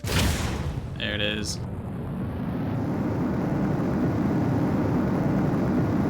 That little gyro. Oh, I think I forgot to put a gyro again. I think I have 0 attitude control here. That's not good. I think we might get 500 kilometers away simply because we'll go high enough to, you know, the planet will rotate underneath us because we'll be up up there for so long.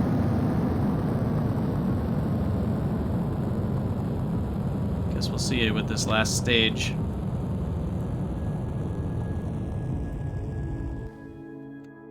Alright. Final stage activate.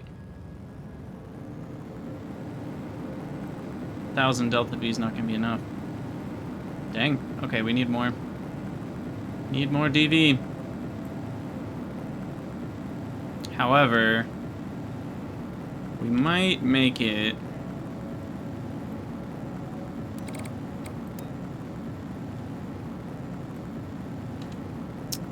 far enough, because we're already looking at 4 minutes up, which would also be about 4 minutes down.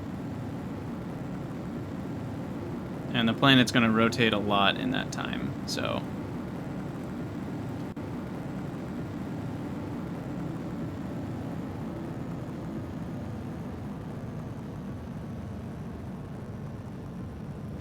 It's possible, actually, that we get to 3 kilometers a second on the way back down, isn't it? I guess that's possible. Because we're kind of close, and we have some more distance to the atmosphere to pick up some speed on the way back down. So let's see. We need warp, time warp here. Where's our time to... Oh, yeah, we're still... Ooh, we're getting way up here. Are we gonna get a milestone? No?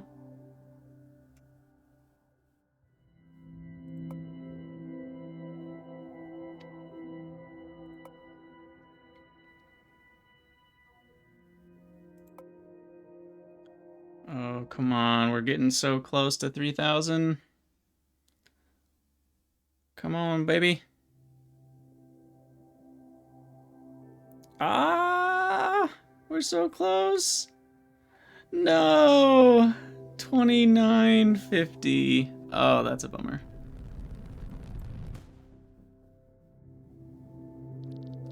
Oh. That's, glitchy. And yeah, you're right. Burning up before hitting the ground is a thing, isn't it? So we failed on both fronts. Wonderful. Okay, so front number 1, you need to be a gyro. Please, and thank you. Front number 2 is we need more fuel. And front number 3 might be needing fins or wings, little control surfaces for this guy when he comes back down. We don't have heat shields yet.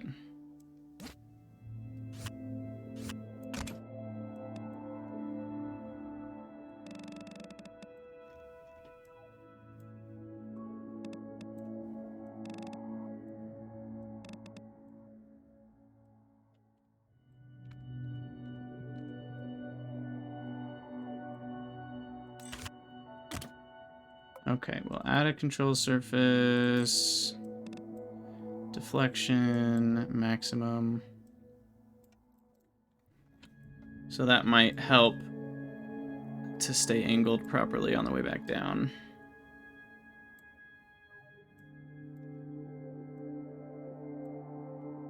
And have a bit more of an angle.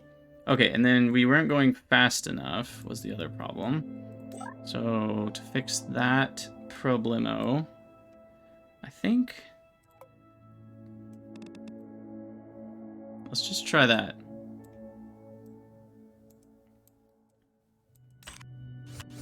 The best heat shield I have at the moment is my engine. Yeah, that's not gonna work. Okay, what do we got for price? 80K? That's fine. View issues. Ah, it's too fat. Come on now.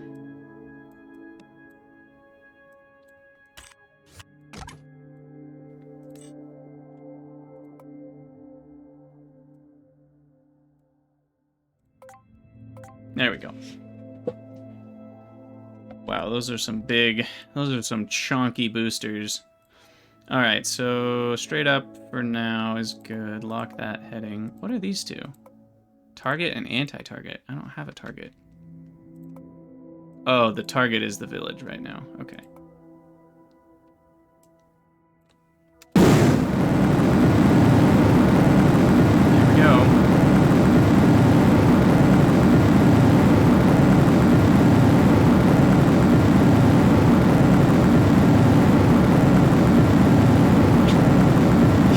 I am sorry for how loud this is.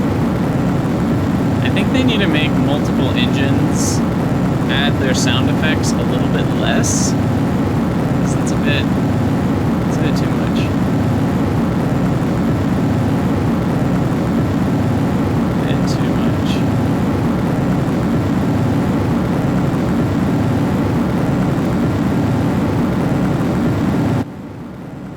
Okay, west 70. Oh gosh. I guess those control surfaces really screwed things up, didn't they? Let's retry that. Jump scare incoming in 3, 2, 1. Hold up, why did the fuel not start at 100%?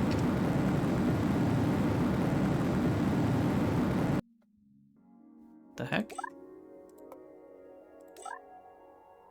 What?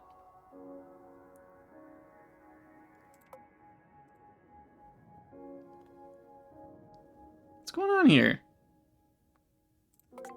Why didn't the fuel start at 100%? Those tanks are full. But it starts at 87%. I am confused.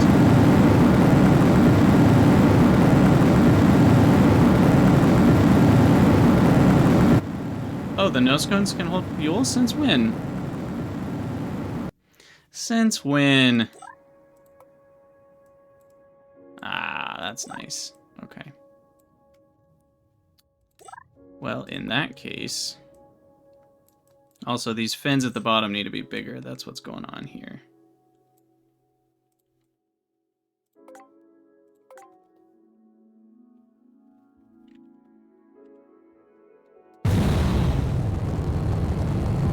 Oh gosh. Barely got lift off. We have a lot of Delta V in this stage, so hopefully... and I would like to pitch over and, yeah, west.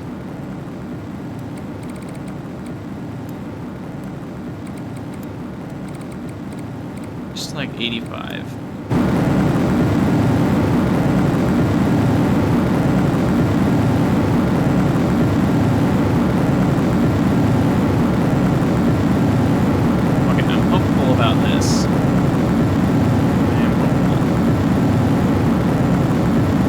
Pretty sure we'll get the light speed one.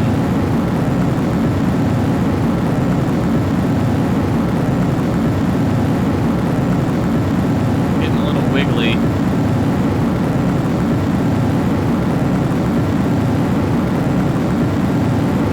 It's because the control surfaces are trying to control it from the middle, which is really not the best way to do it.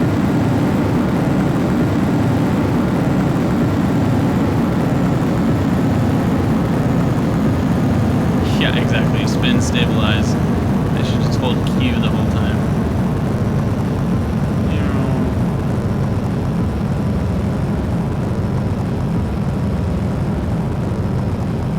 I think that's actually not helping.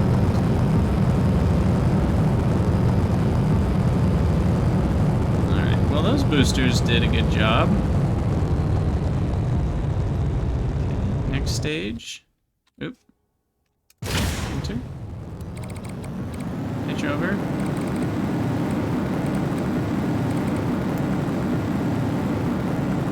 Still got a little bit of airflow.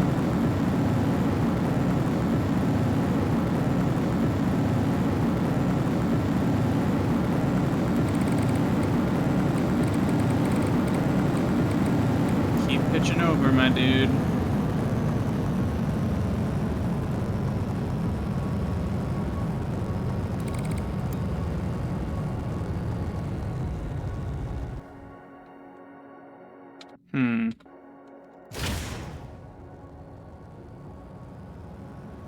Are we still not going to be fast enough?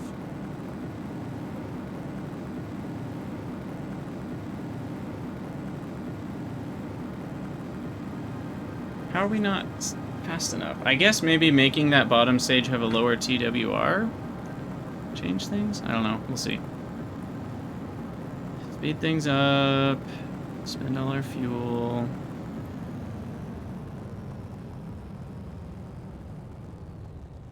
We got to 2850 this time. I think we'll get to 3K on the way down.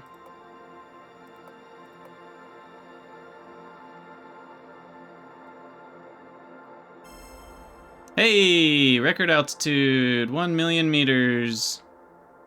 Nice. Okay, well that makes this flight worth it then, either way.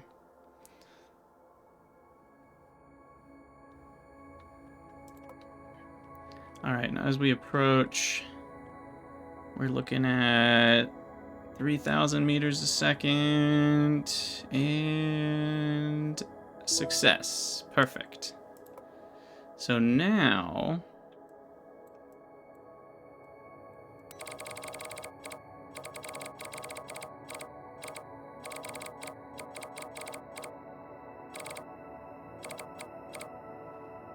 gotta see if we can not explode.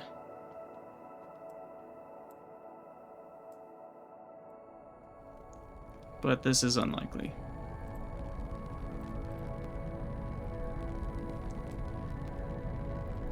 And it explodes. Okay, well that's fine. We got some of our stuff done. And we got new tech points. And with those tech points, we can...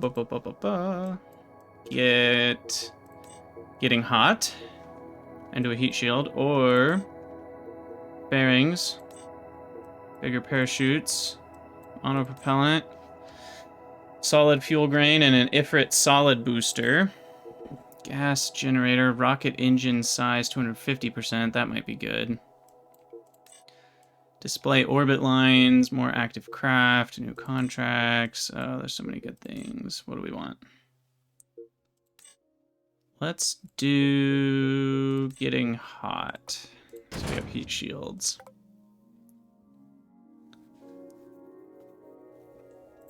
And then...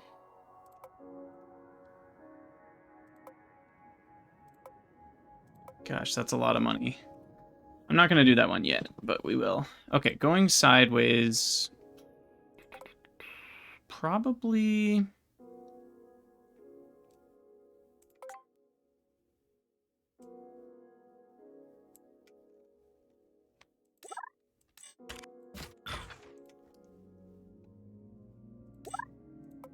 you can add a heat-proof coating to parts? Really? That would be sweet.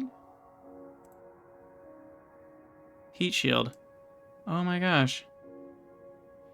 So you can, like, add a heat shield to your nose cone.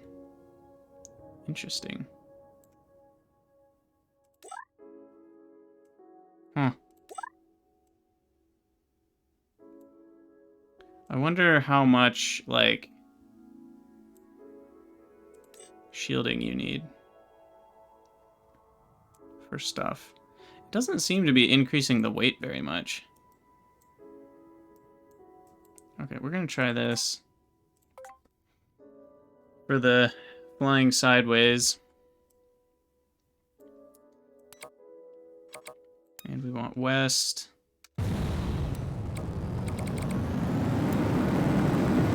Slightly southwest, I guess. Uh-oh. It's falling over. Not stable. Not stable.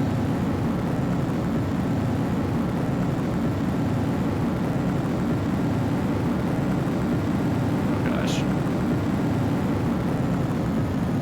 Well, that's not gonna work.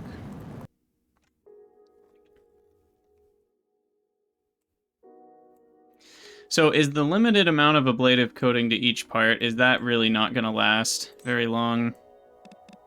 I presume.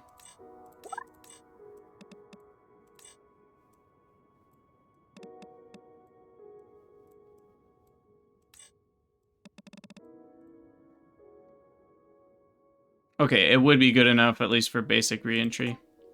That's good to know. But not like coming back from an interplanetary, like, atmospheric slowdown. What do we call that? Aero capture? Aero braking?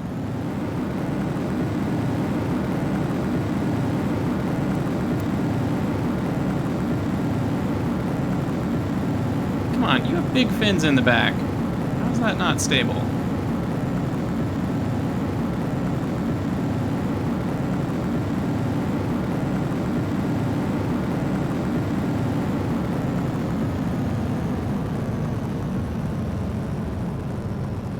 I need to turn those off, actually, so that they're not doing anything.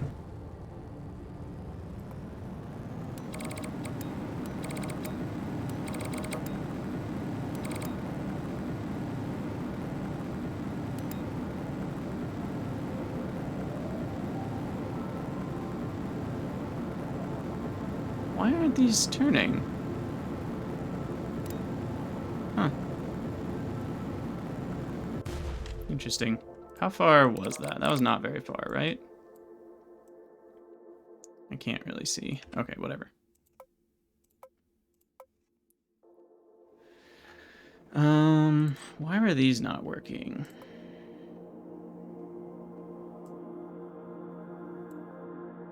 They show up as a control surface, but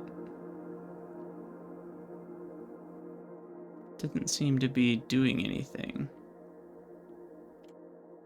Strange.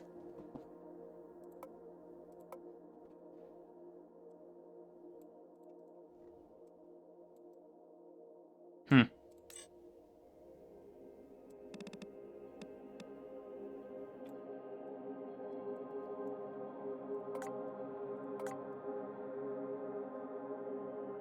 Okay, so let's zoom in and see, like, if I hold Q to roll, they don't do anything.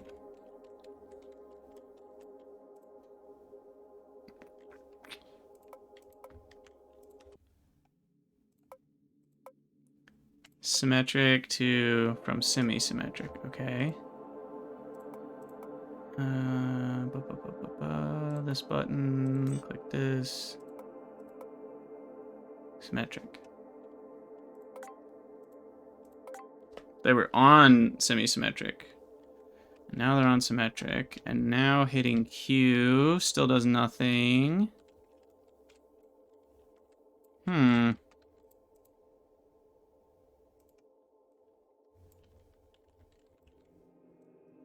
Interesting. Do they do anything if we... Doesn't look like they do anything even if we're in the other stage. This is kind of hilarious.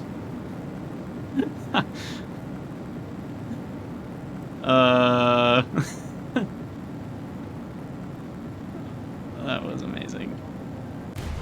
Okay. Anyway. Is the input set? Is on auto.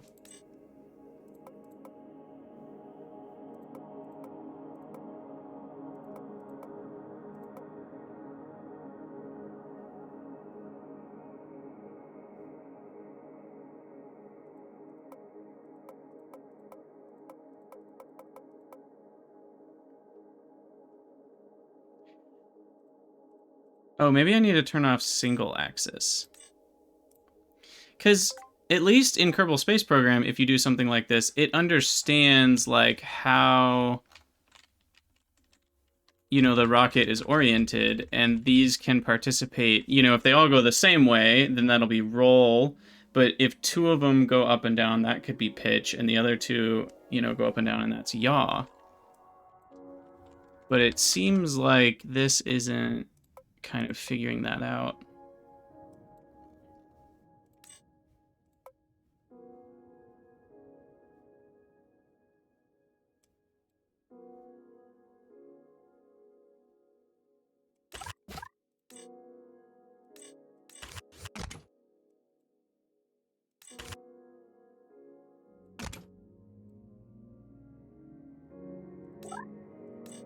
See, now it has numbers.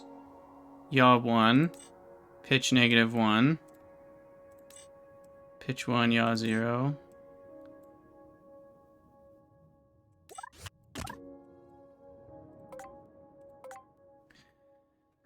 So yeah, something's funky there. It still doesn't roll. They're not doing anything still. Okay, no, they are moving for at least pitch and yaw. They're not doing roll automatically, though.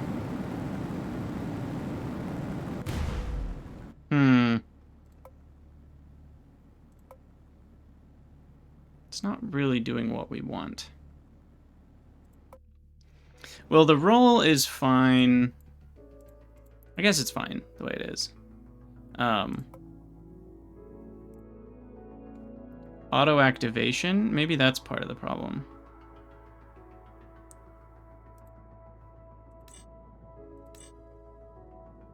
Or stage activation. No, we do want auto activation, but maybe stage?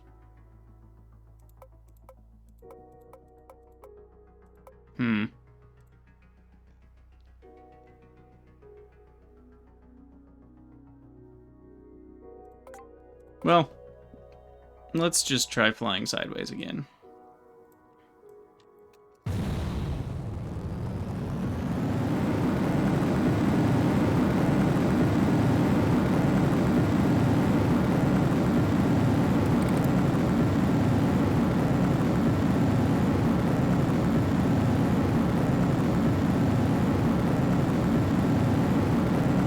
Oh, you know of ways to program them in busy, huh? Very surprising.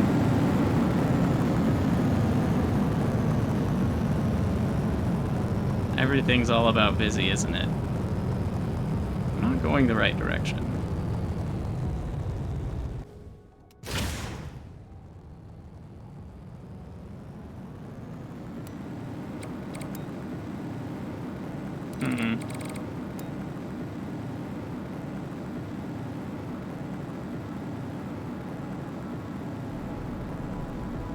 Heat damage? Oh, wow. Wonderful.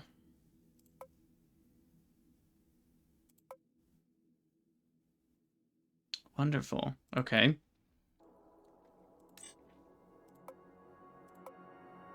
Oh, you can add a control surface to a fin as well as a wing? Interesting.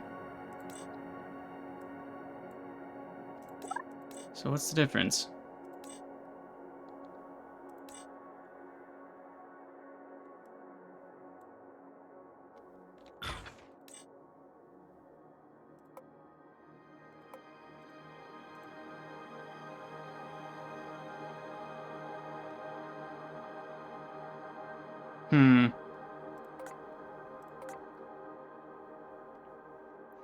Well, it doesn't need to do re-entry anymore, so we'll just try this.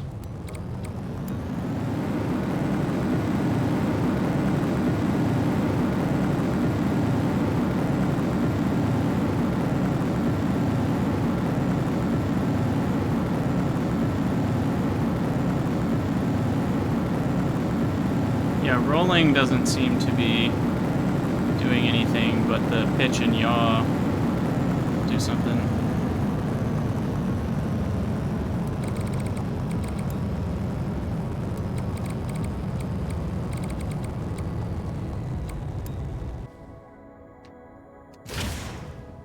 Oh gosh, it happened again. Come on, man. What is this?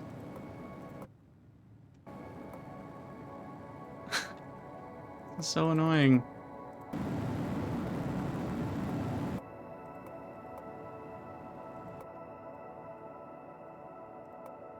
Panning and recentering. Okay, that worked. What heading are you locked onto is the question. Okay. This should work. Maybe.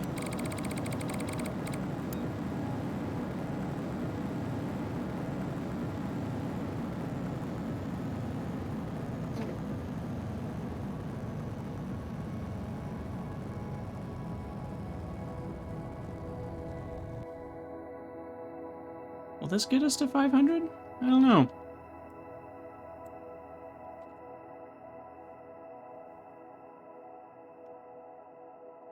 I think it might. It's going to be close.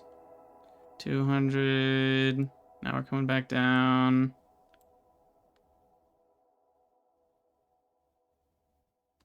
Dang, I don't think it will. Okay, 500 is farther than I thought it was. Undo and exit. Alright, well, I don't know what's going on with these fins. They're not working as well as I thought they would, which is a little annoying, I guess, because it actually would be the main way I would want to attitude control. The fact that they can't do roll as well as pitch feels strange to me. By default, I understand that you can probably do it with Vizzy, because you can do anything with Vizzy.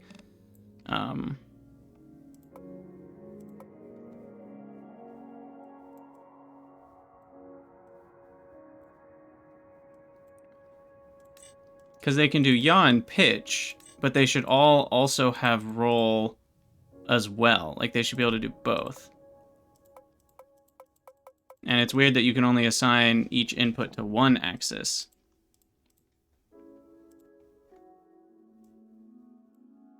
Anywho, we can just make this fatter. Yeah, will that work? Give us more delta V. You can type into the field. I can't type anything in here.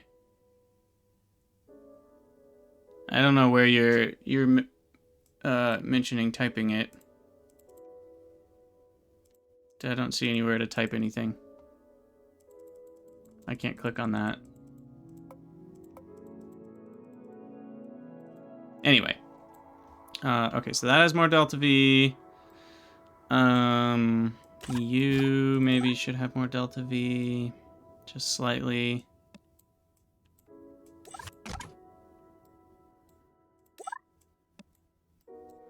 And maybe that'll work. Oh, that's possible on Sandbox? It'd be weird if it wasn't possible on Career. It seems like it should be possible.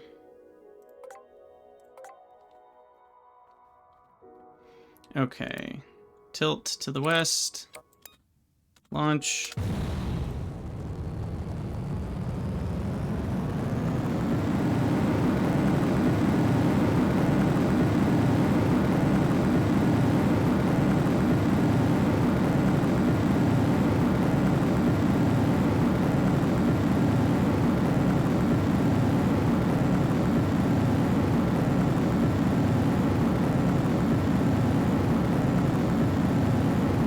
See if they're deflecting at all. It looks like they are.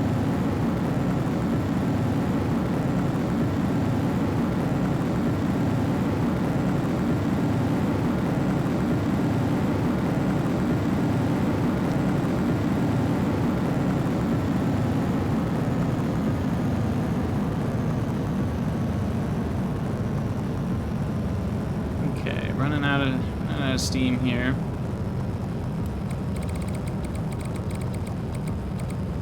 Pitch over for the next stage, big time.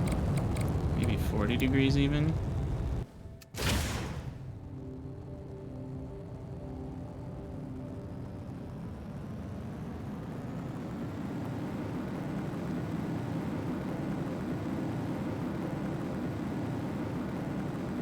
We have a lot of delta V in this stage, so let's see where this gets us. Just need to go 500 kilometers away. That's pretty far, I guess.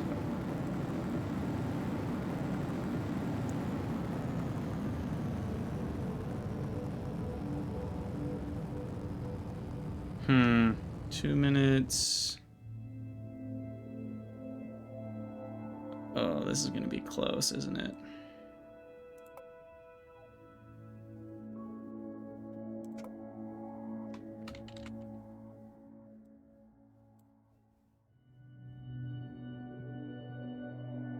I think we're gonna get there. Just barely.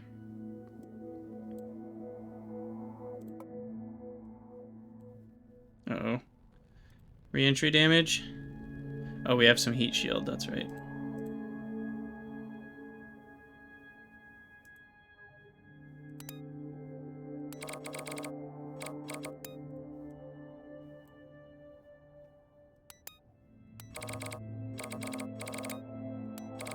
Wow, you can really... That gyroscope is, I think, a little too powerful. Or the body drag isn't enough. The fact that the gyroscope in that tiny thing can keep this pointed the way that it's pointed feels very weird to me.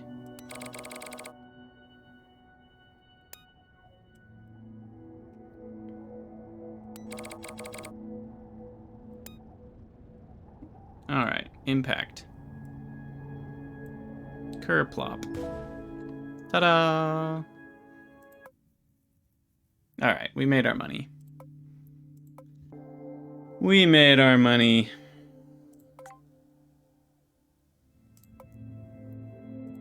What else can we do to get more tech points? Drone ship. Oh yeah, that would be nice. We could do a hyperbolic. That should be easy enough. Let's do a hyperbolic probe. I think the most important part is that the upper stages have really low, or really good efficiency, because it's like a multiplicative effect when you have lower efficiency on the top stage. So having the top stage be a liquid fuel that doesn't have a gimbal, which would cheapen it a bit, and burn time can be lower, make that guy a little smaller.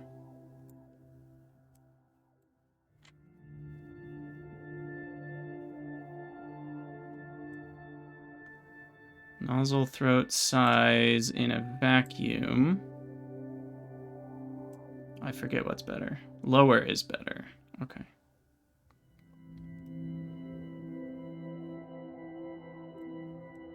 Nozzle length, longer is better.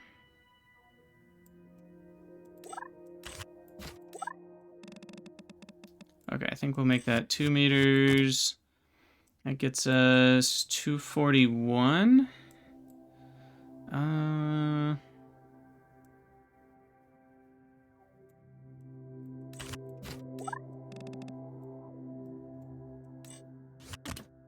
256 for 302 grams.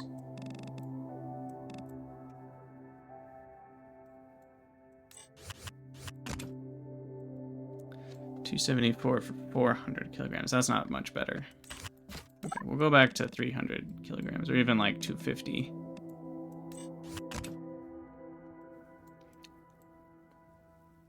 Yeah, it's always worth checking, like, if you double your mass, how much more delta V do you get? And if it's not very much, you probably shouldn't be doing that. Because then you're going to have way more power and fuel for the next stage to get you further, and the effect just keeps compounding, so... Okay, so we're going to eccentric orbit. That is the goal.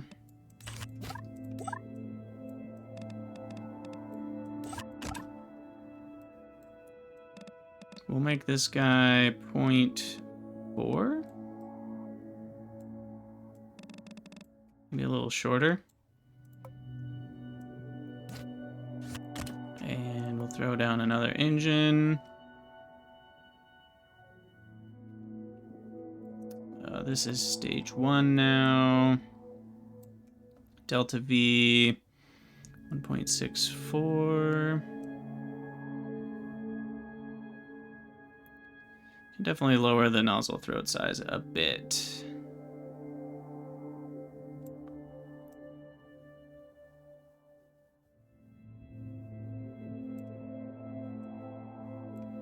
And then nozzle length, probably somewhere around there will be good. And that's almost enough. And then I think finally we just need uno más.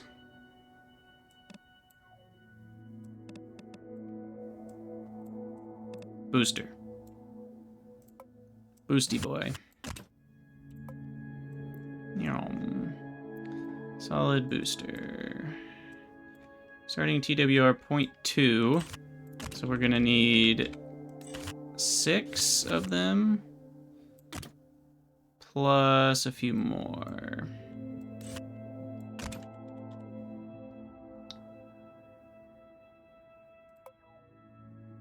That's about right. Okay, this should get us pretty easily into a trajectory that is eccentric, highly eccentric. And we'll put a couple fins on the bottom just to make sure you are stable.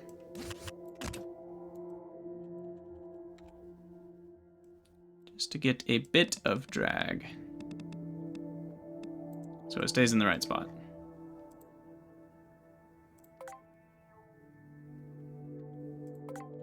All right.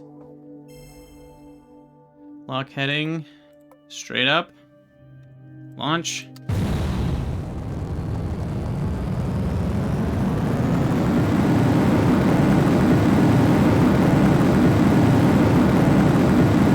And all we should have to do is just go straight up.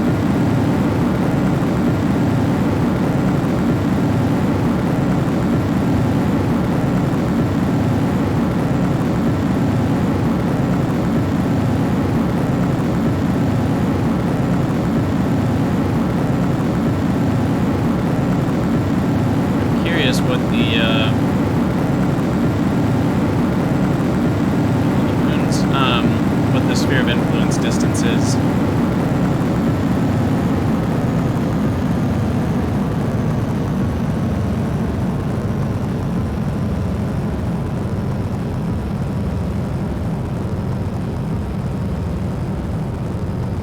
Okay, running out of fuel. 92 million meters. Wow. Okay. Next stage. Oh. Go ahead and activate throttle.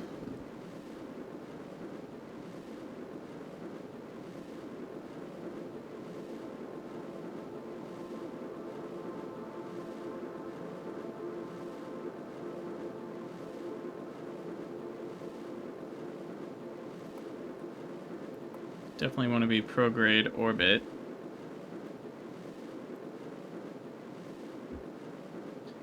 Minimize our cosine losses.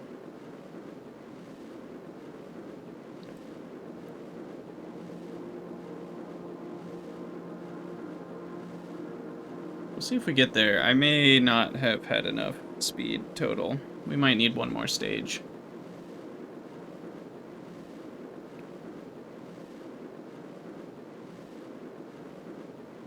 But our last stage has a lot. It has like 2,500 delta V. So maybe we'll be fine. There's a busy block that gives you the planet's SOI. I mean, it should be information that's available somewhere in the game, but it's not massively important because you can just, you know, use the widget to like raise your apoapsis until you see it go outside and you can kind of guesstimate where it is. Okay, stage 2 is just about spent.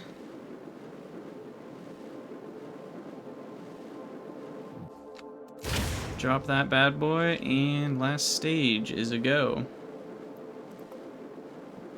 And let's see. You know what? I don't think this is gonna make it.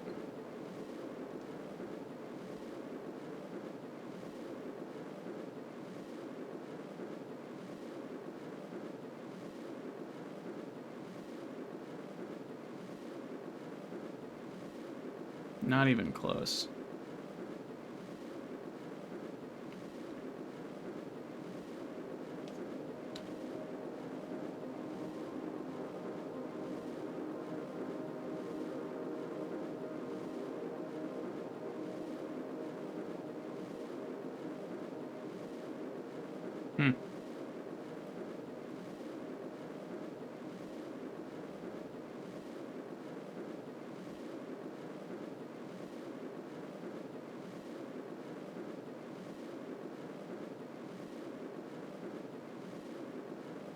Should I have kept going straight up I feel like it's throwing so much to the side now. I think maybe we should have stayed locked straight up.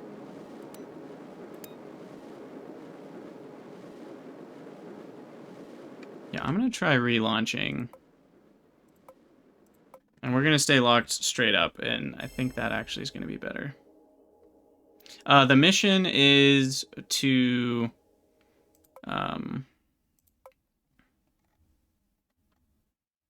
Oh, I never accepted it. Oh, sorry, it's not a mission. We're doing a milestone to get eccentricity above 1. So we're trying to just get out of the sphere of influence.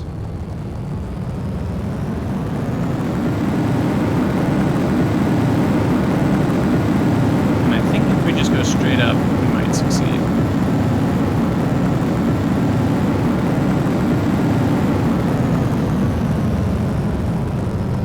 So we'll just stay locked straight up.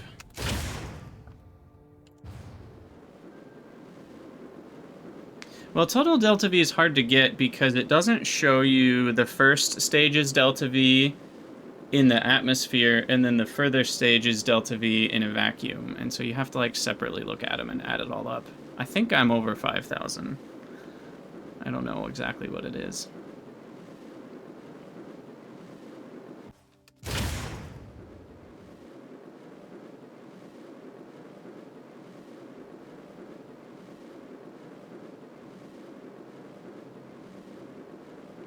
This last one's slow. Let's go to, where's that option? Fast forward speed. Let's go to 6.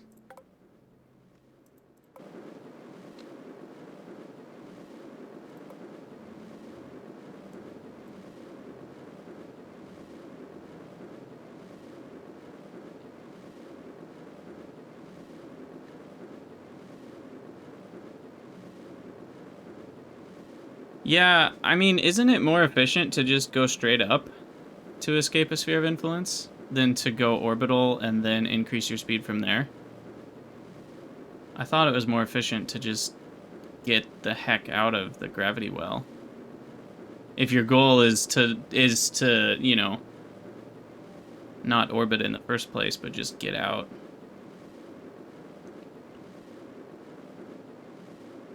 It's true, you're fighting gravity the whole time, but gravity reduces pretty quickly. We're already down to 5. We're already under 5, in fact. We got to 1,000,000 meters. It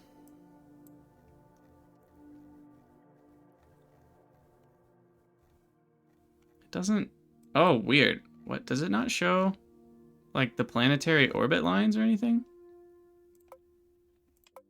Am I missing something? Craft orbits. Oh, okay. That's a tech tree thing. Just kidding. I was gonna say, I'm like, that's weird.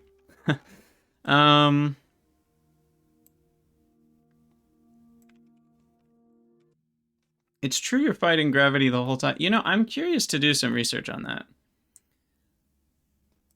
Like, is it better to circularize your orbit and then speed up from there, or is it better to just go straight up? Because then you don't spend any delta V going sideways.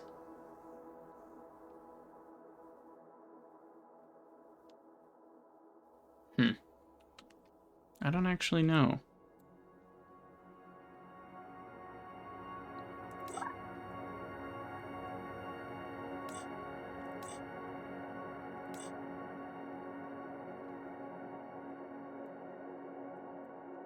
I think, though, if we just add boosters, we'll be fine. Never enough boosters.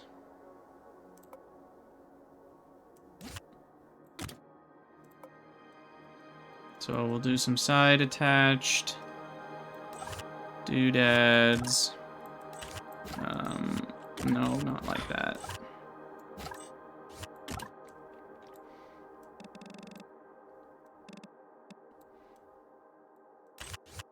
And then nose cone with fuel.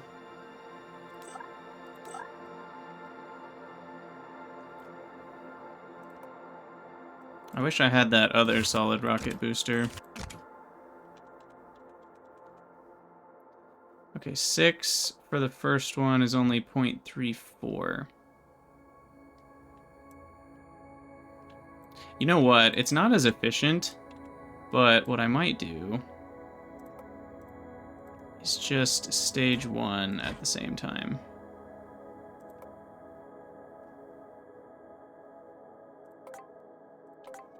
Why not? Let's try it. Straight up, lock heading. And we broke it. Just falls off. The front fell off.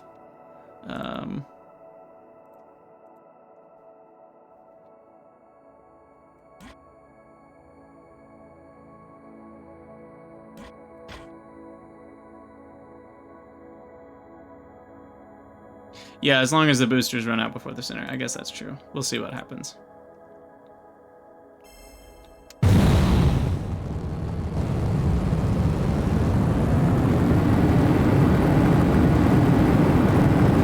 Wow, our TWR is crap.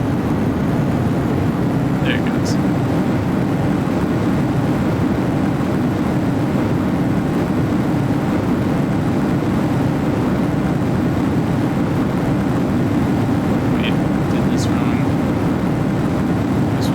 Stage for these guys.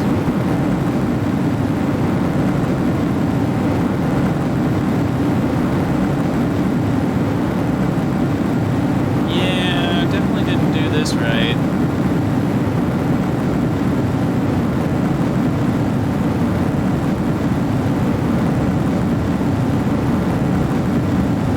The middle one's gonna run out first.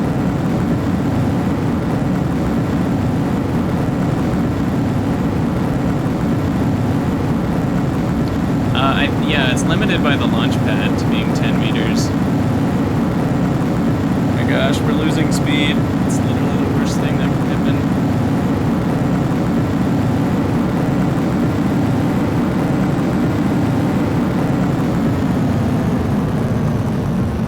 Maybe that was still more speed than what we had before.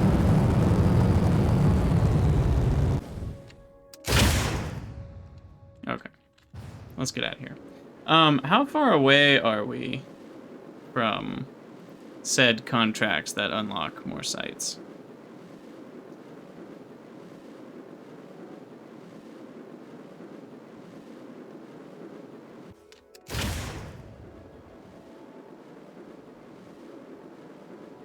Yeah, I don't think this is gonna get us there. We need to improve. We need to improveify things.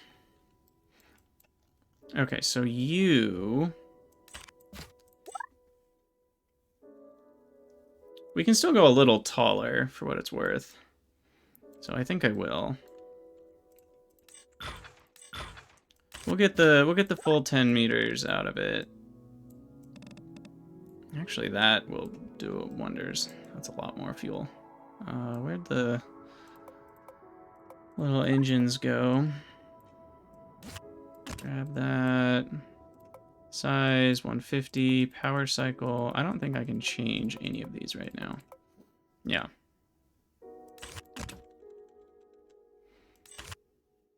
Okay, so 6 provides a starting TWR of 0.92. Which is fine, maybe. No, we'll do a couple more. Yeah, we'll do 3 more like before. Have some fins. This will go on the side. And now the burn time for that is 2.1. Wait, no.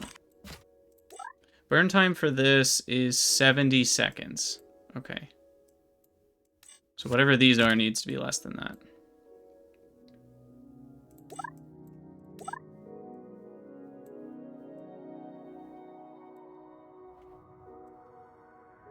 $70 seconds. These are saying 2.1 minutes. But now they're all back together again.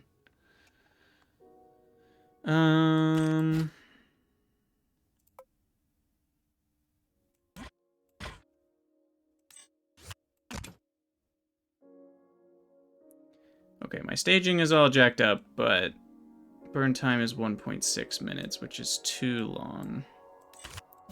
So we need more... more boosters on these. To make the burn time shorter. There we go. And then we need 2 of these.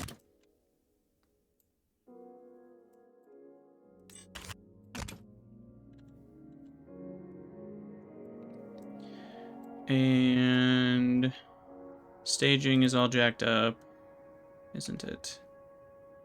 Engines, stage 2 should be engines, but not that one. Not the gnome engine. And not all 3 of those. It should just be the side interstages. Okay. Oh no, we said we wanted all these engines to be there. There we go. And then that one is doing a stupid as well. I screwed something up, but whatever. Okay. There we go. Let's try this out. The big boom. Oh no, now what? Oh, it's just slightly too fat. Come on, buddy. Just get in there. Is that enough? Yep. Just enough. Okay. Lock, heading, speed up, go boom. Wow. That's a lot of goblin motors.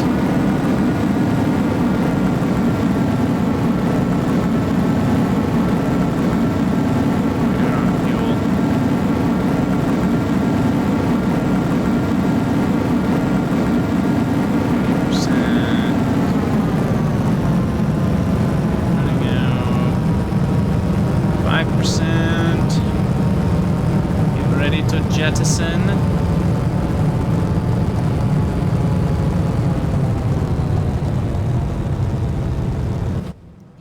Jettison the sides. There we go. This keeps going. Only for like 5 seconds more.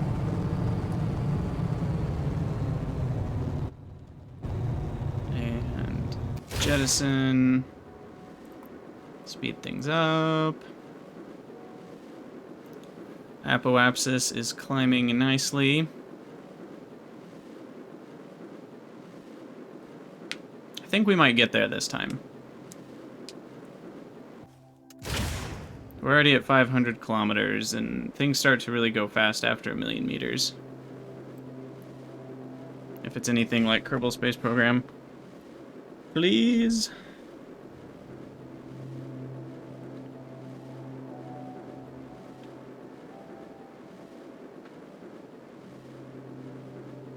I don't know.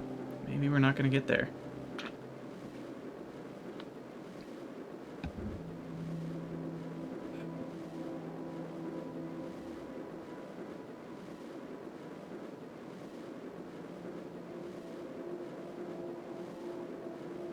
Yeah, we're not going to make it.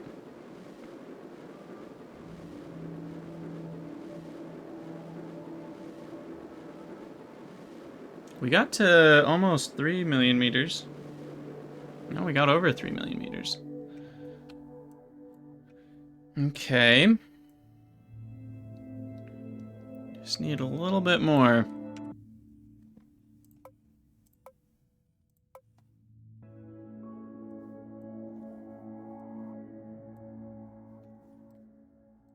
I mean, there's an easy solution here. More boosters.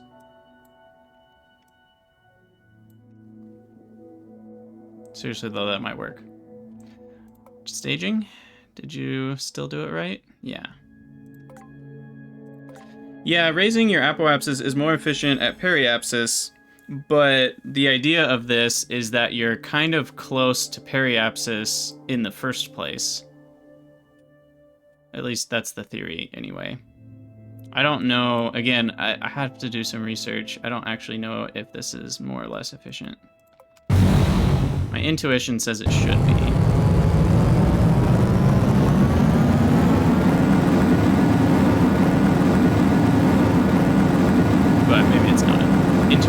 very good at rocket science.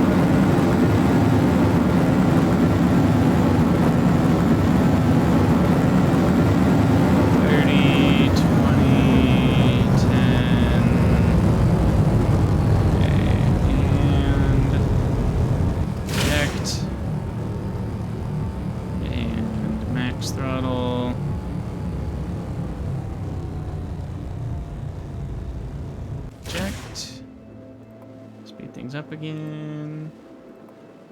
What happened to my heading lock?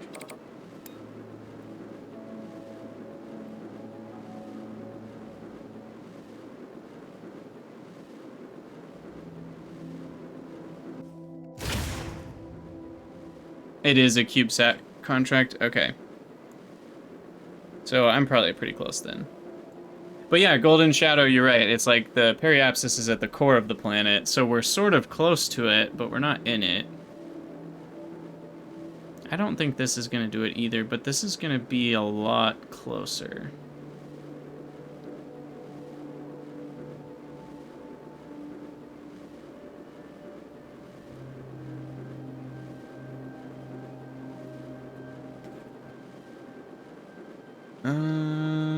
We still have 30% fuel left. Another 1,000 Delta V.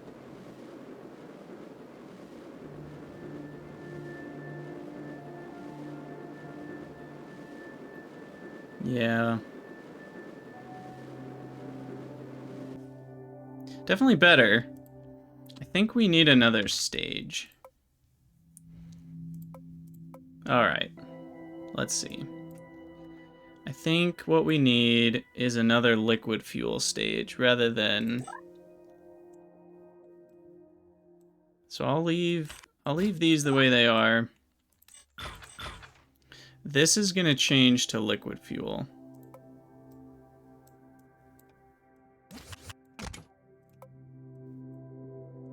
And what does that get us for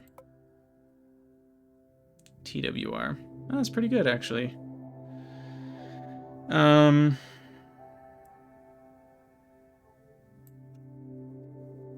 then we want better thrust, slightly longer nozzle, I think, will end up being good for this stage. Gimbaling would save me 30 grand, but I think I probably want a gimbal. And then these guys do their thing.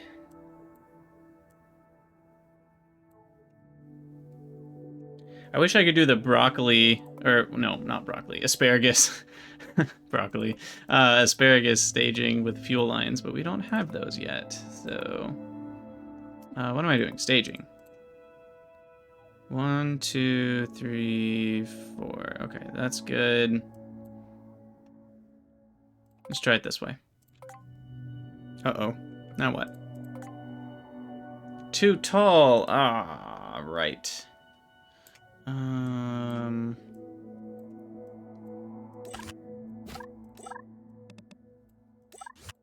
I'll do a tiny bit of clipping there. We're still a meter too tall. Okay.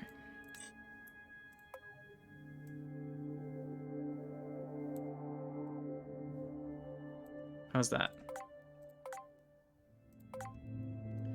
Half a meter too tall. Nose cone a little bit shorter.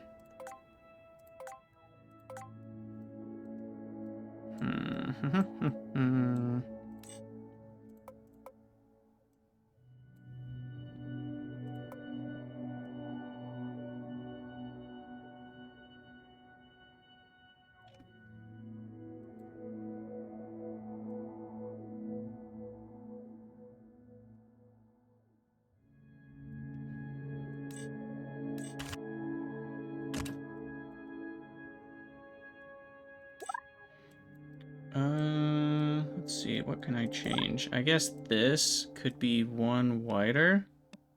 That's gonna mess with my lower stages, though. How close are we? 10.23. I'll just take it off the nose cone. Whatever. That's not going to be very much drag compared to how big the whole thing is. Lock heading, launch, 48 goblin boosters. Oh my gosh.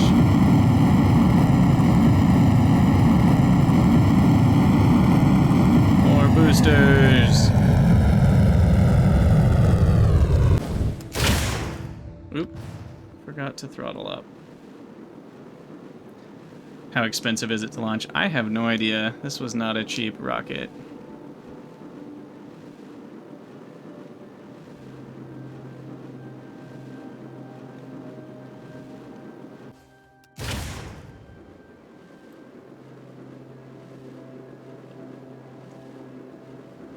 But Apoapsis is doing well so far.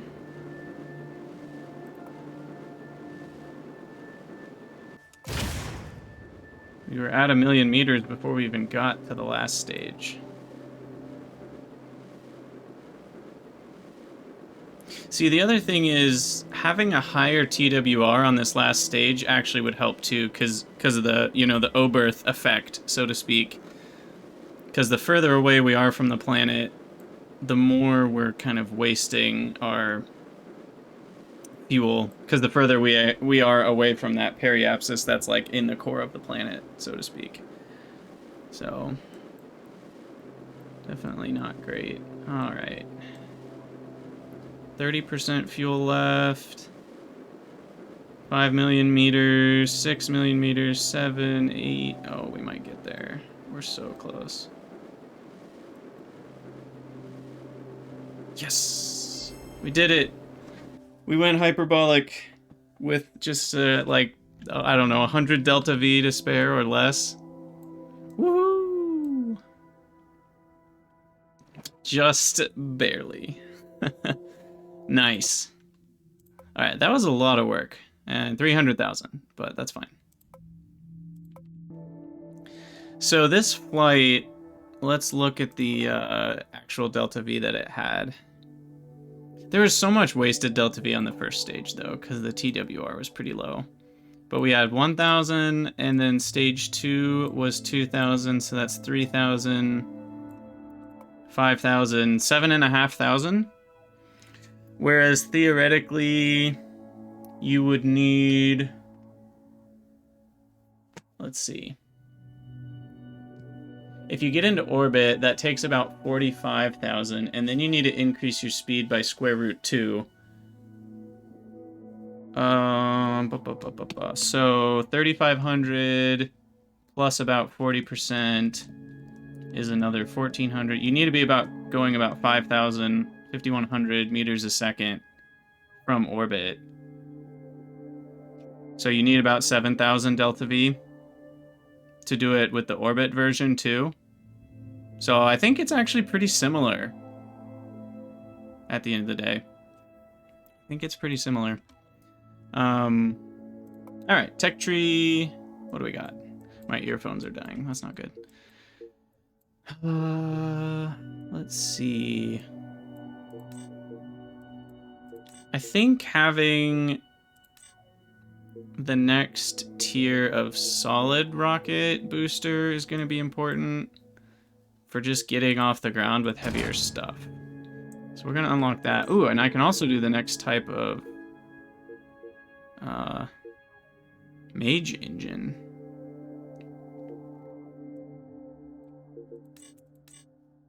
Also, orbit lines would be nice. I think we'll do that one. I guess I could try to get into orbit with this. It's going to be a little trickier. Well, no, I guess it won't, because this has a gimbal. So yeah, let's try it. Let's try it.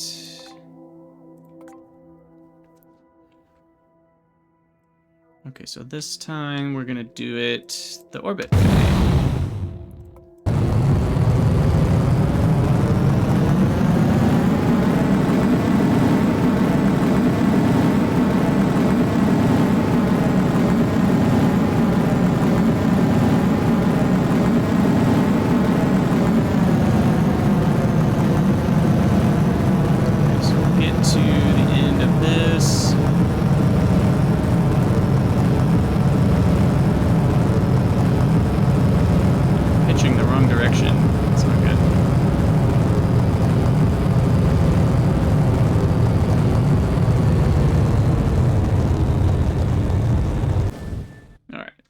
stage.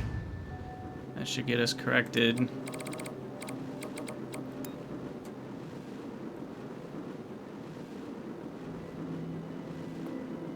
Apoapsis to... Am I going west? No, I'm going east. Okay, we're good. I think I turned around. Yeah, we're good.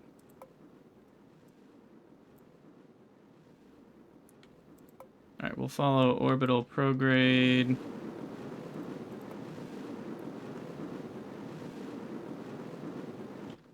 Reduce throttle.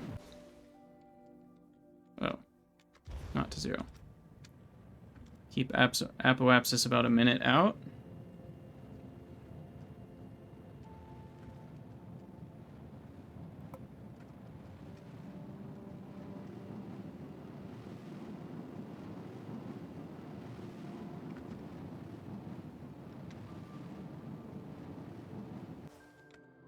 Okay, next stage. Throttle up.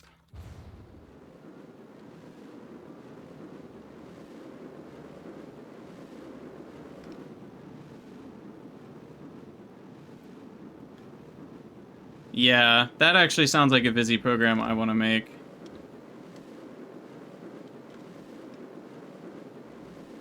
That would be useful.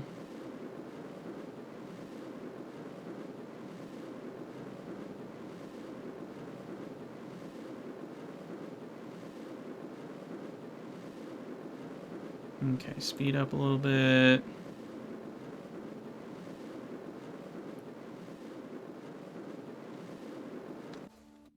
Okay, hold on. We need like a degree or 3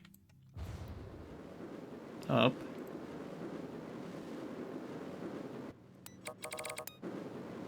Try to cancel out that vertical speed there.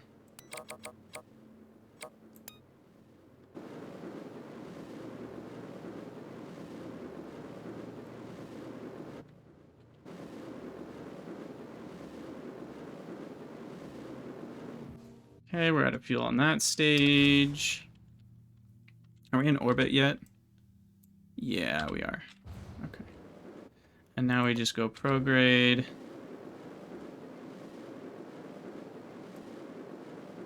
Fast forward. And we are raising our apoapsis quite nicely. It would have been a slightly more effective thing if I waited 1 orbit and we kind of timed our burn to be half and half. But this is fine.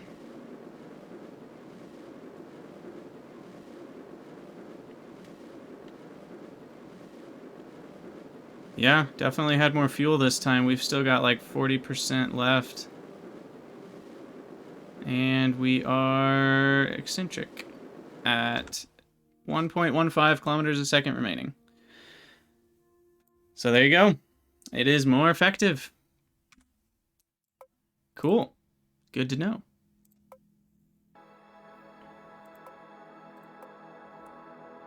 Okay, well, my earphones are dying, and I think I need to be done streaming, but I will stream this game more. Probably tomorrow. I'm having a ton of fun. Might even play more tonight. I don't know. Yeah, gravity losses are real. That's very true. I guess you get into orbit a lot faster than I give it credit for. So if you were to have like a TWR of like 10 or 15, I think it would be better to just go straight up. Because the gravity losses would not be very high because you're just going so fast. I think the issue is how slow all of my burns were put together made the gravity losses very large. But yeah, I'll be streaming this more tomorrow, and for all of you who have been here, thanks so much for joining. This game is a blast. Highly recommend it. I mean, we haven't even done most of the stuff. Like, there's a whole programming language in this game that we haven't even looked into. I don't even know how this works. So yeah, I'm excited to dive into that at some point and go to other planets, land on the moon, all that good stuff. But that will be another day. Thanks for the follow, Golden Shadow. And yeah, Dorian, I mean, the game releasing from early access is always a big deal. And, the reviews on Steam are really good, which helps because if they weren't, I think a lot of people would be hesitant to try it because there already is Kerbal Space Program, but the reviews are quite good. And so I think pretty much all Kerbal Space Program players are going to want to check this game out. And I think a lot of them are going to like it just as much, if not more. I think so far I'm really impressed with what I've seen. There's a few spots where I'm like, it doesn't feel like it can quite do the same things, but it sounds like Vizzy can make up for a lot of those gaps. And this game isn't even modded. Like, I haven't modded my game at all, and there are mods, and, there will be more mods in the future. So it seems like this game has a lot more growing room in front of it. The one thing I will mention, though, is Kerbal Space Program 2 is about to release in early access. And I think it's still probably 3 years away from, being anywhere near feature complete. But depending on how they do with Kerbal Space Program 2, there might be, more competition for, what's this game called? Juno as well. So it'll be interesting to see how KSP 2 can improve upon, their first game and then how that competes with Juno. But yeah, I'm excited for both. Can never have too many games to launch rockets into space with, right? So anyway, I'm going to log out and I will see you guys next time. Thanks for being here. Thanks for all your help too with the stuff I didn't know what to do with.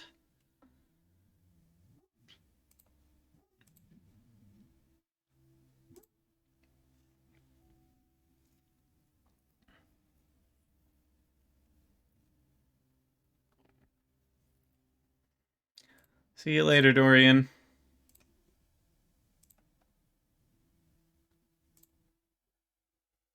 See you later, Golden Shadow.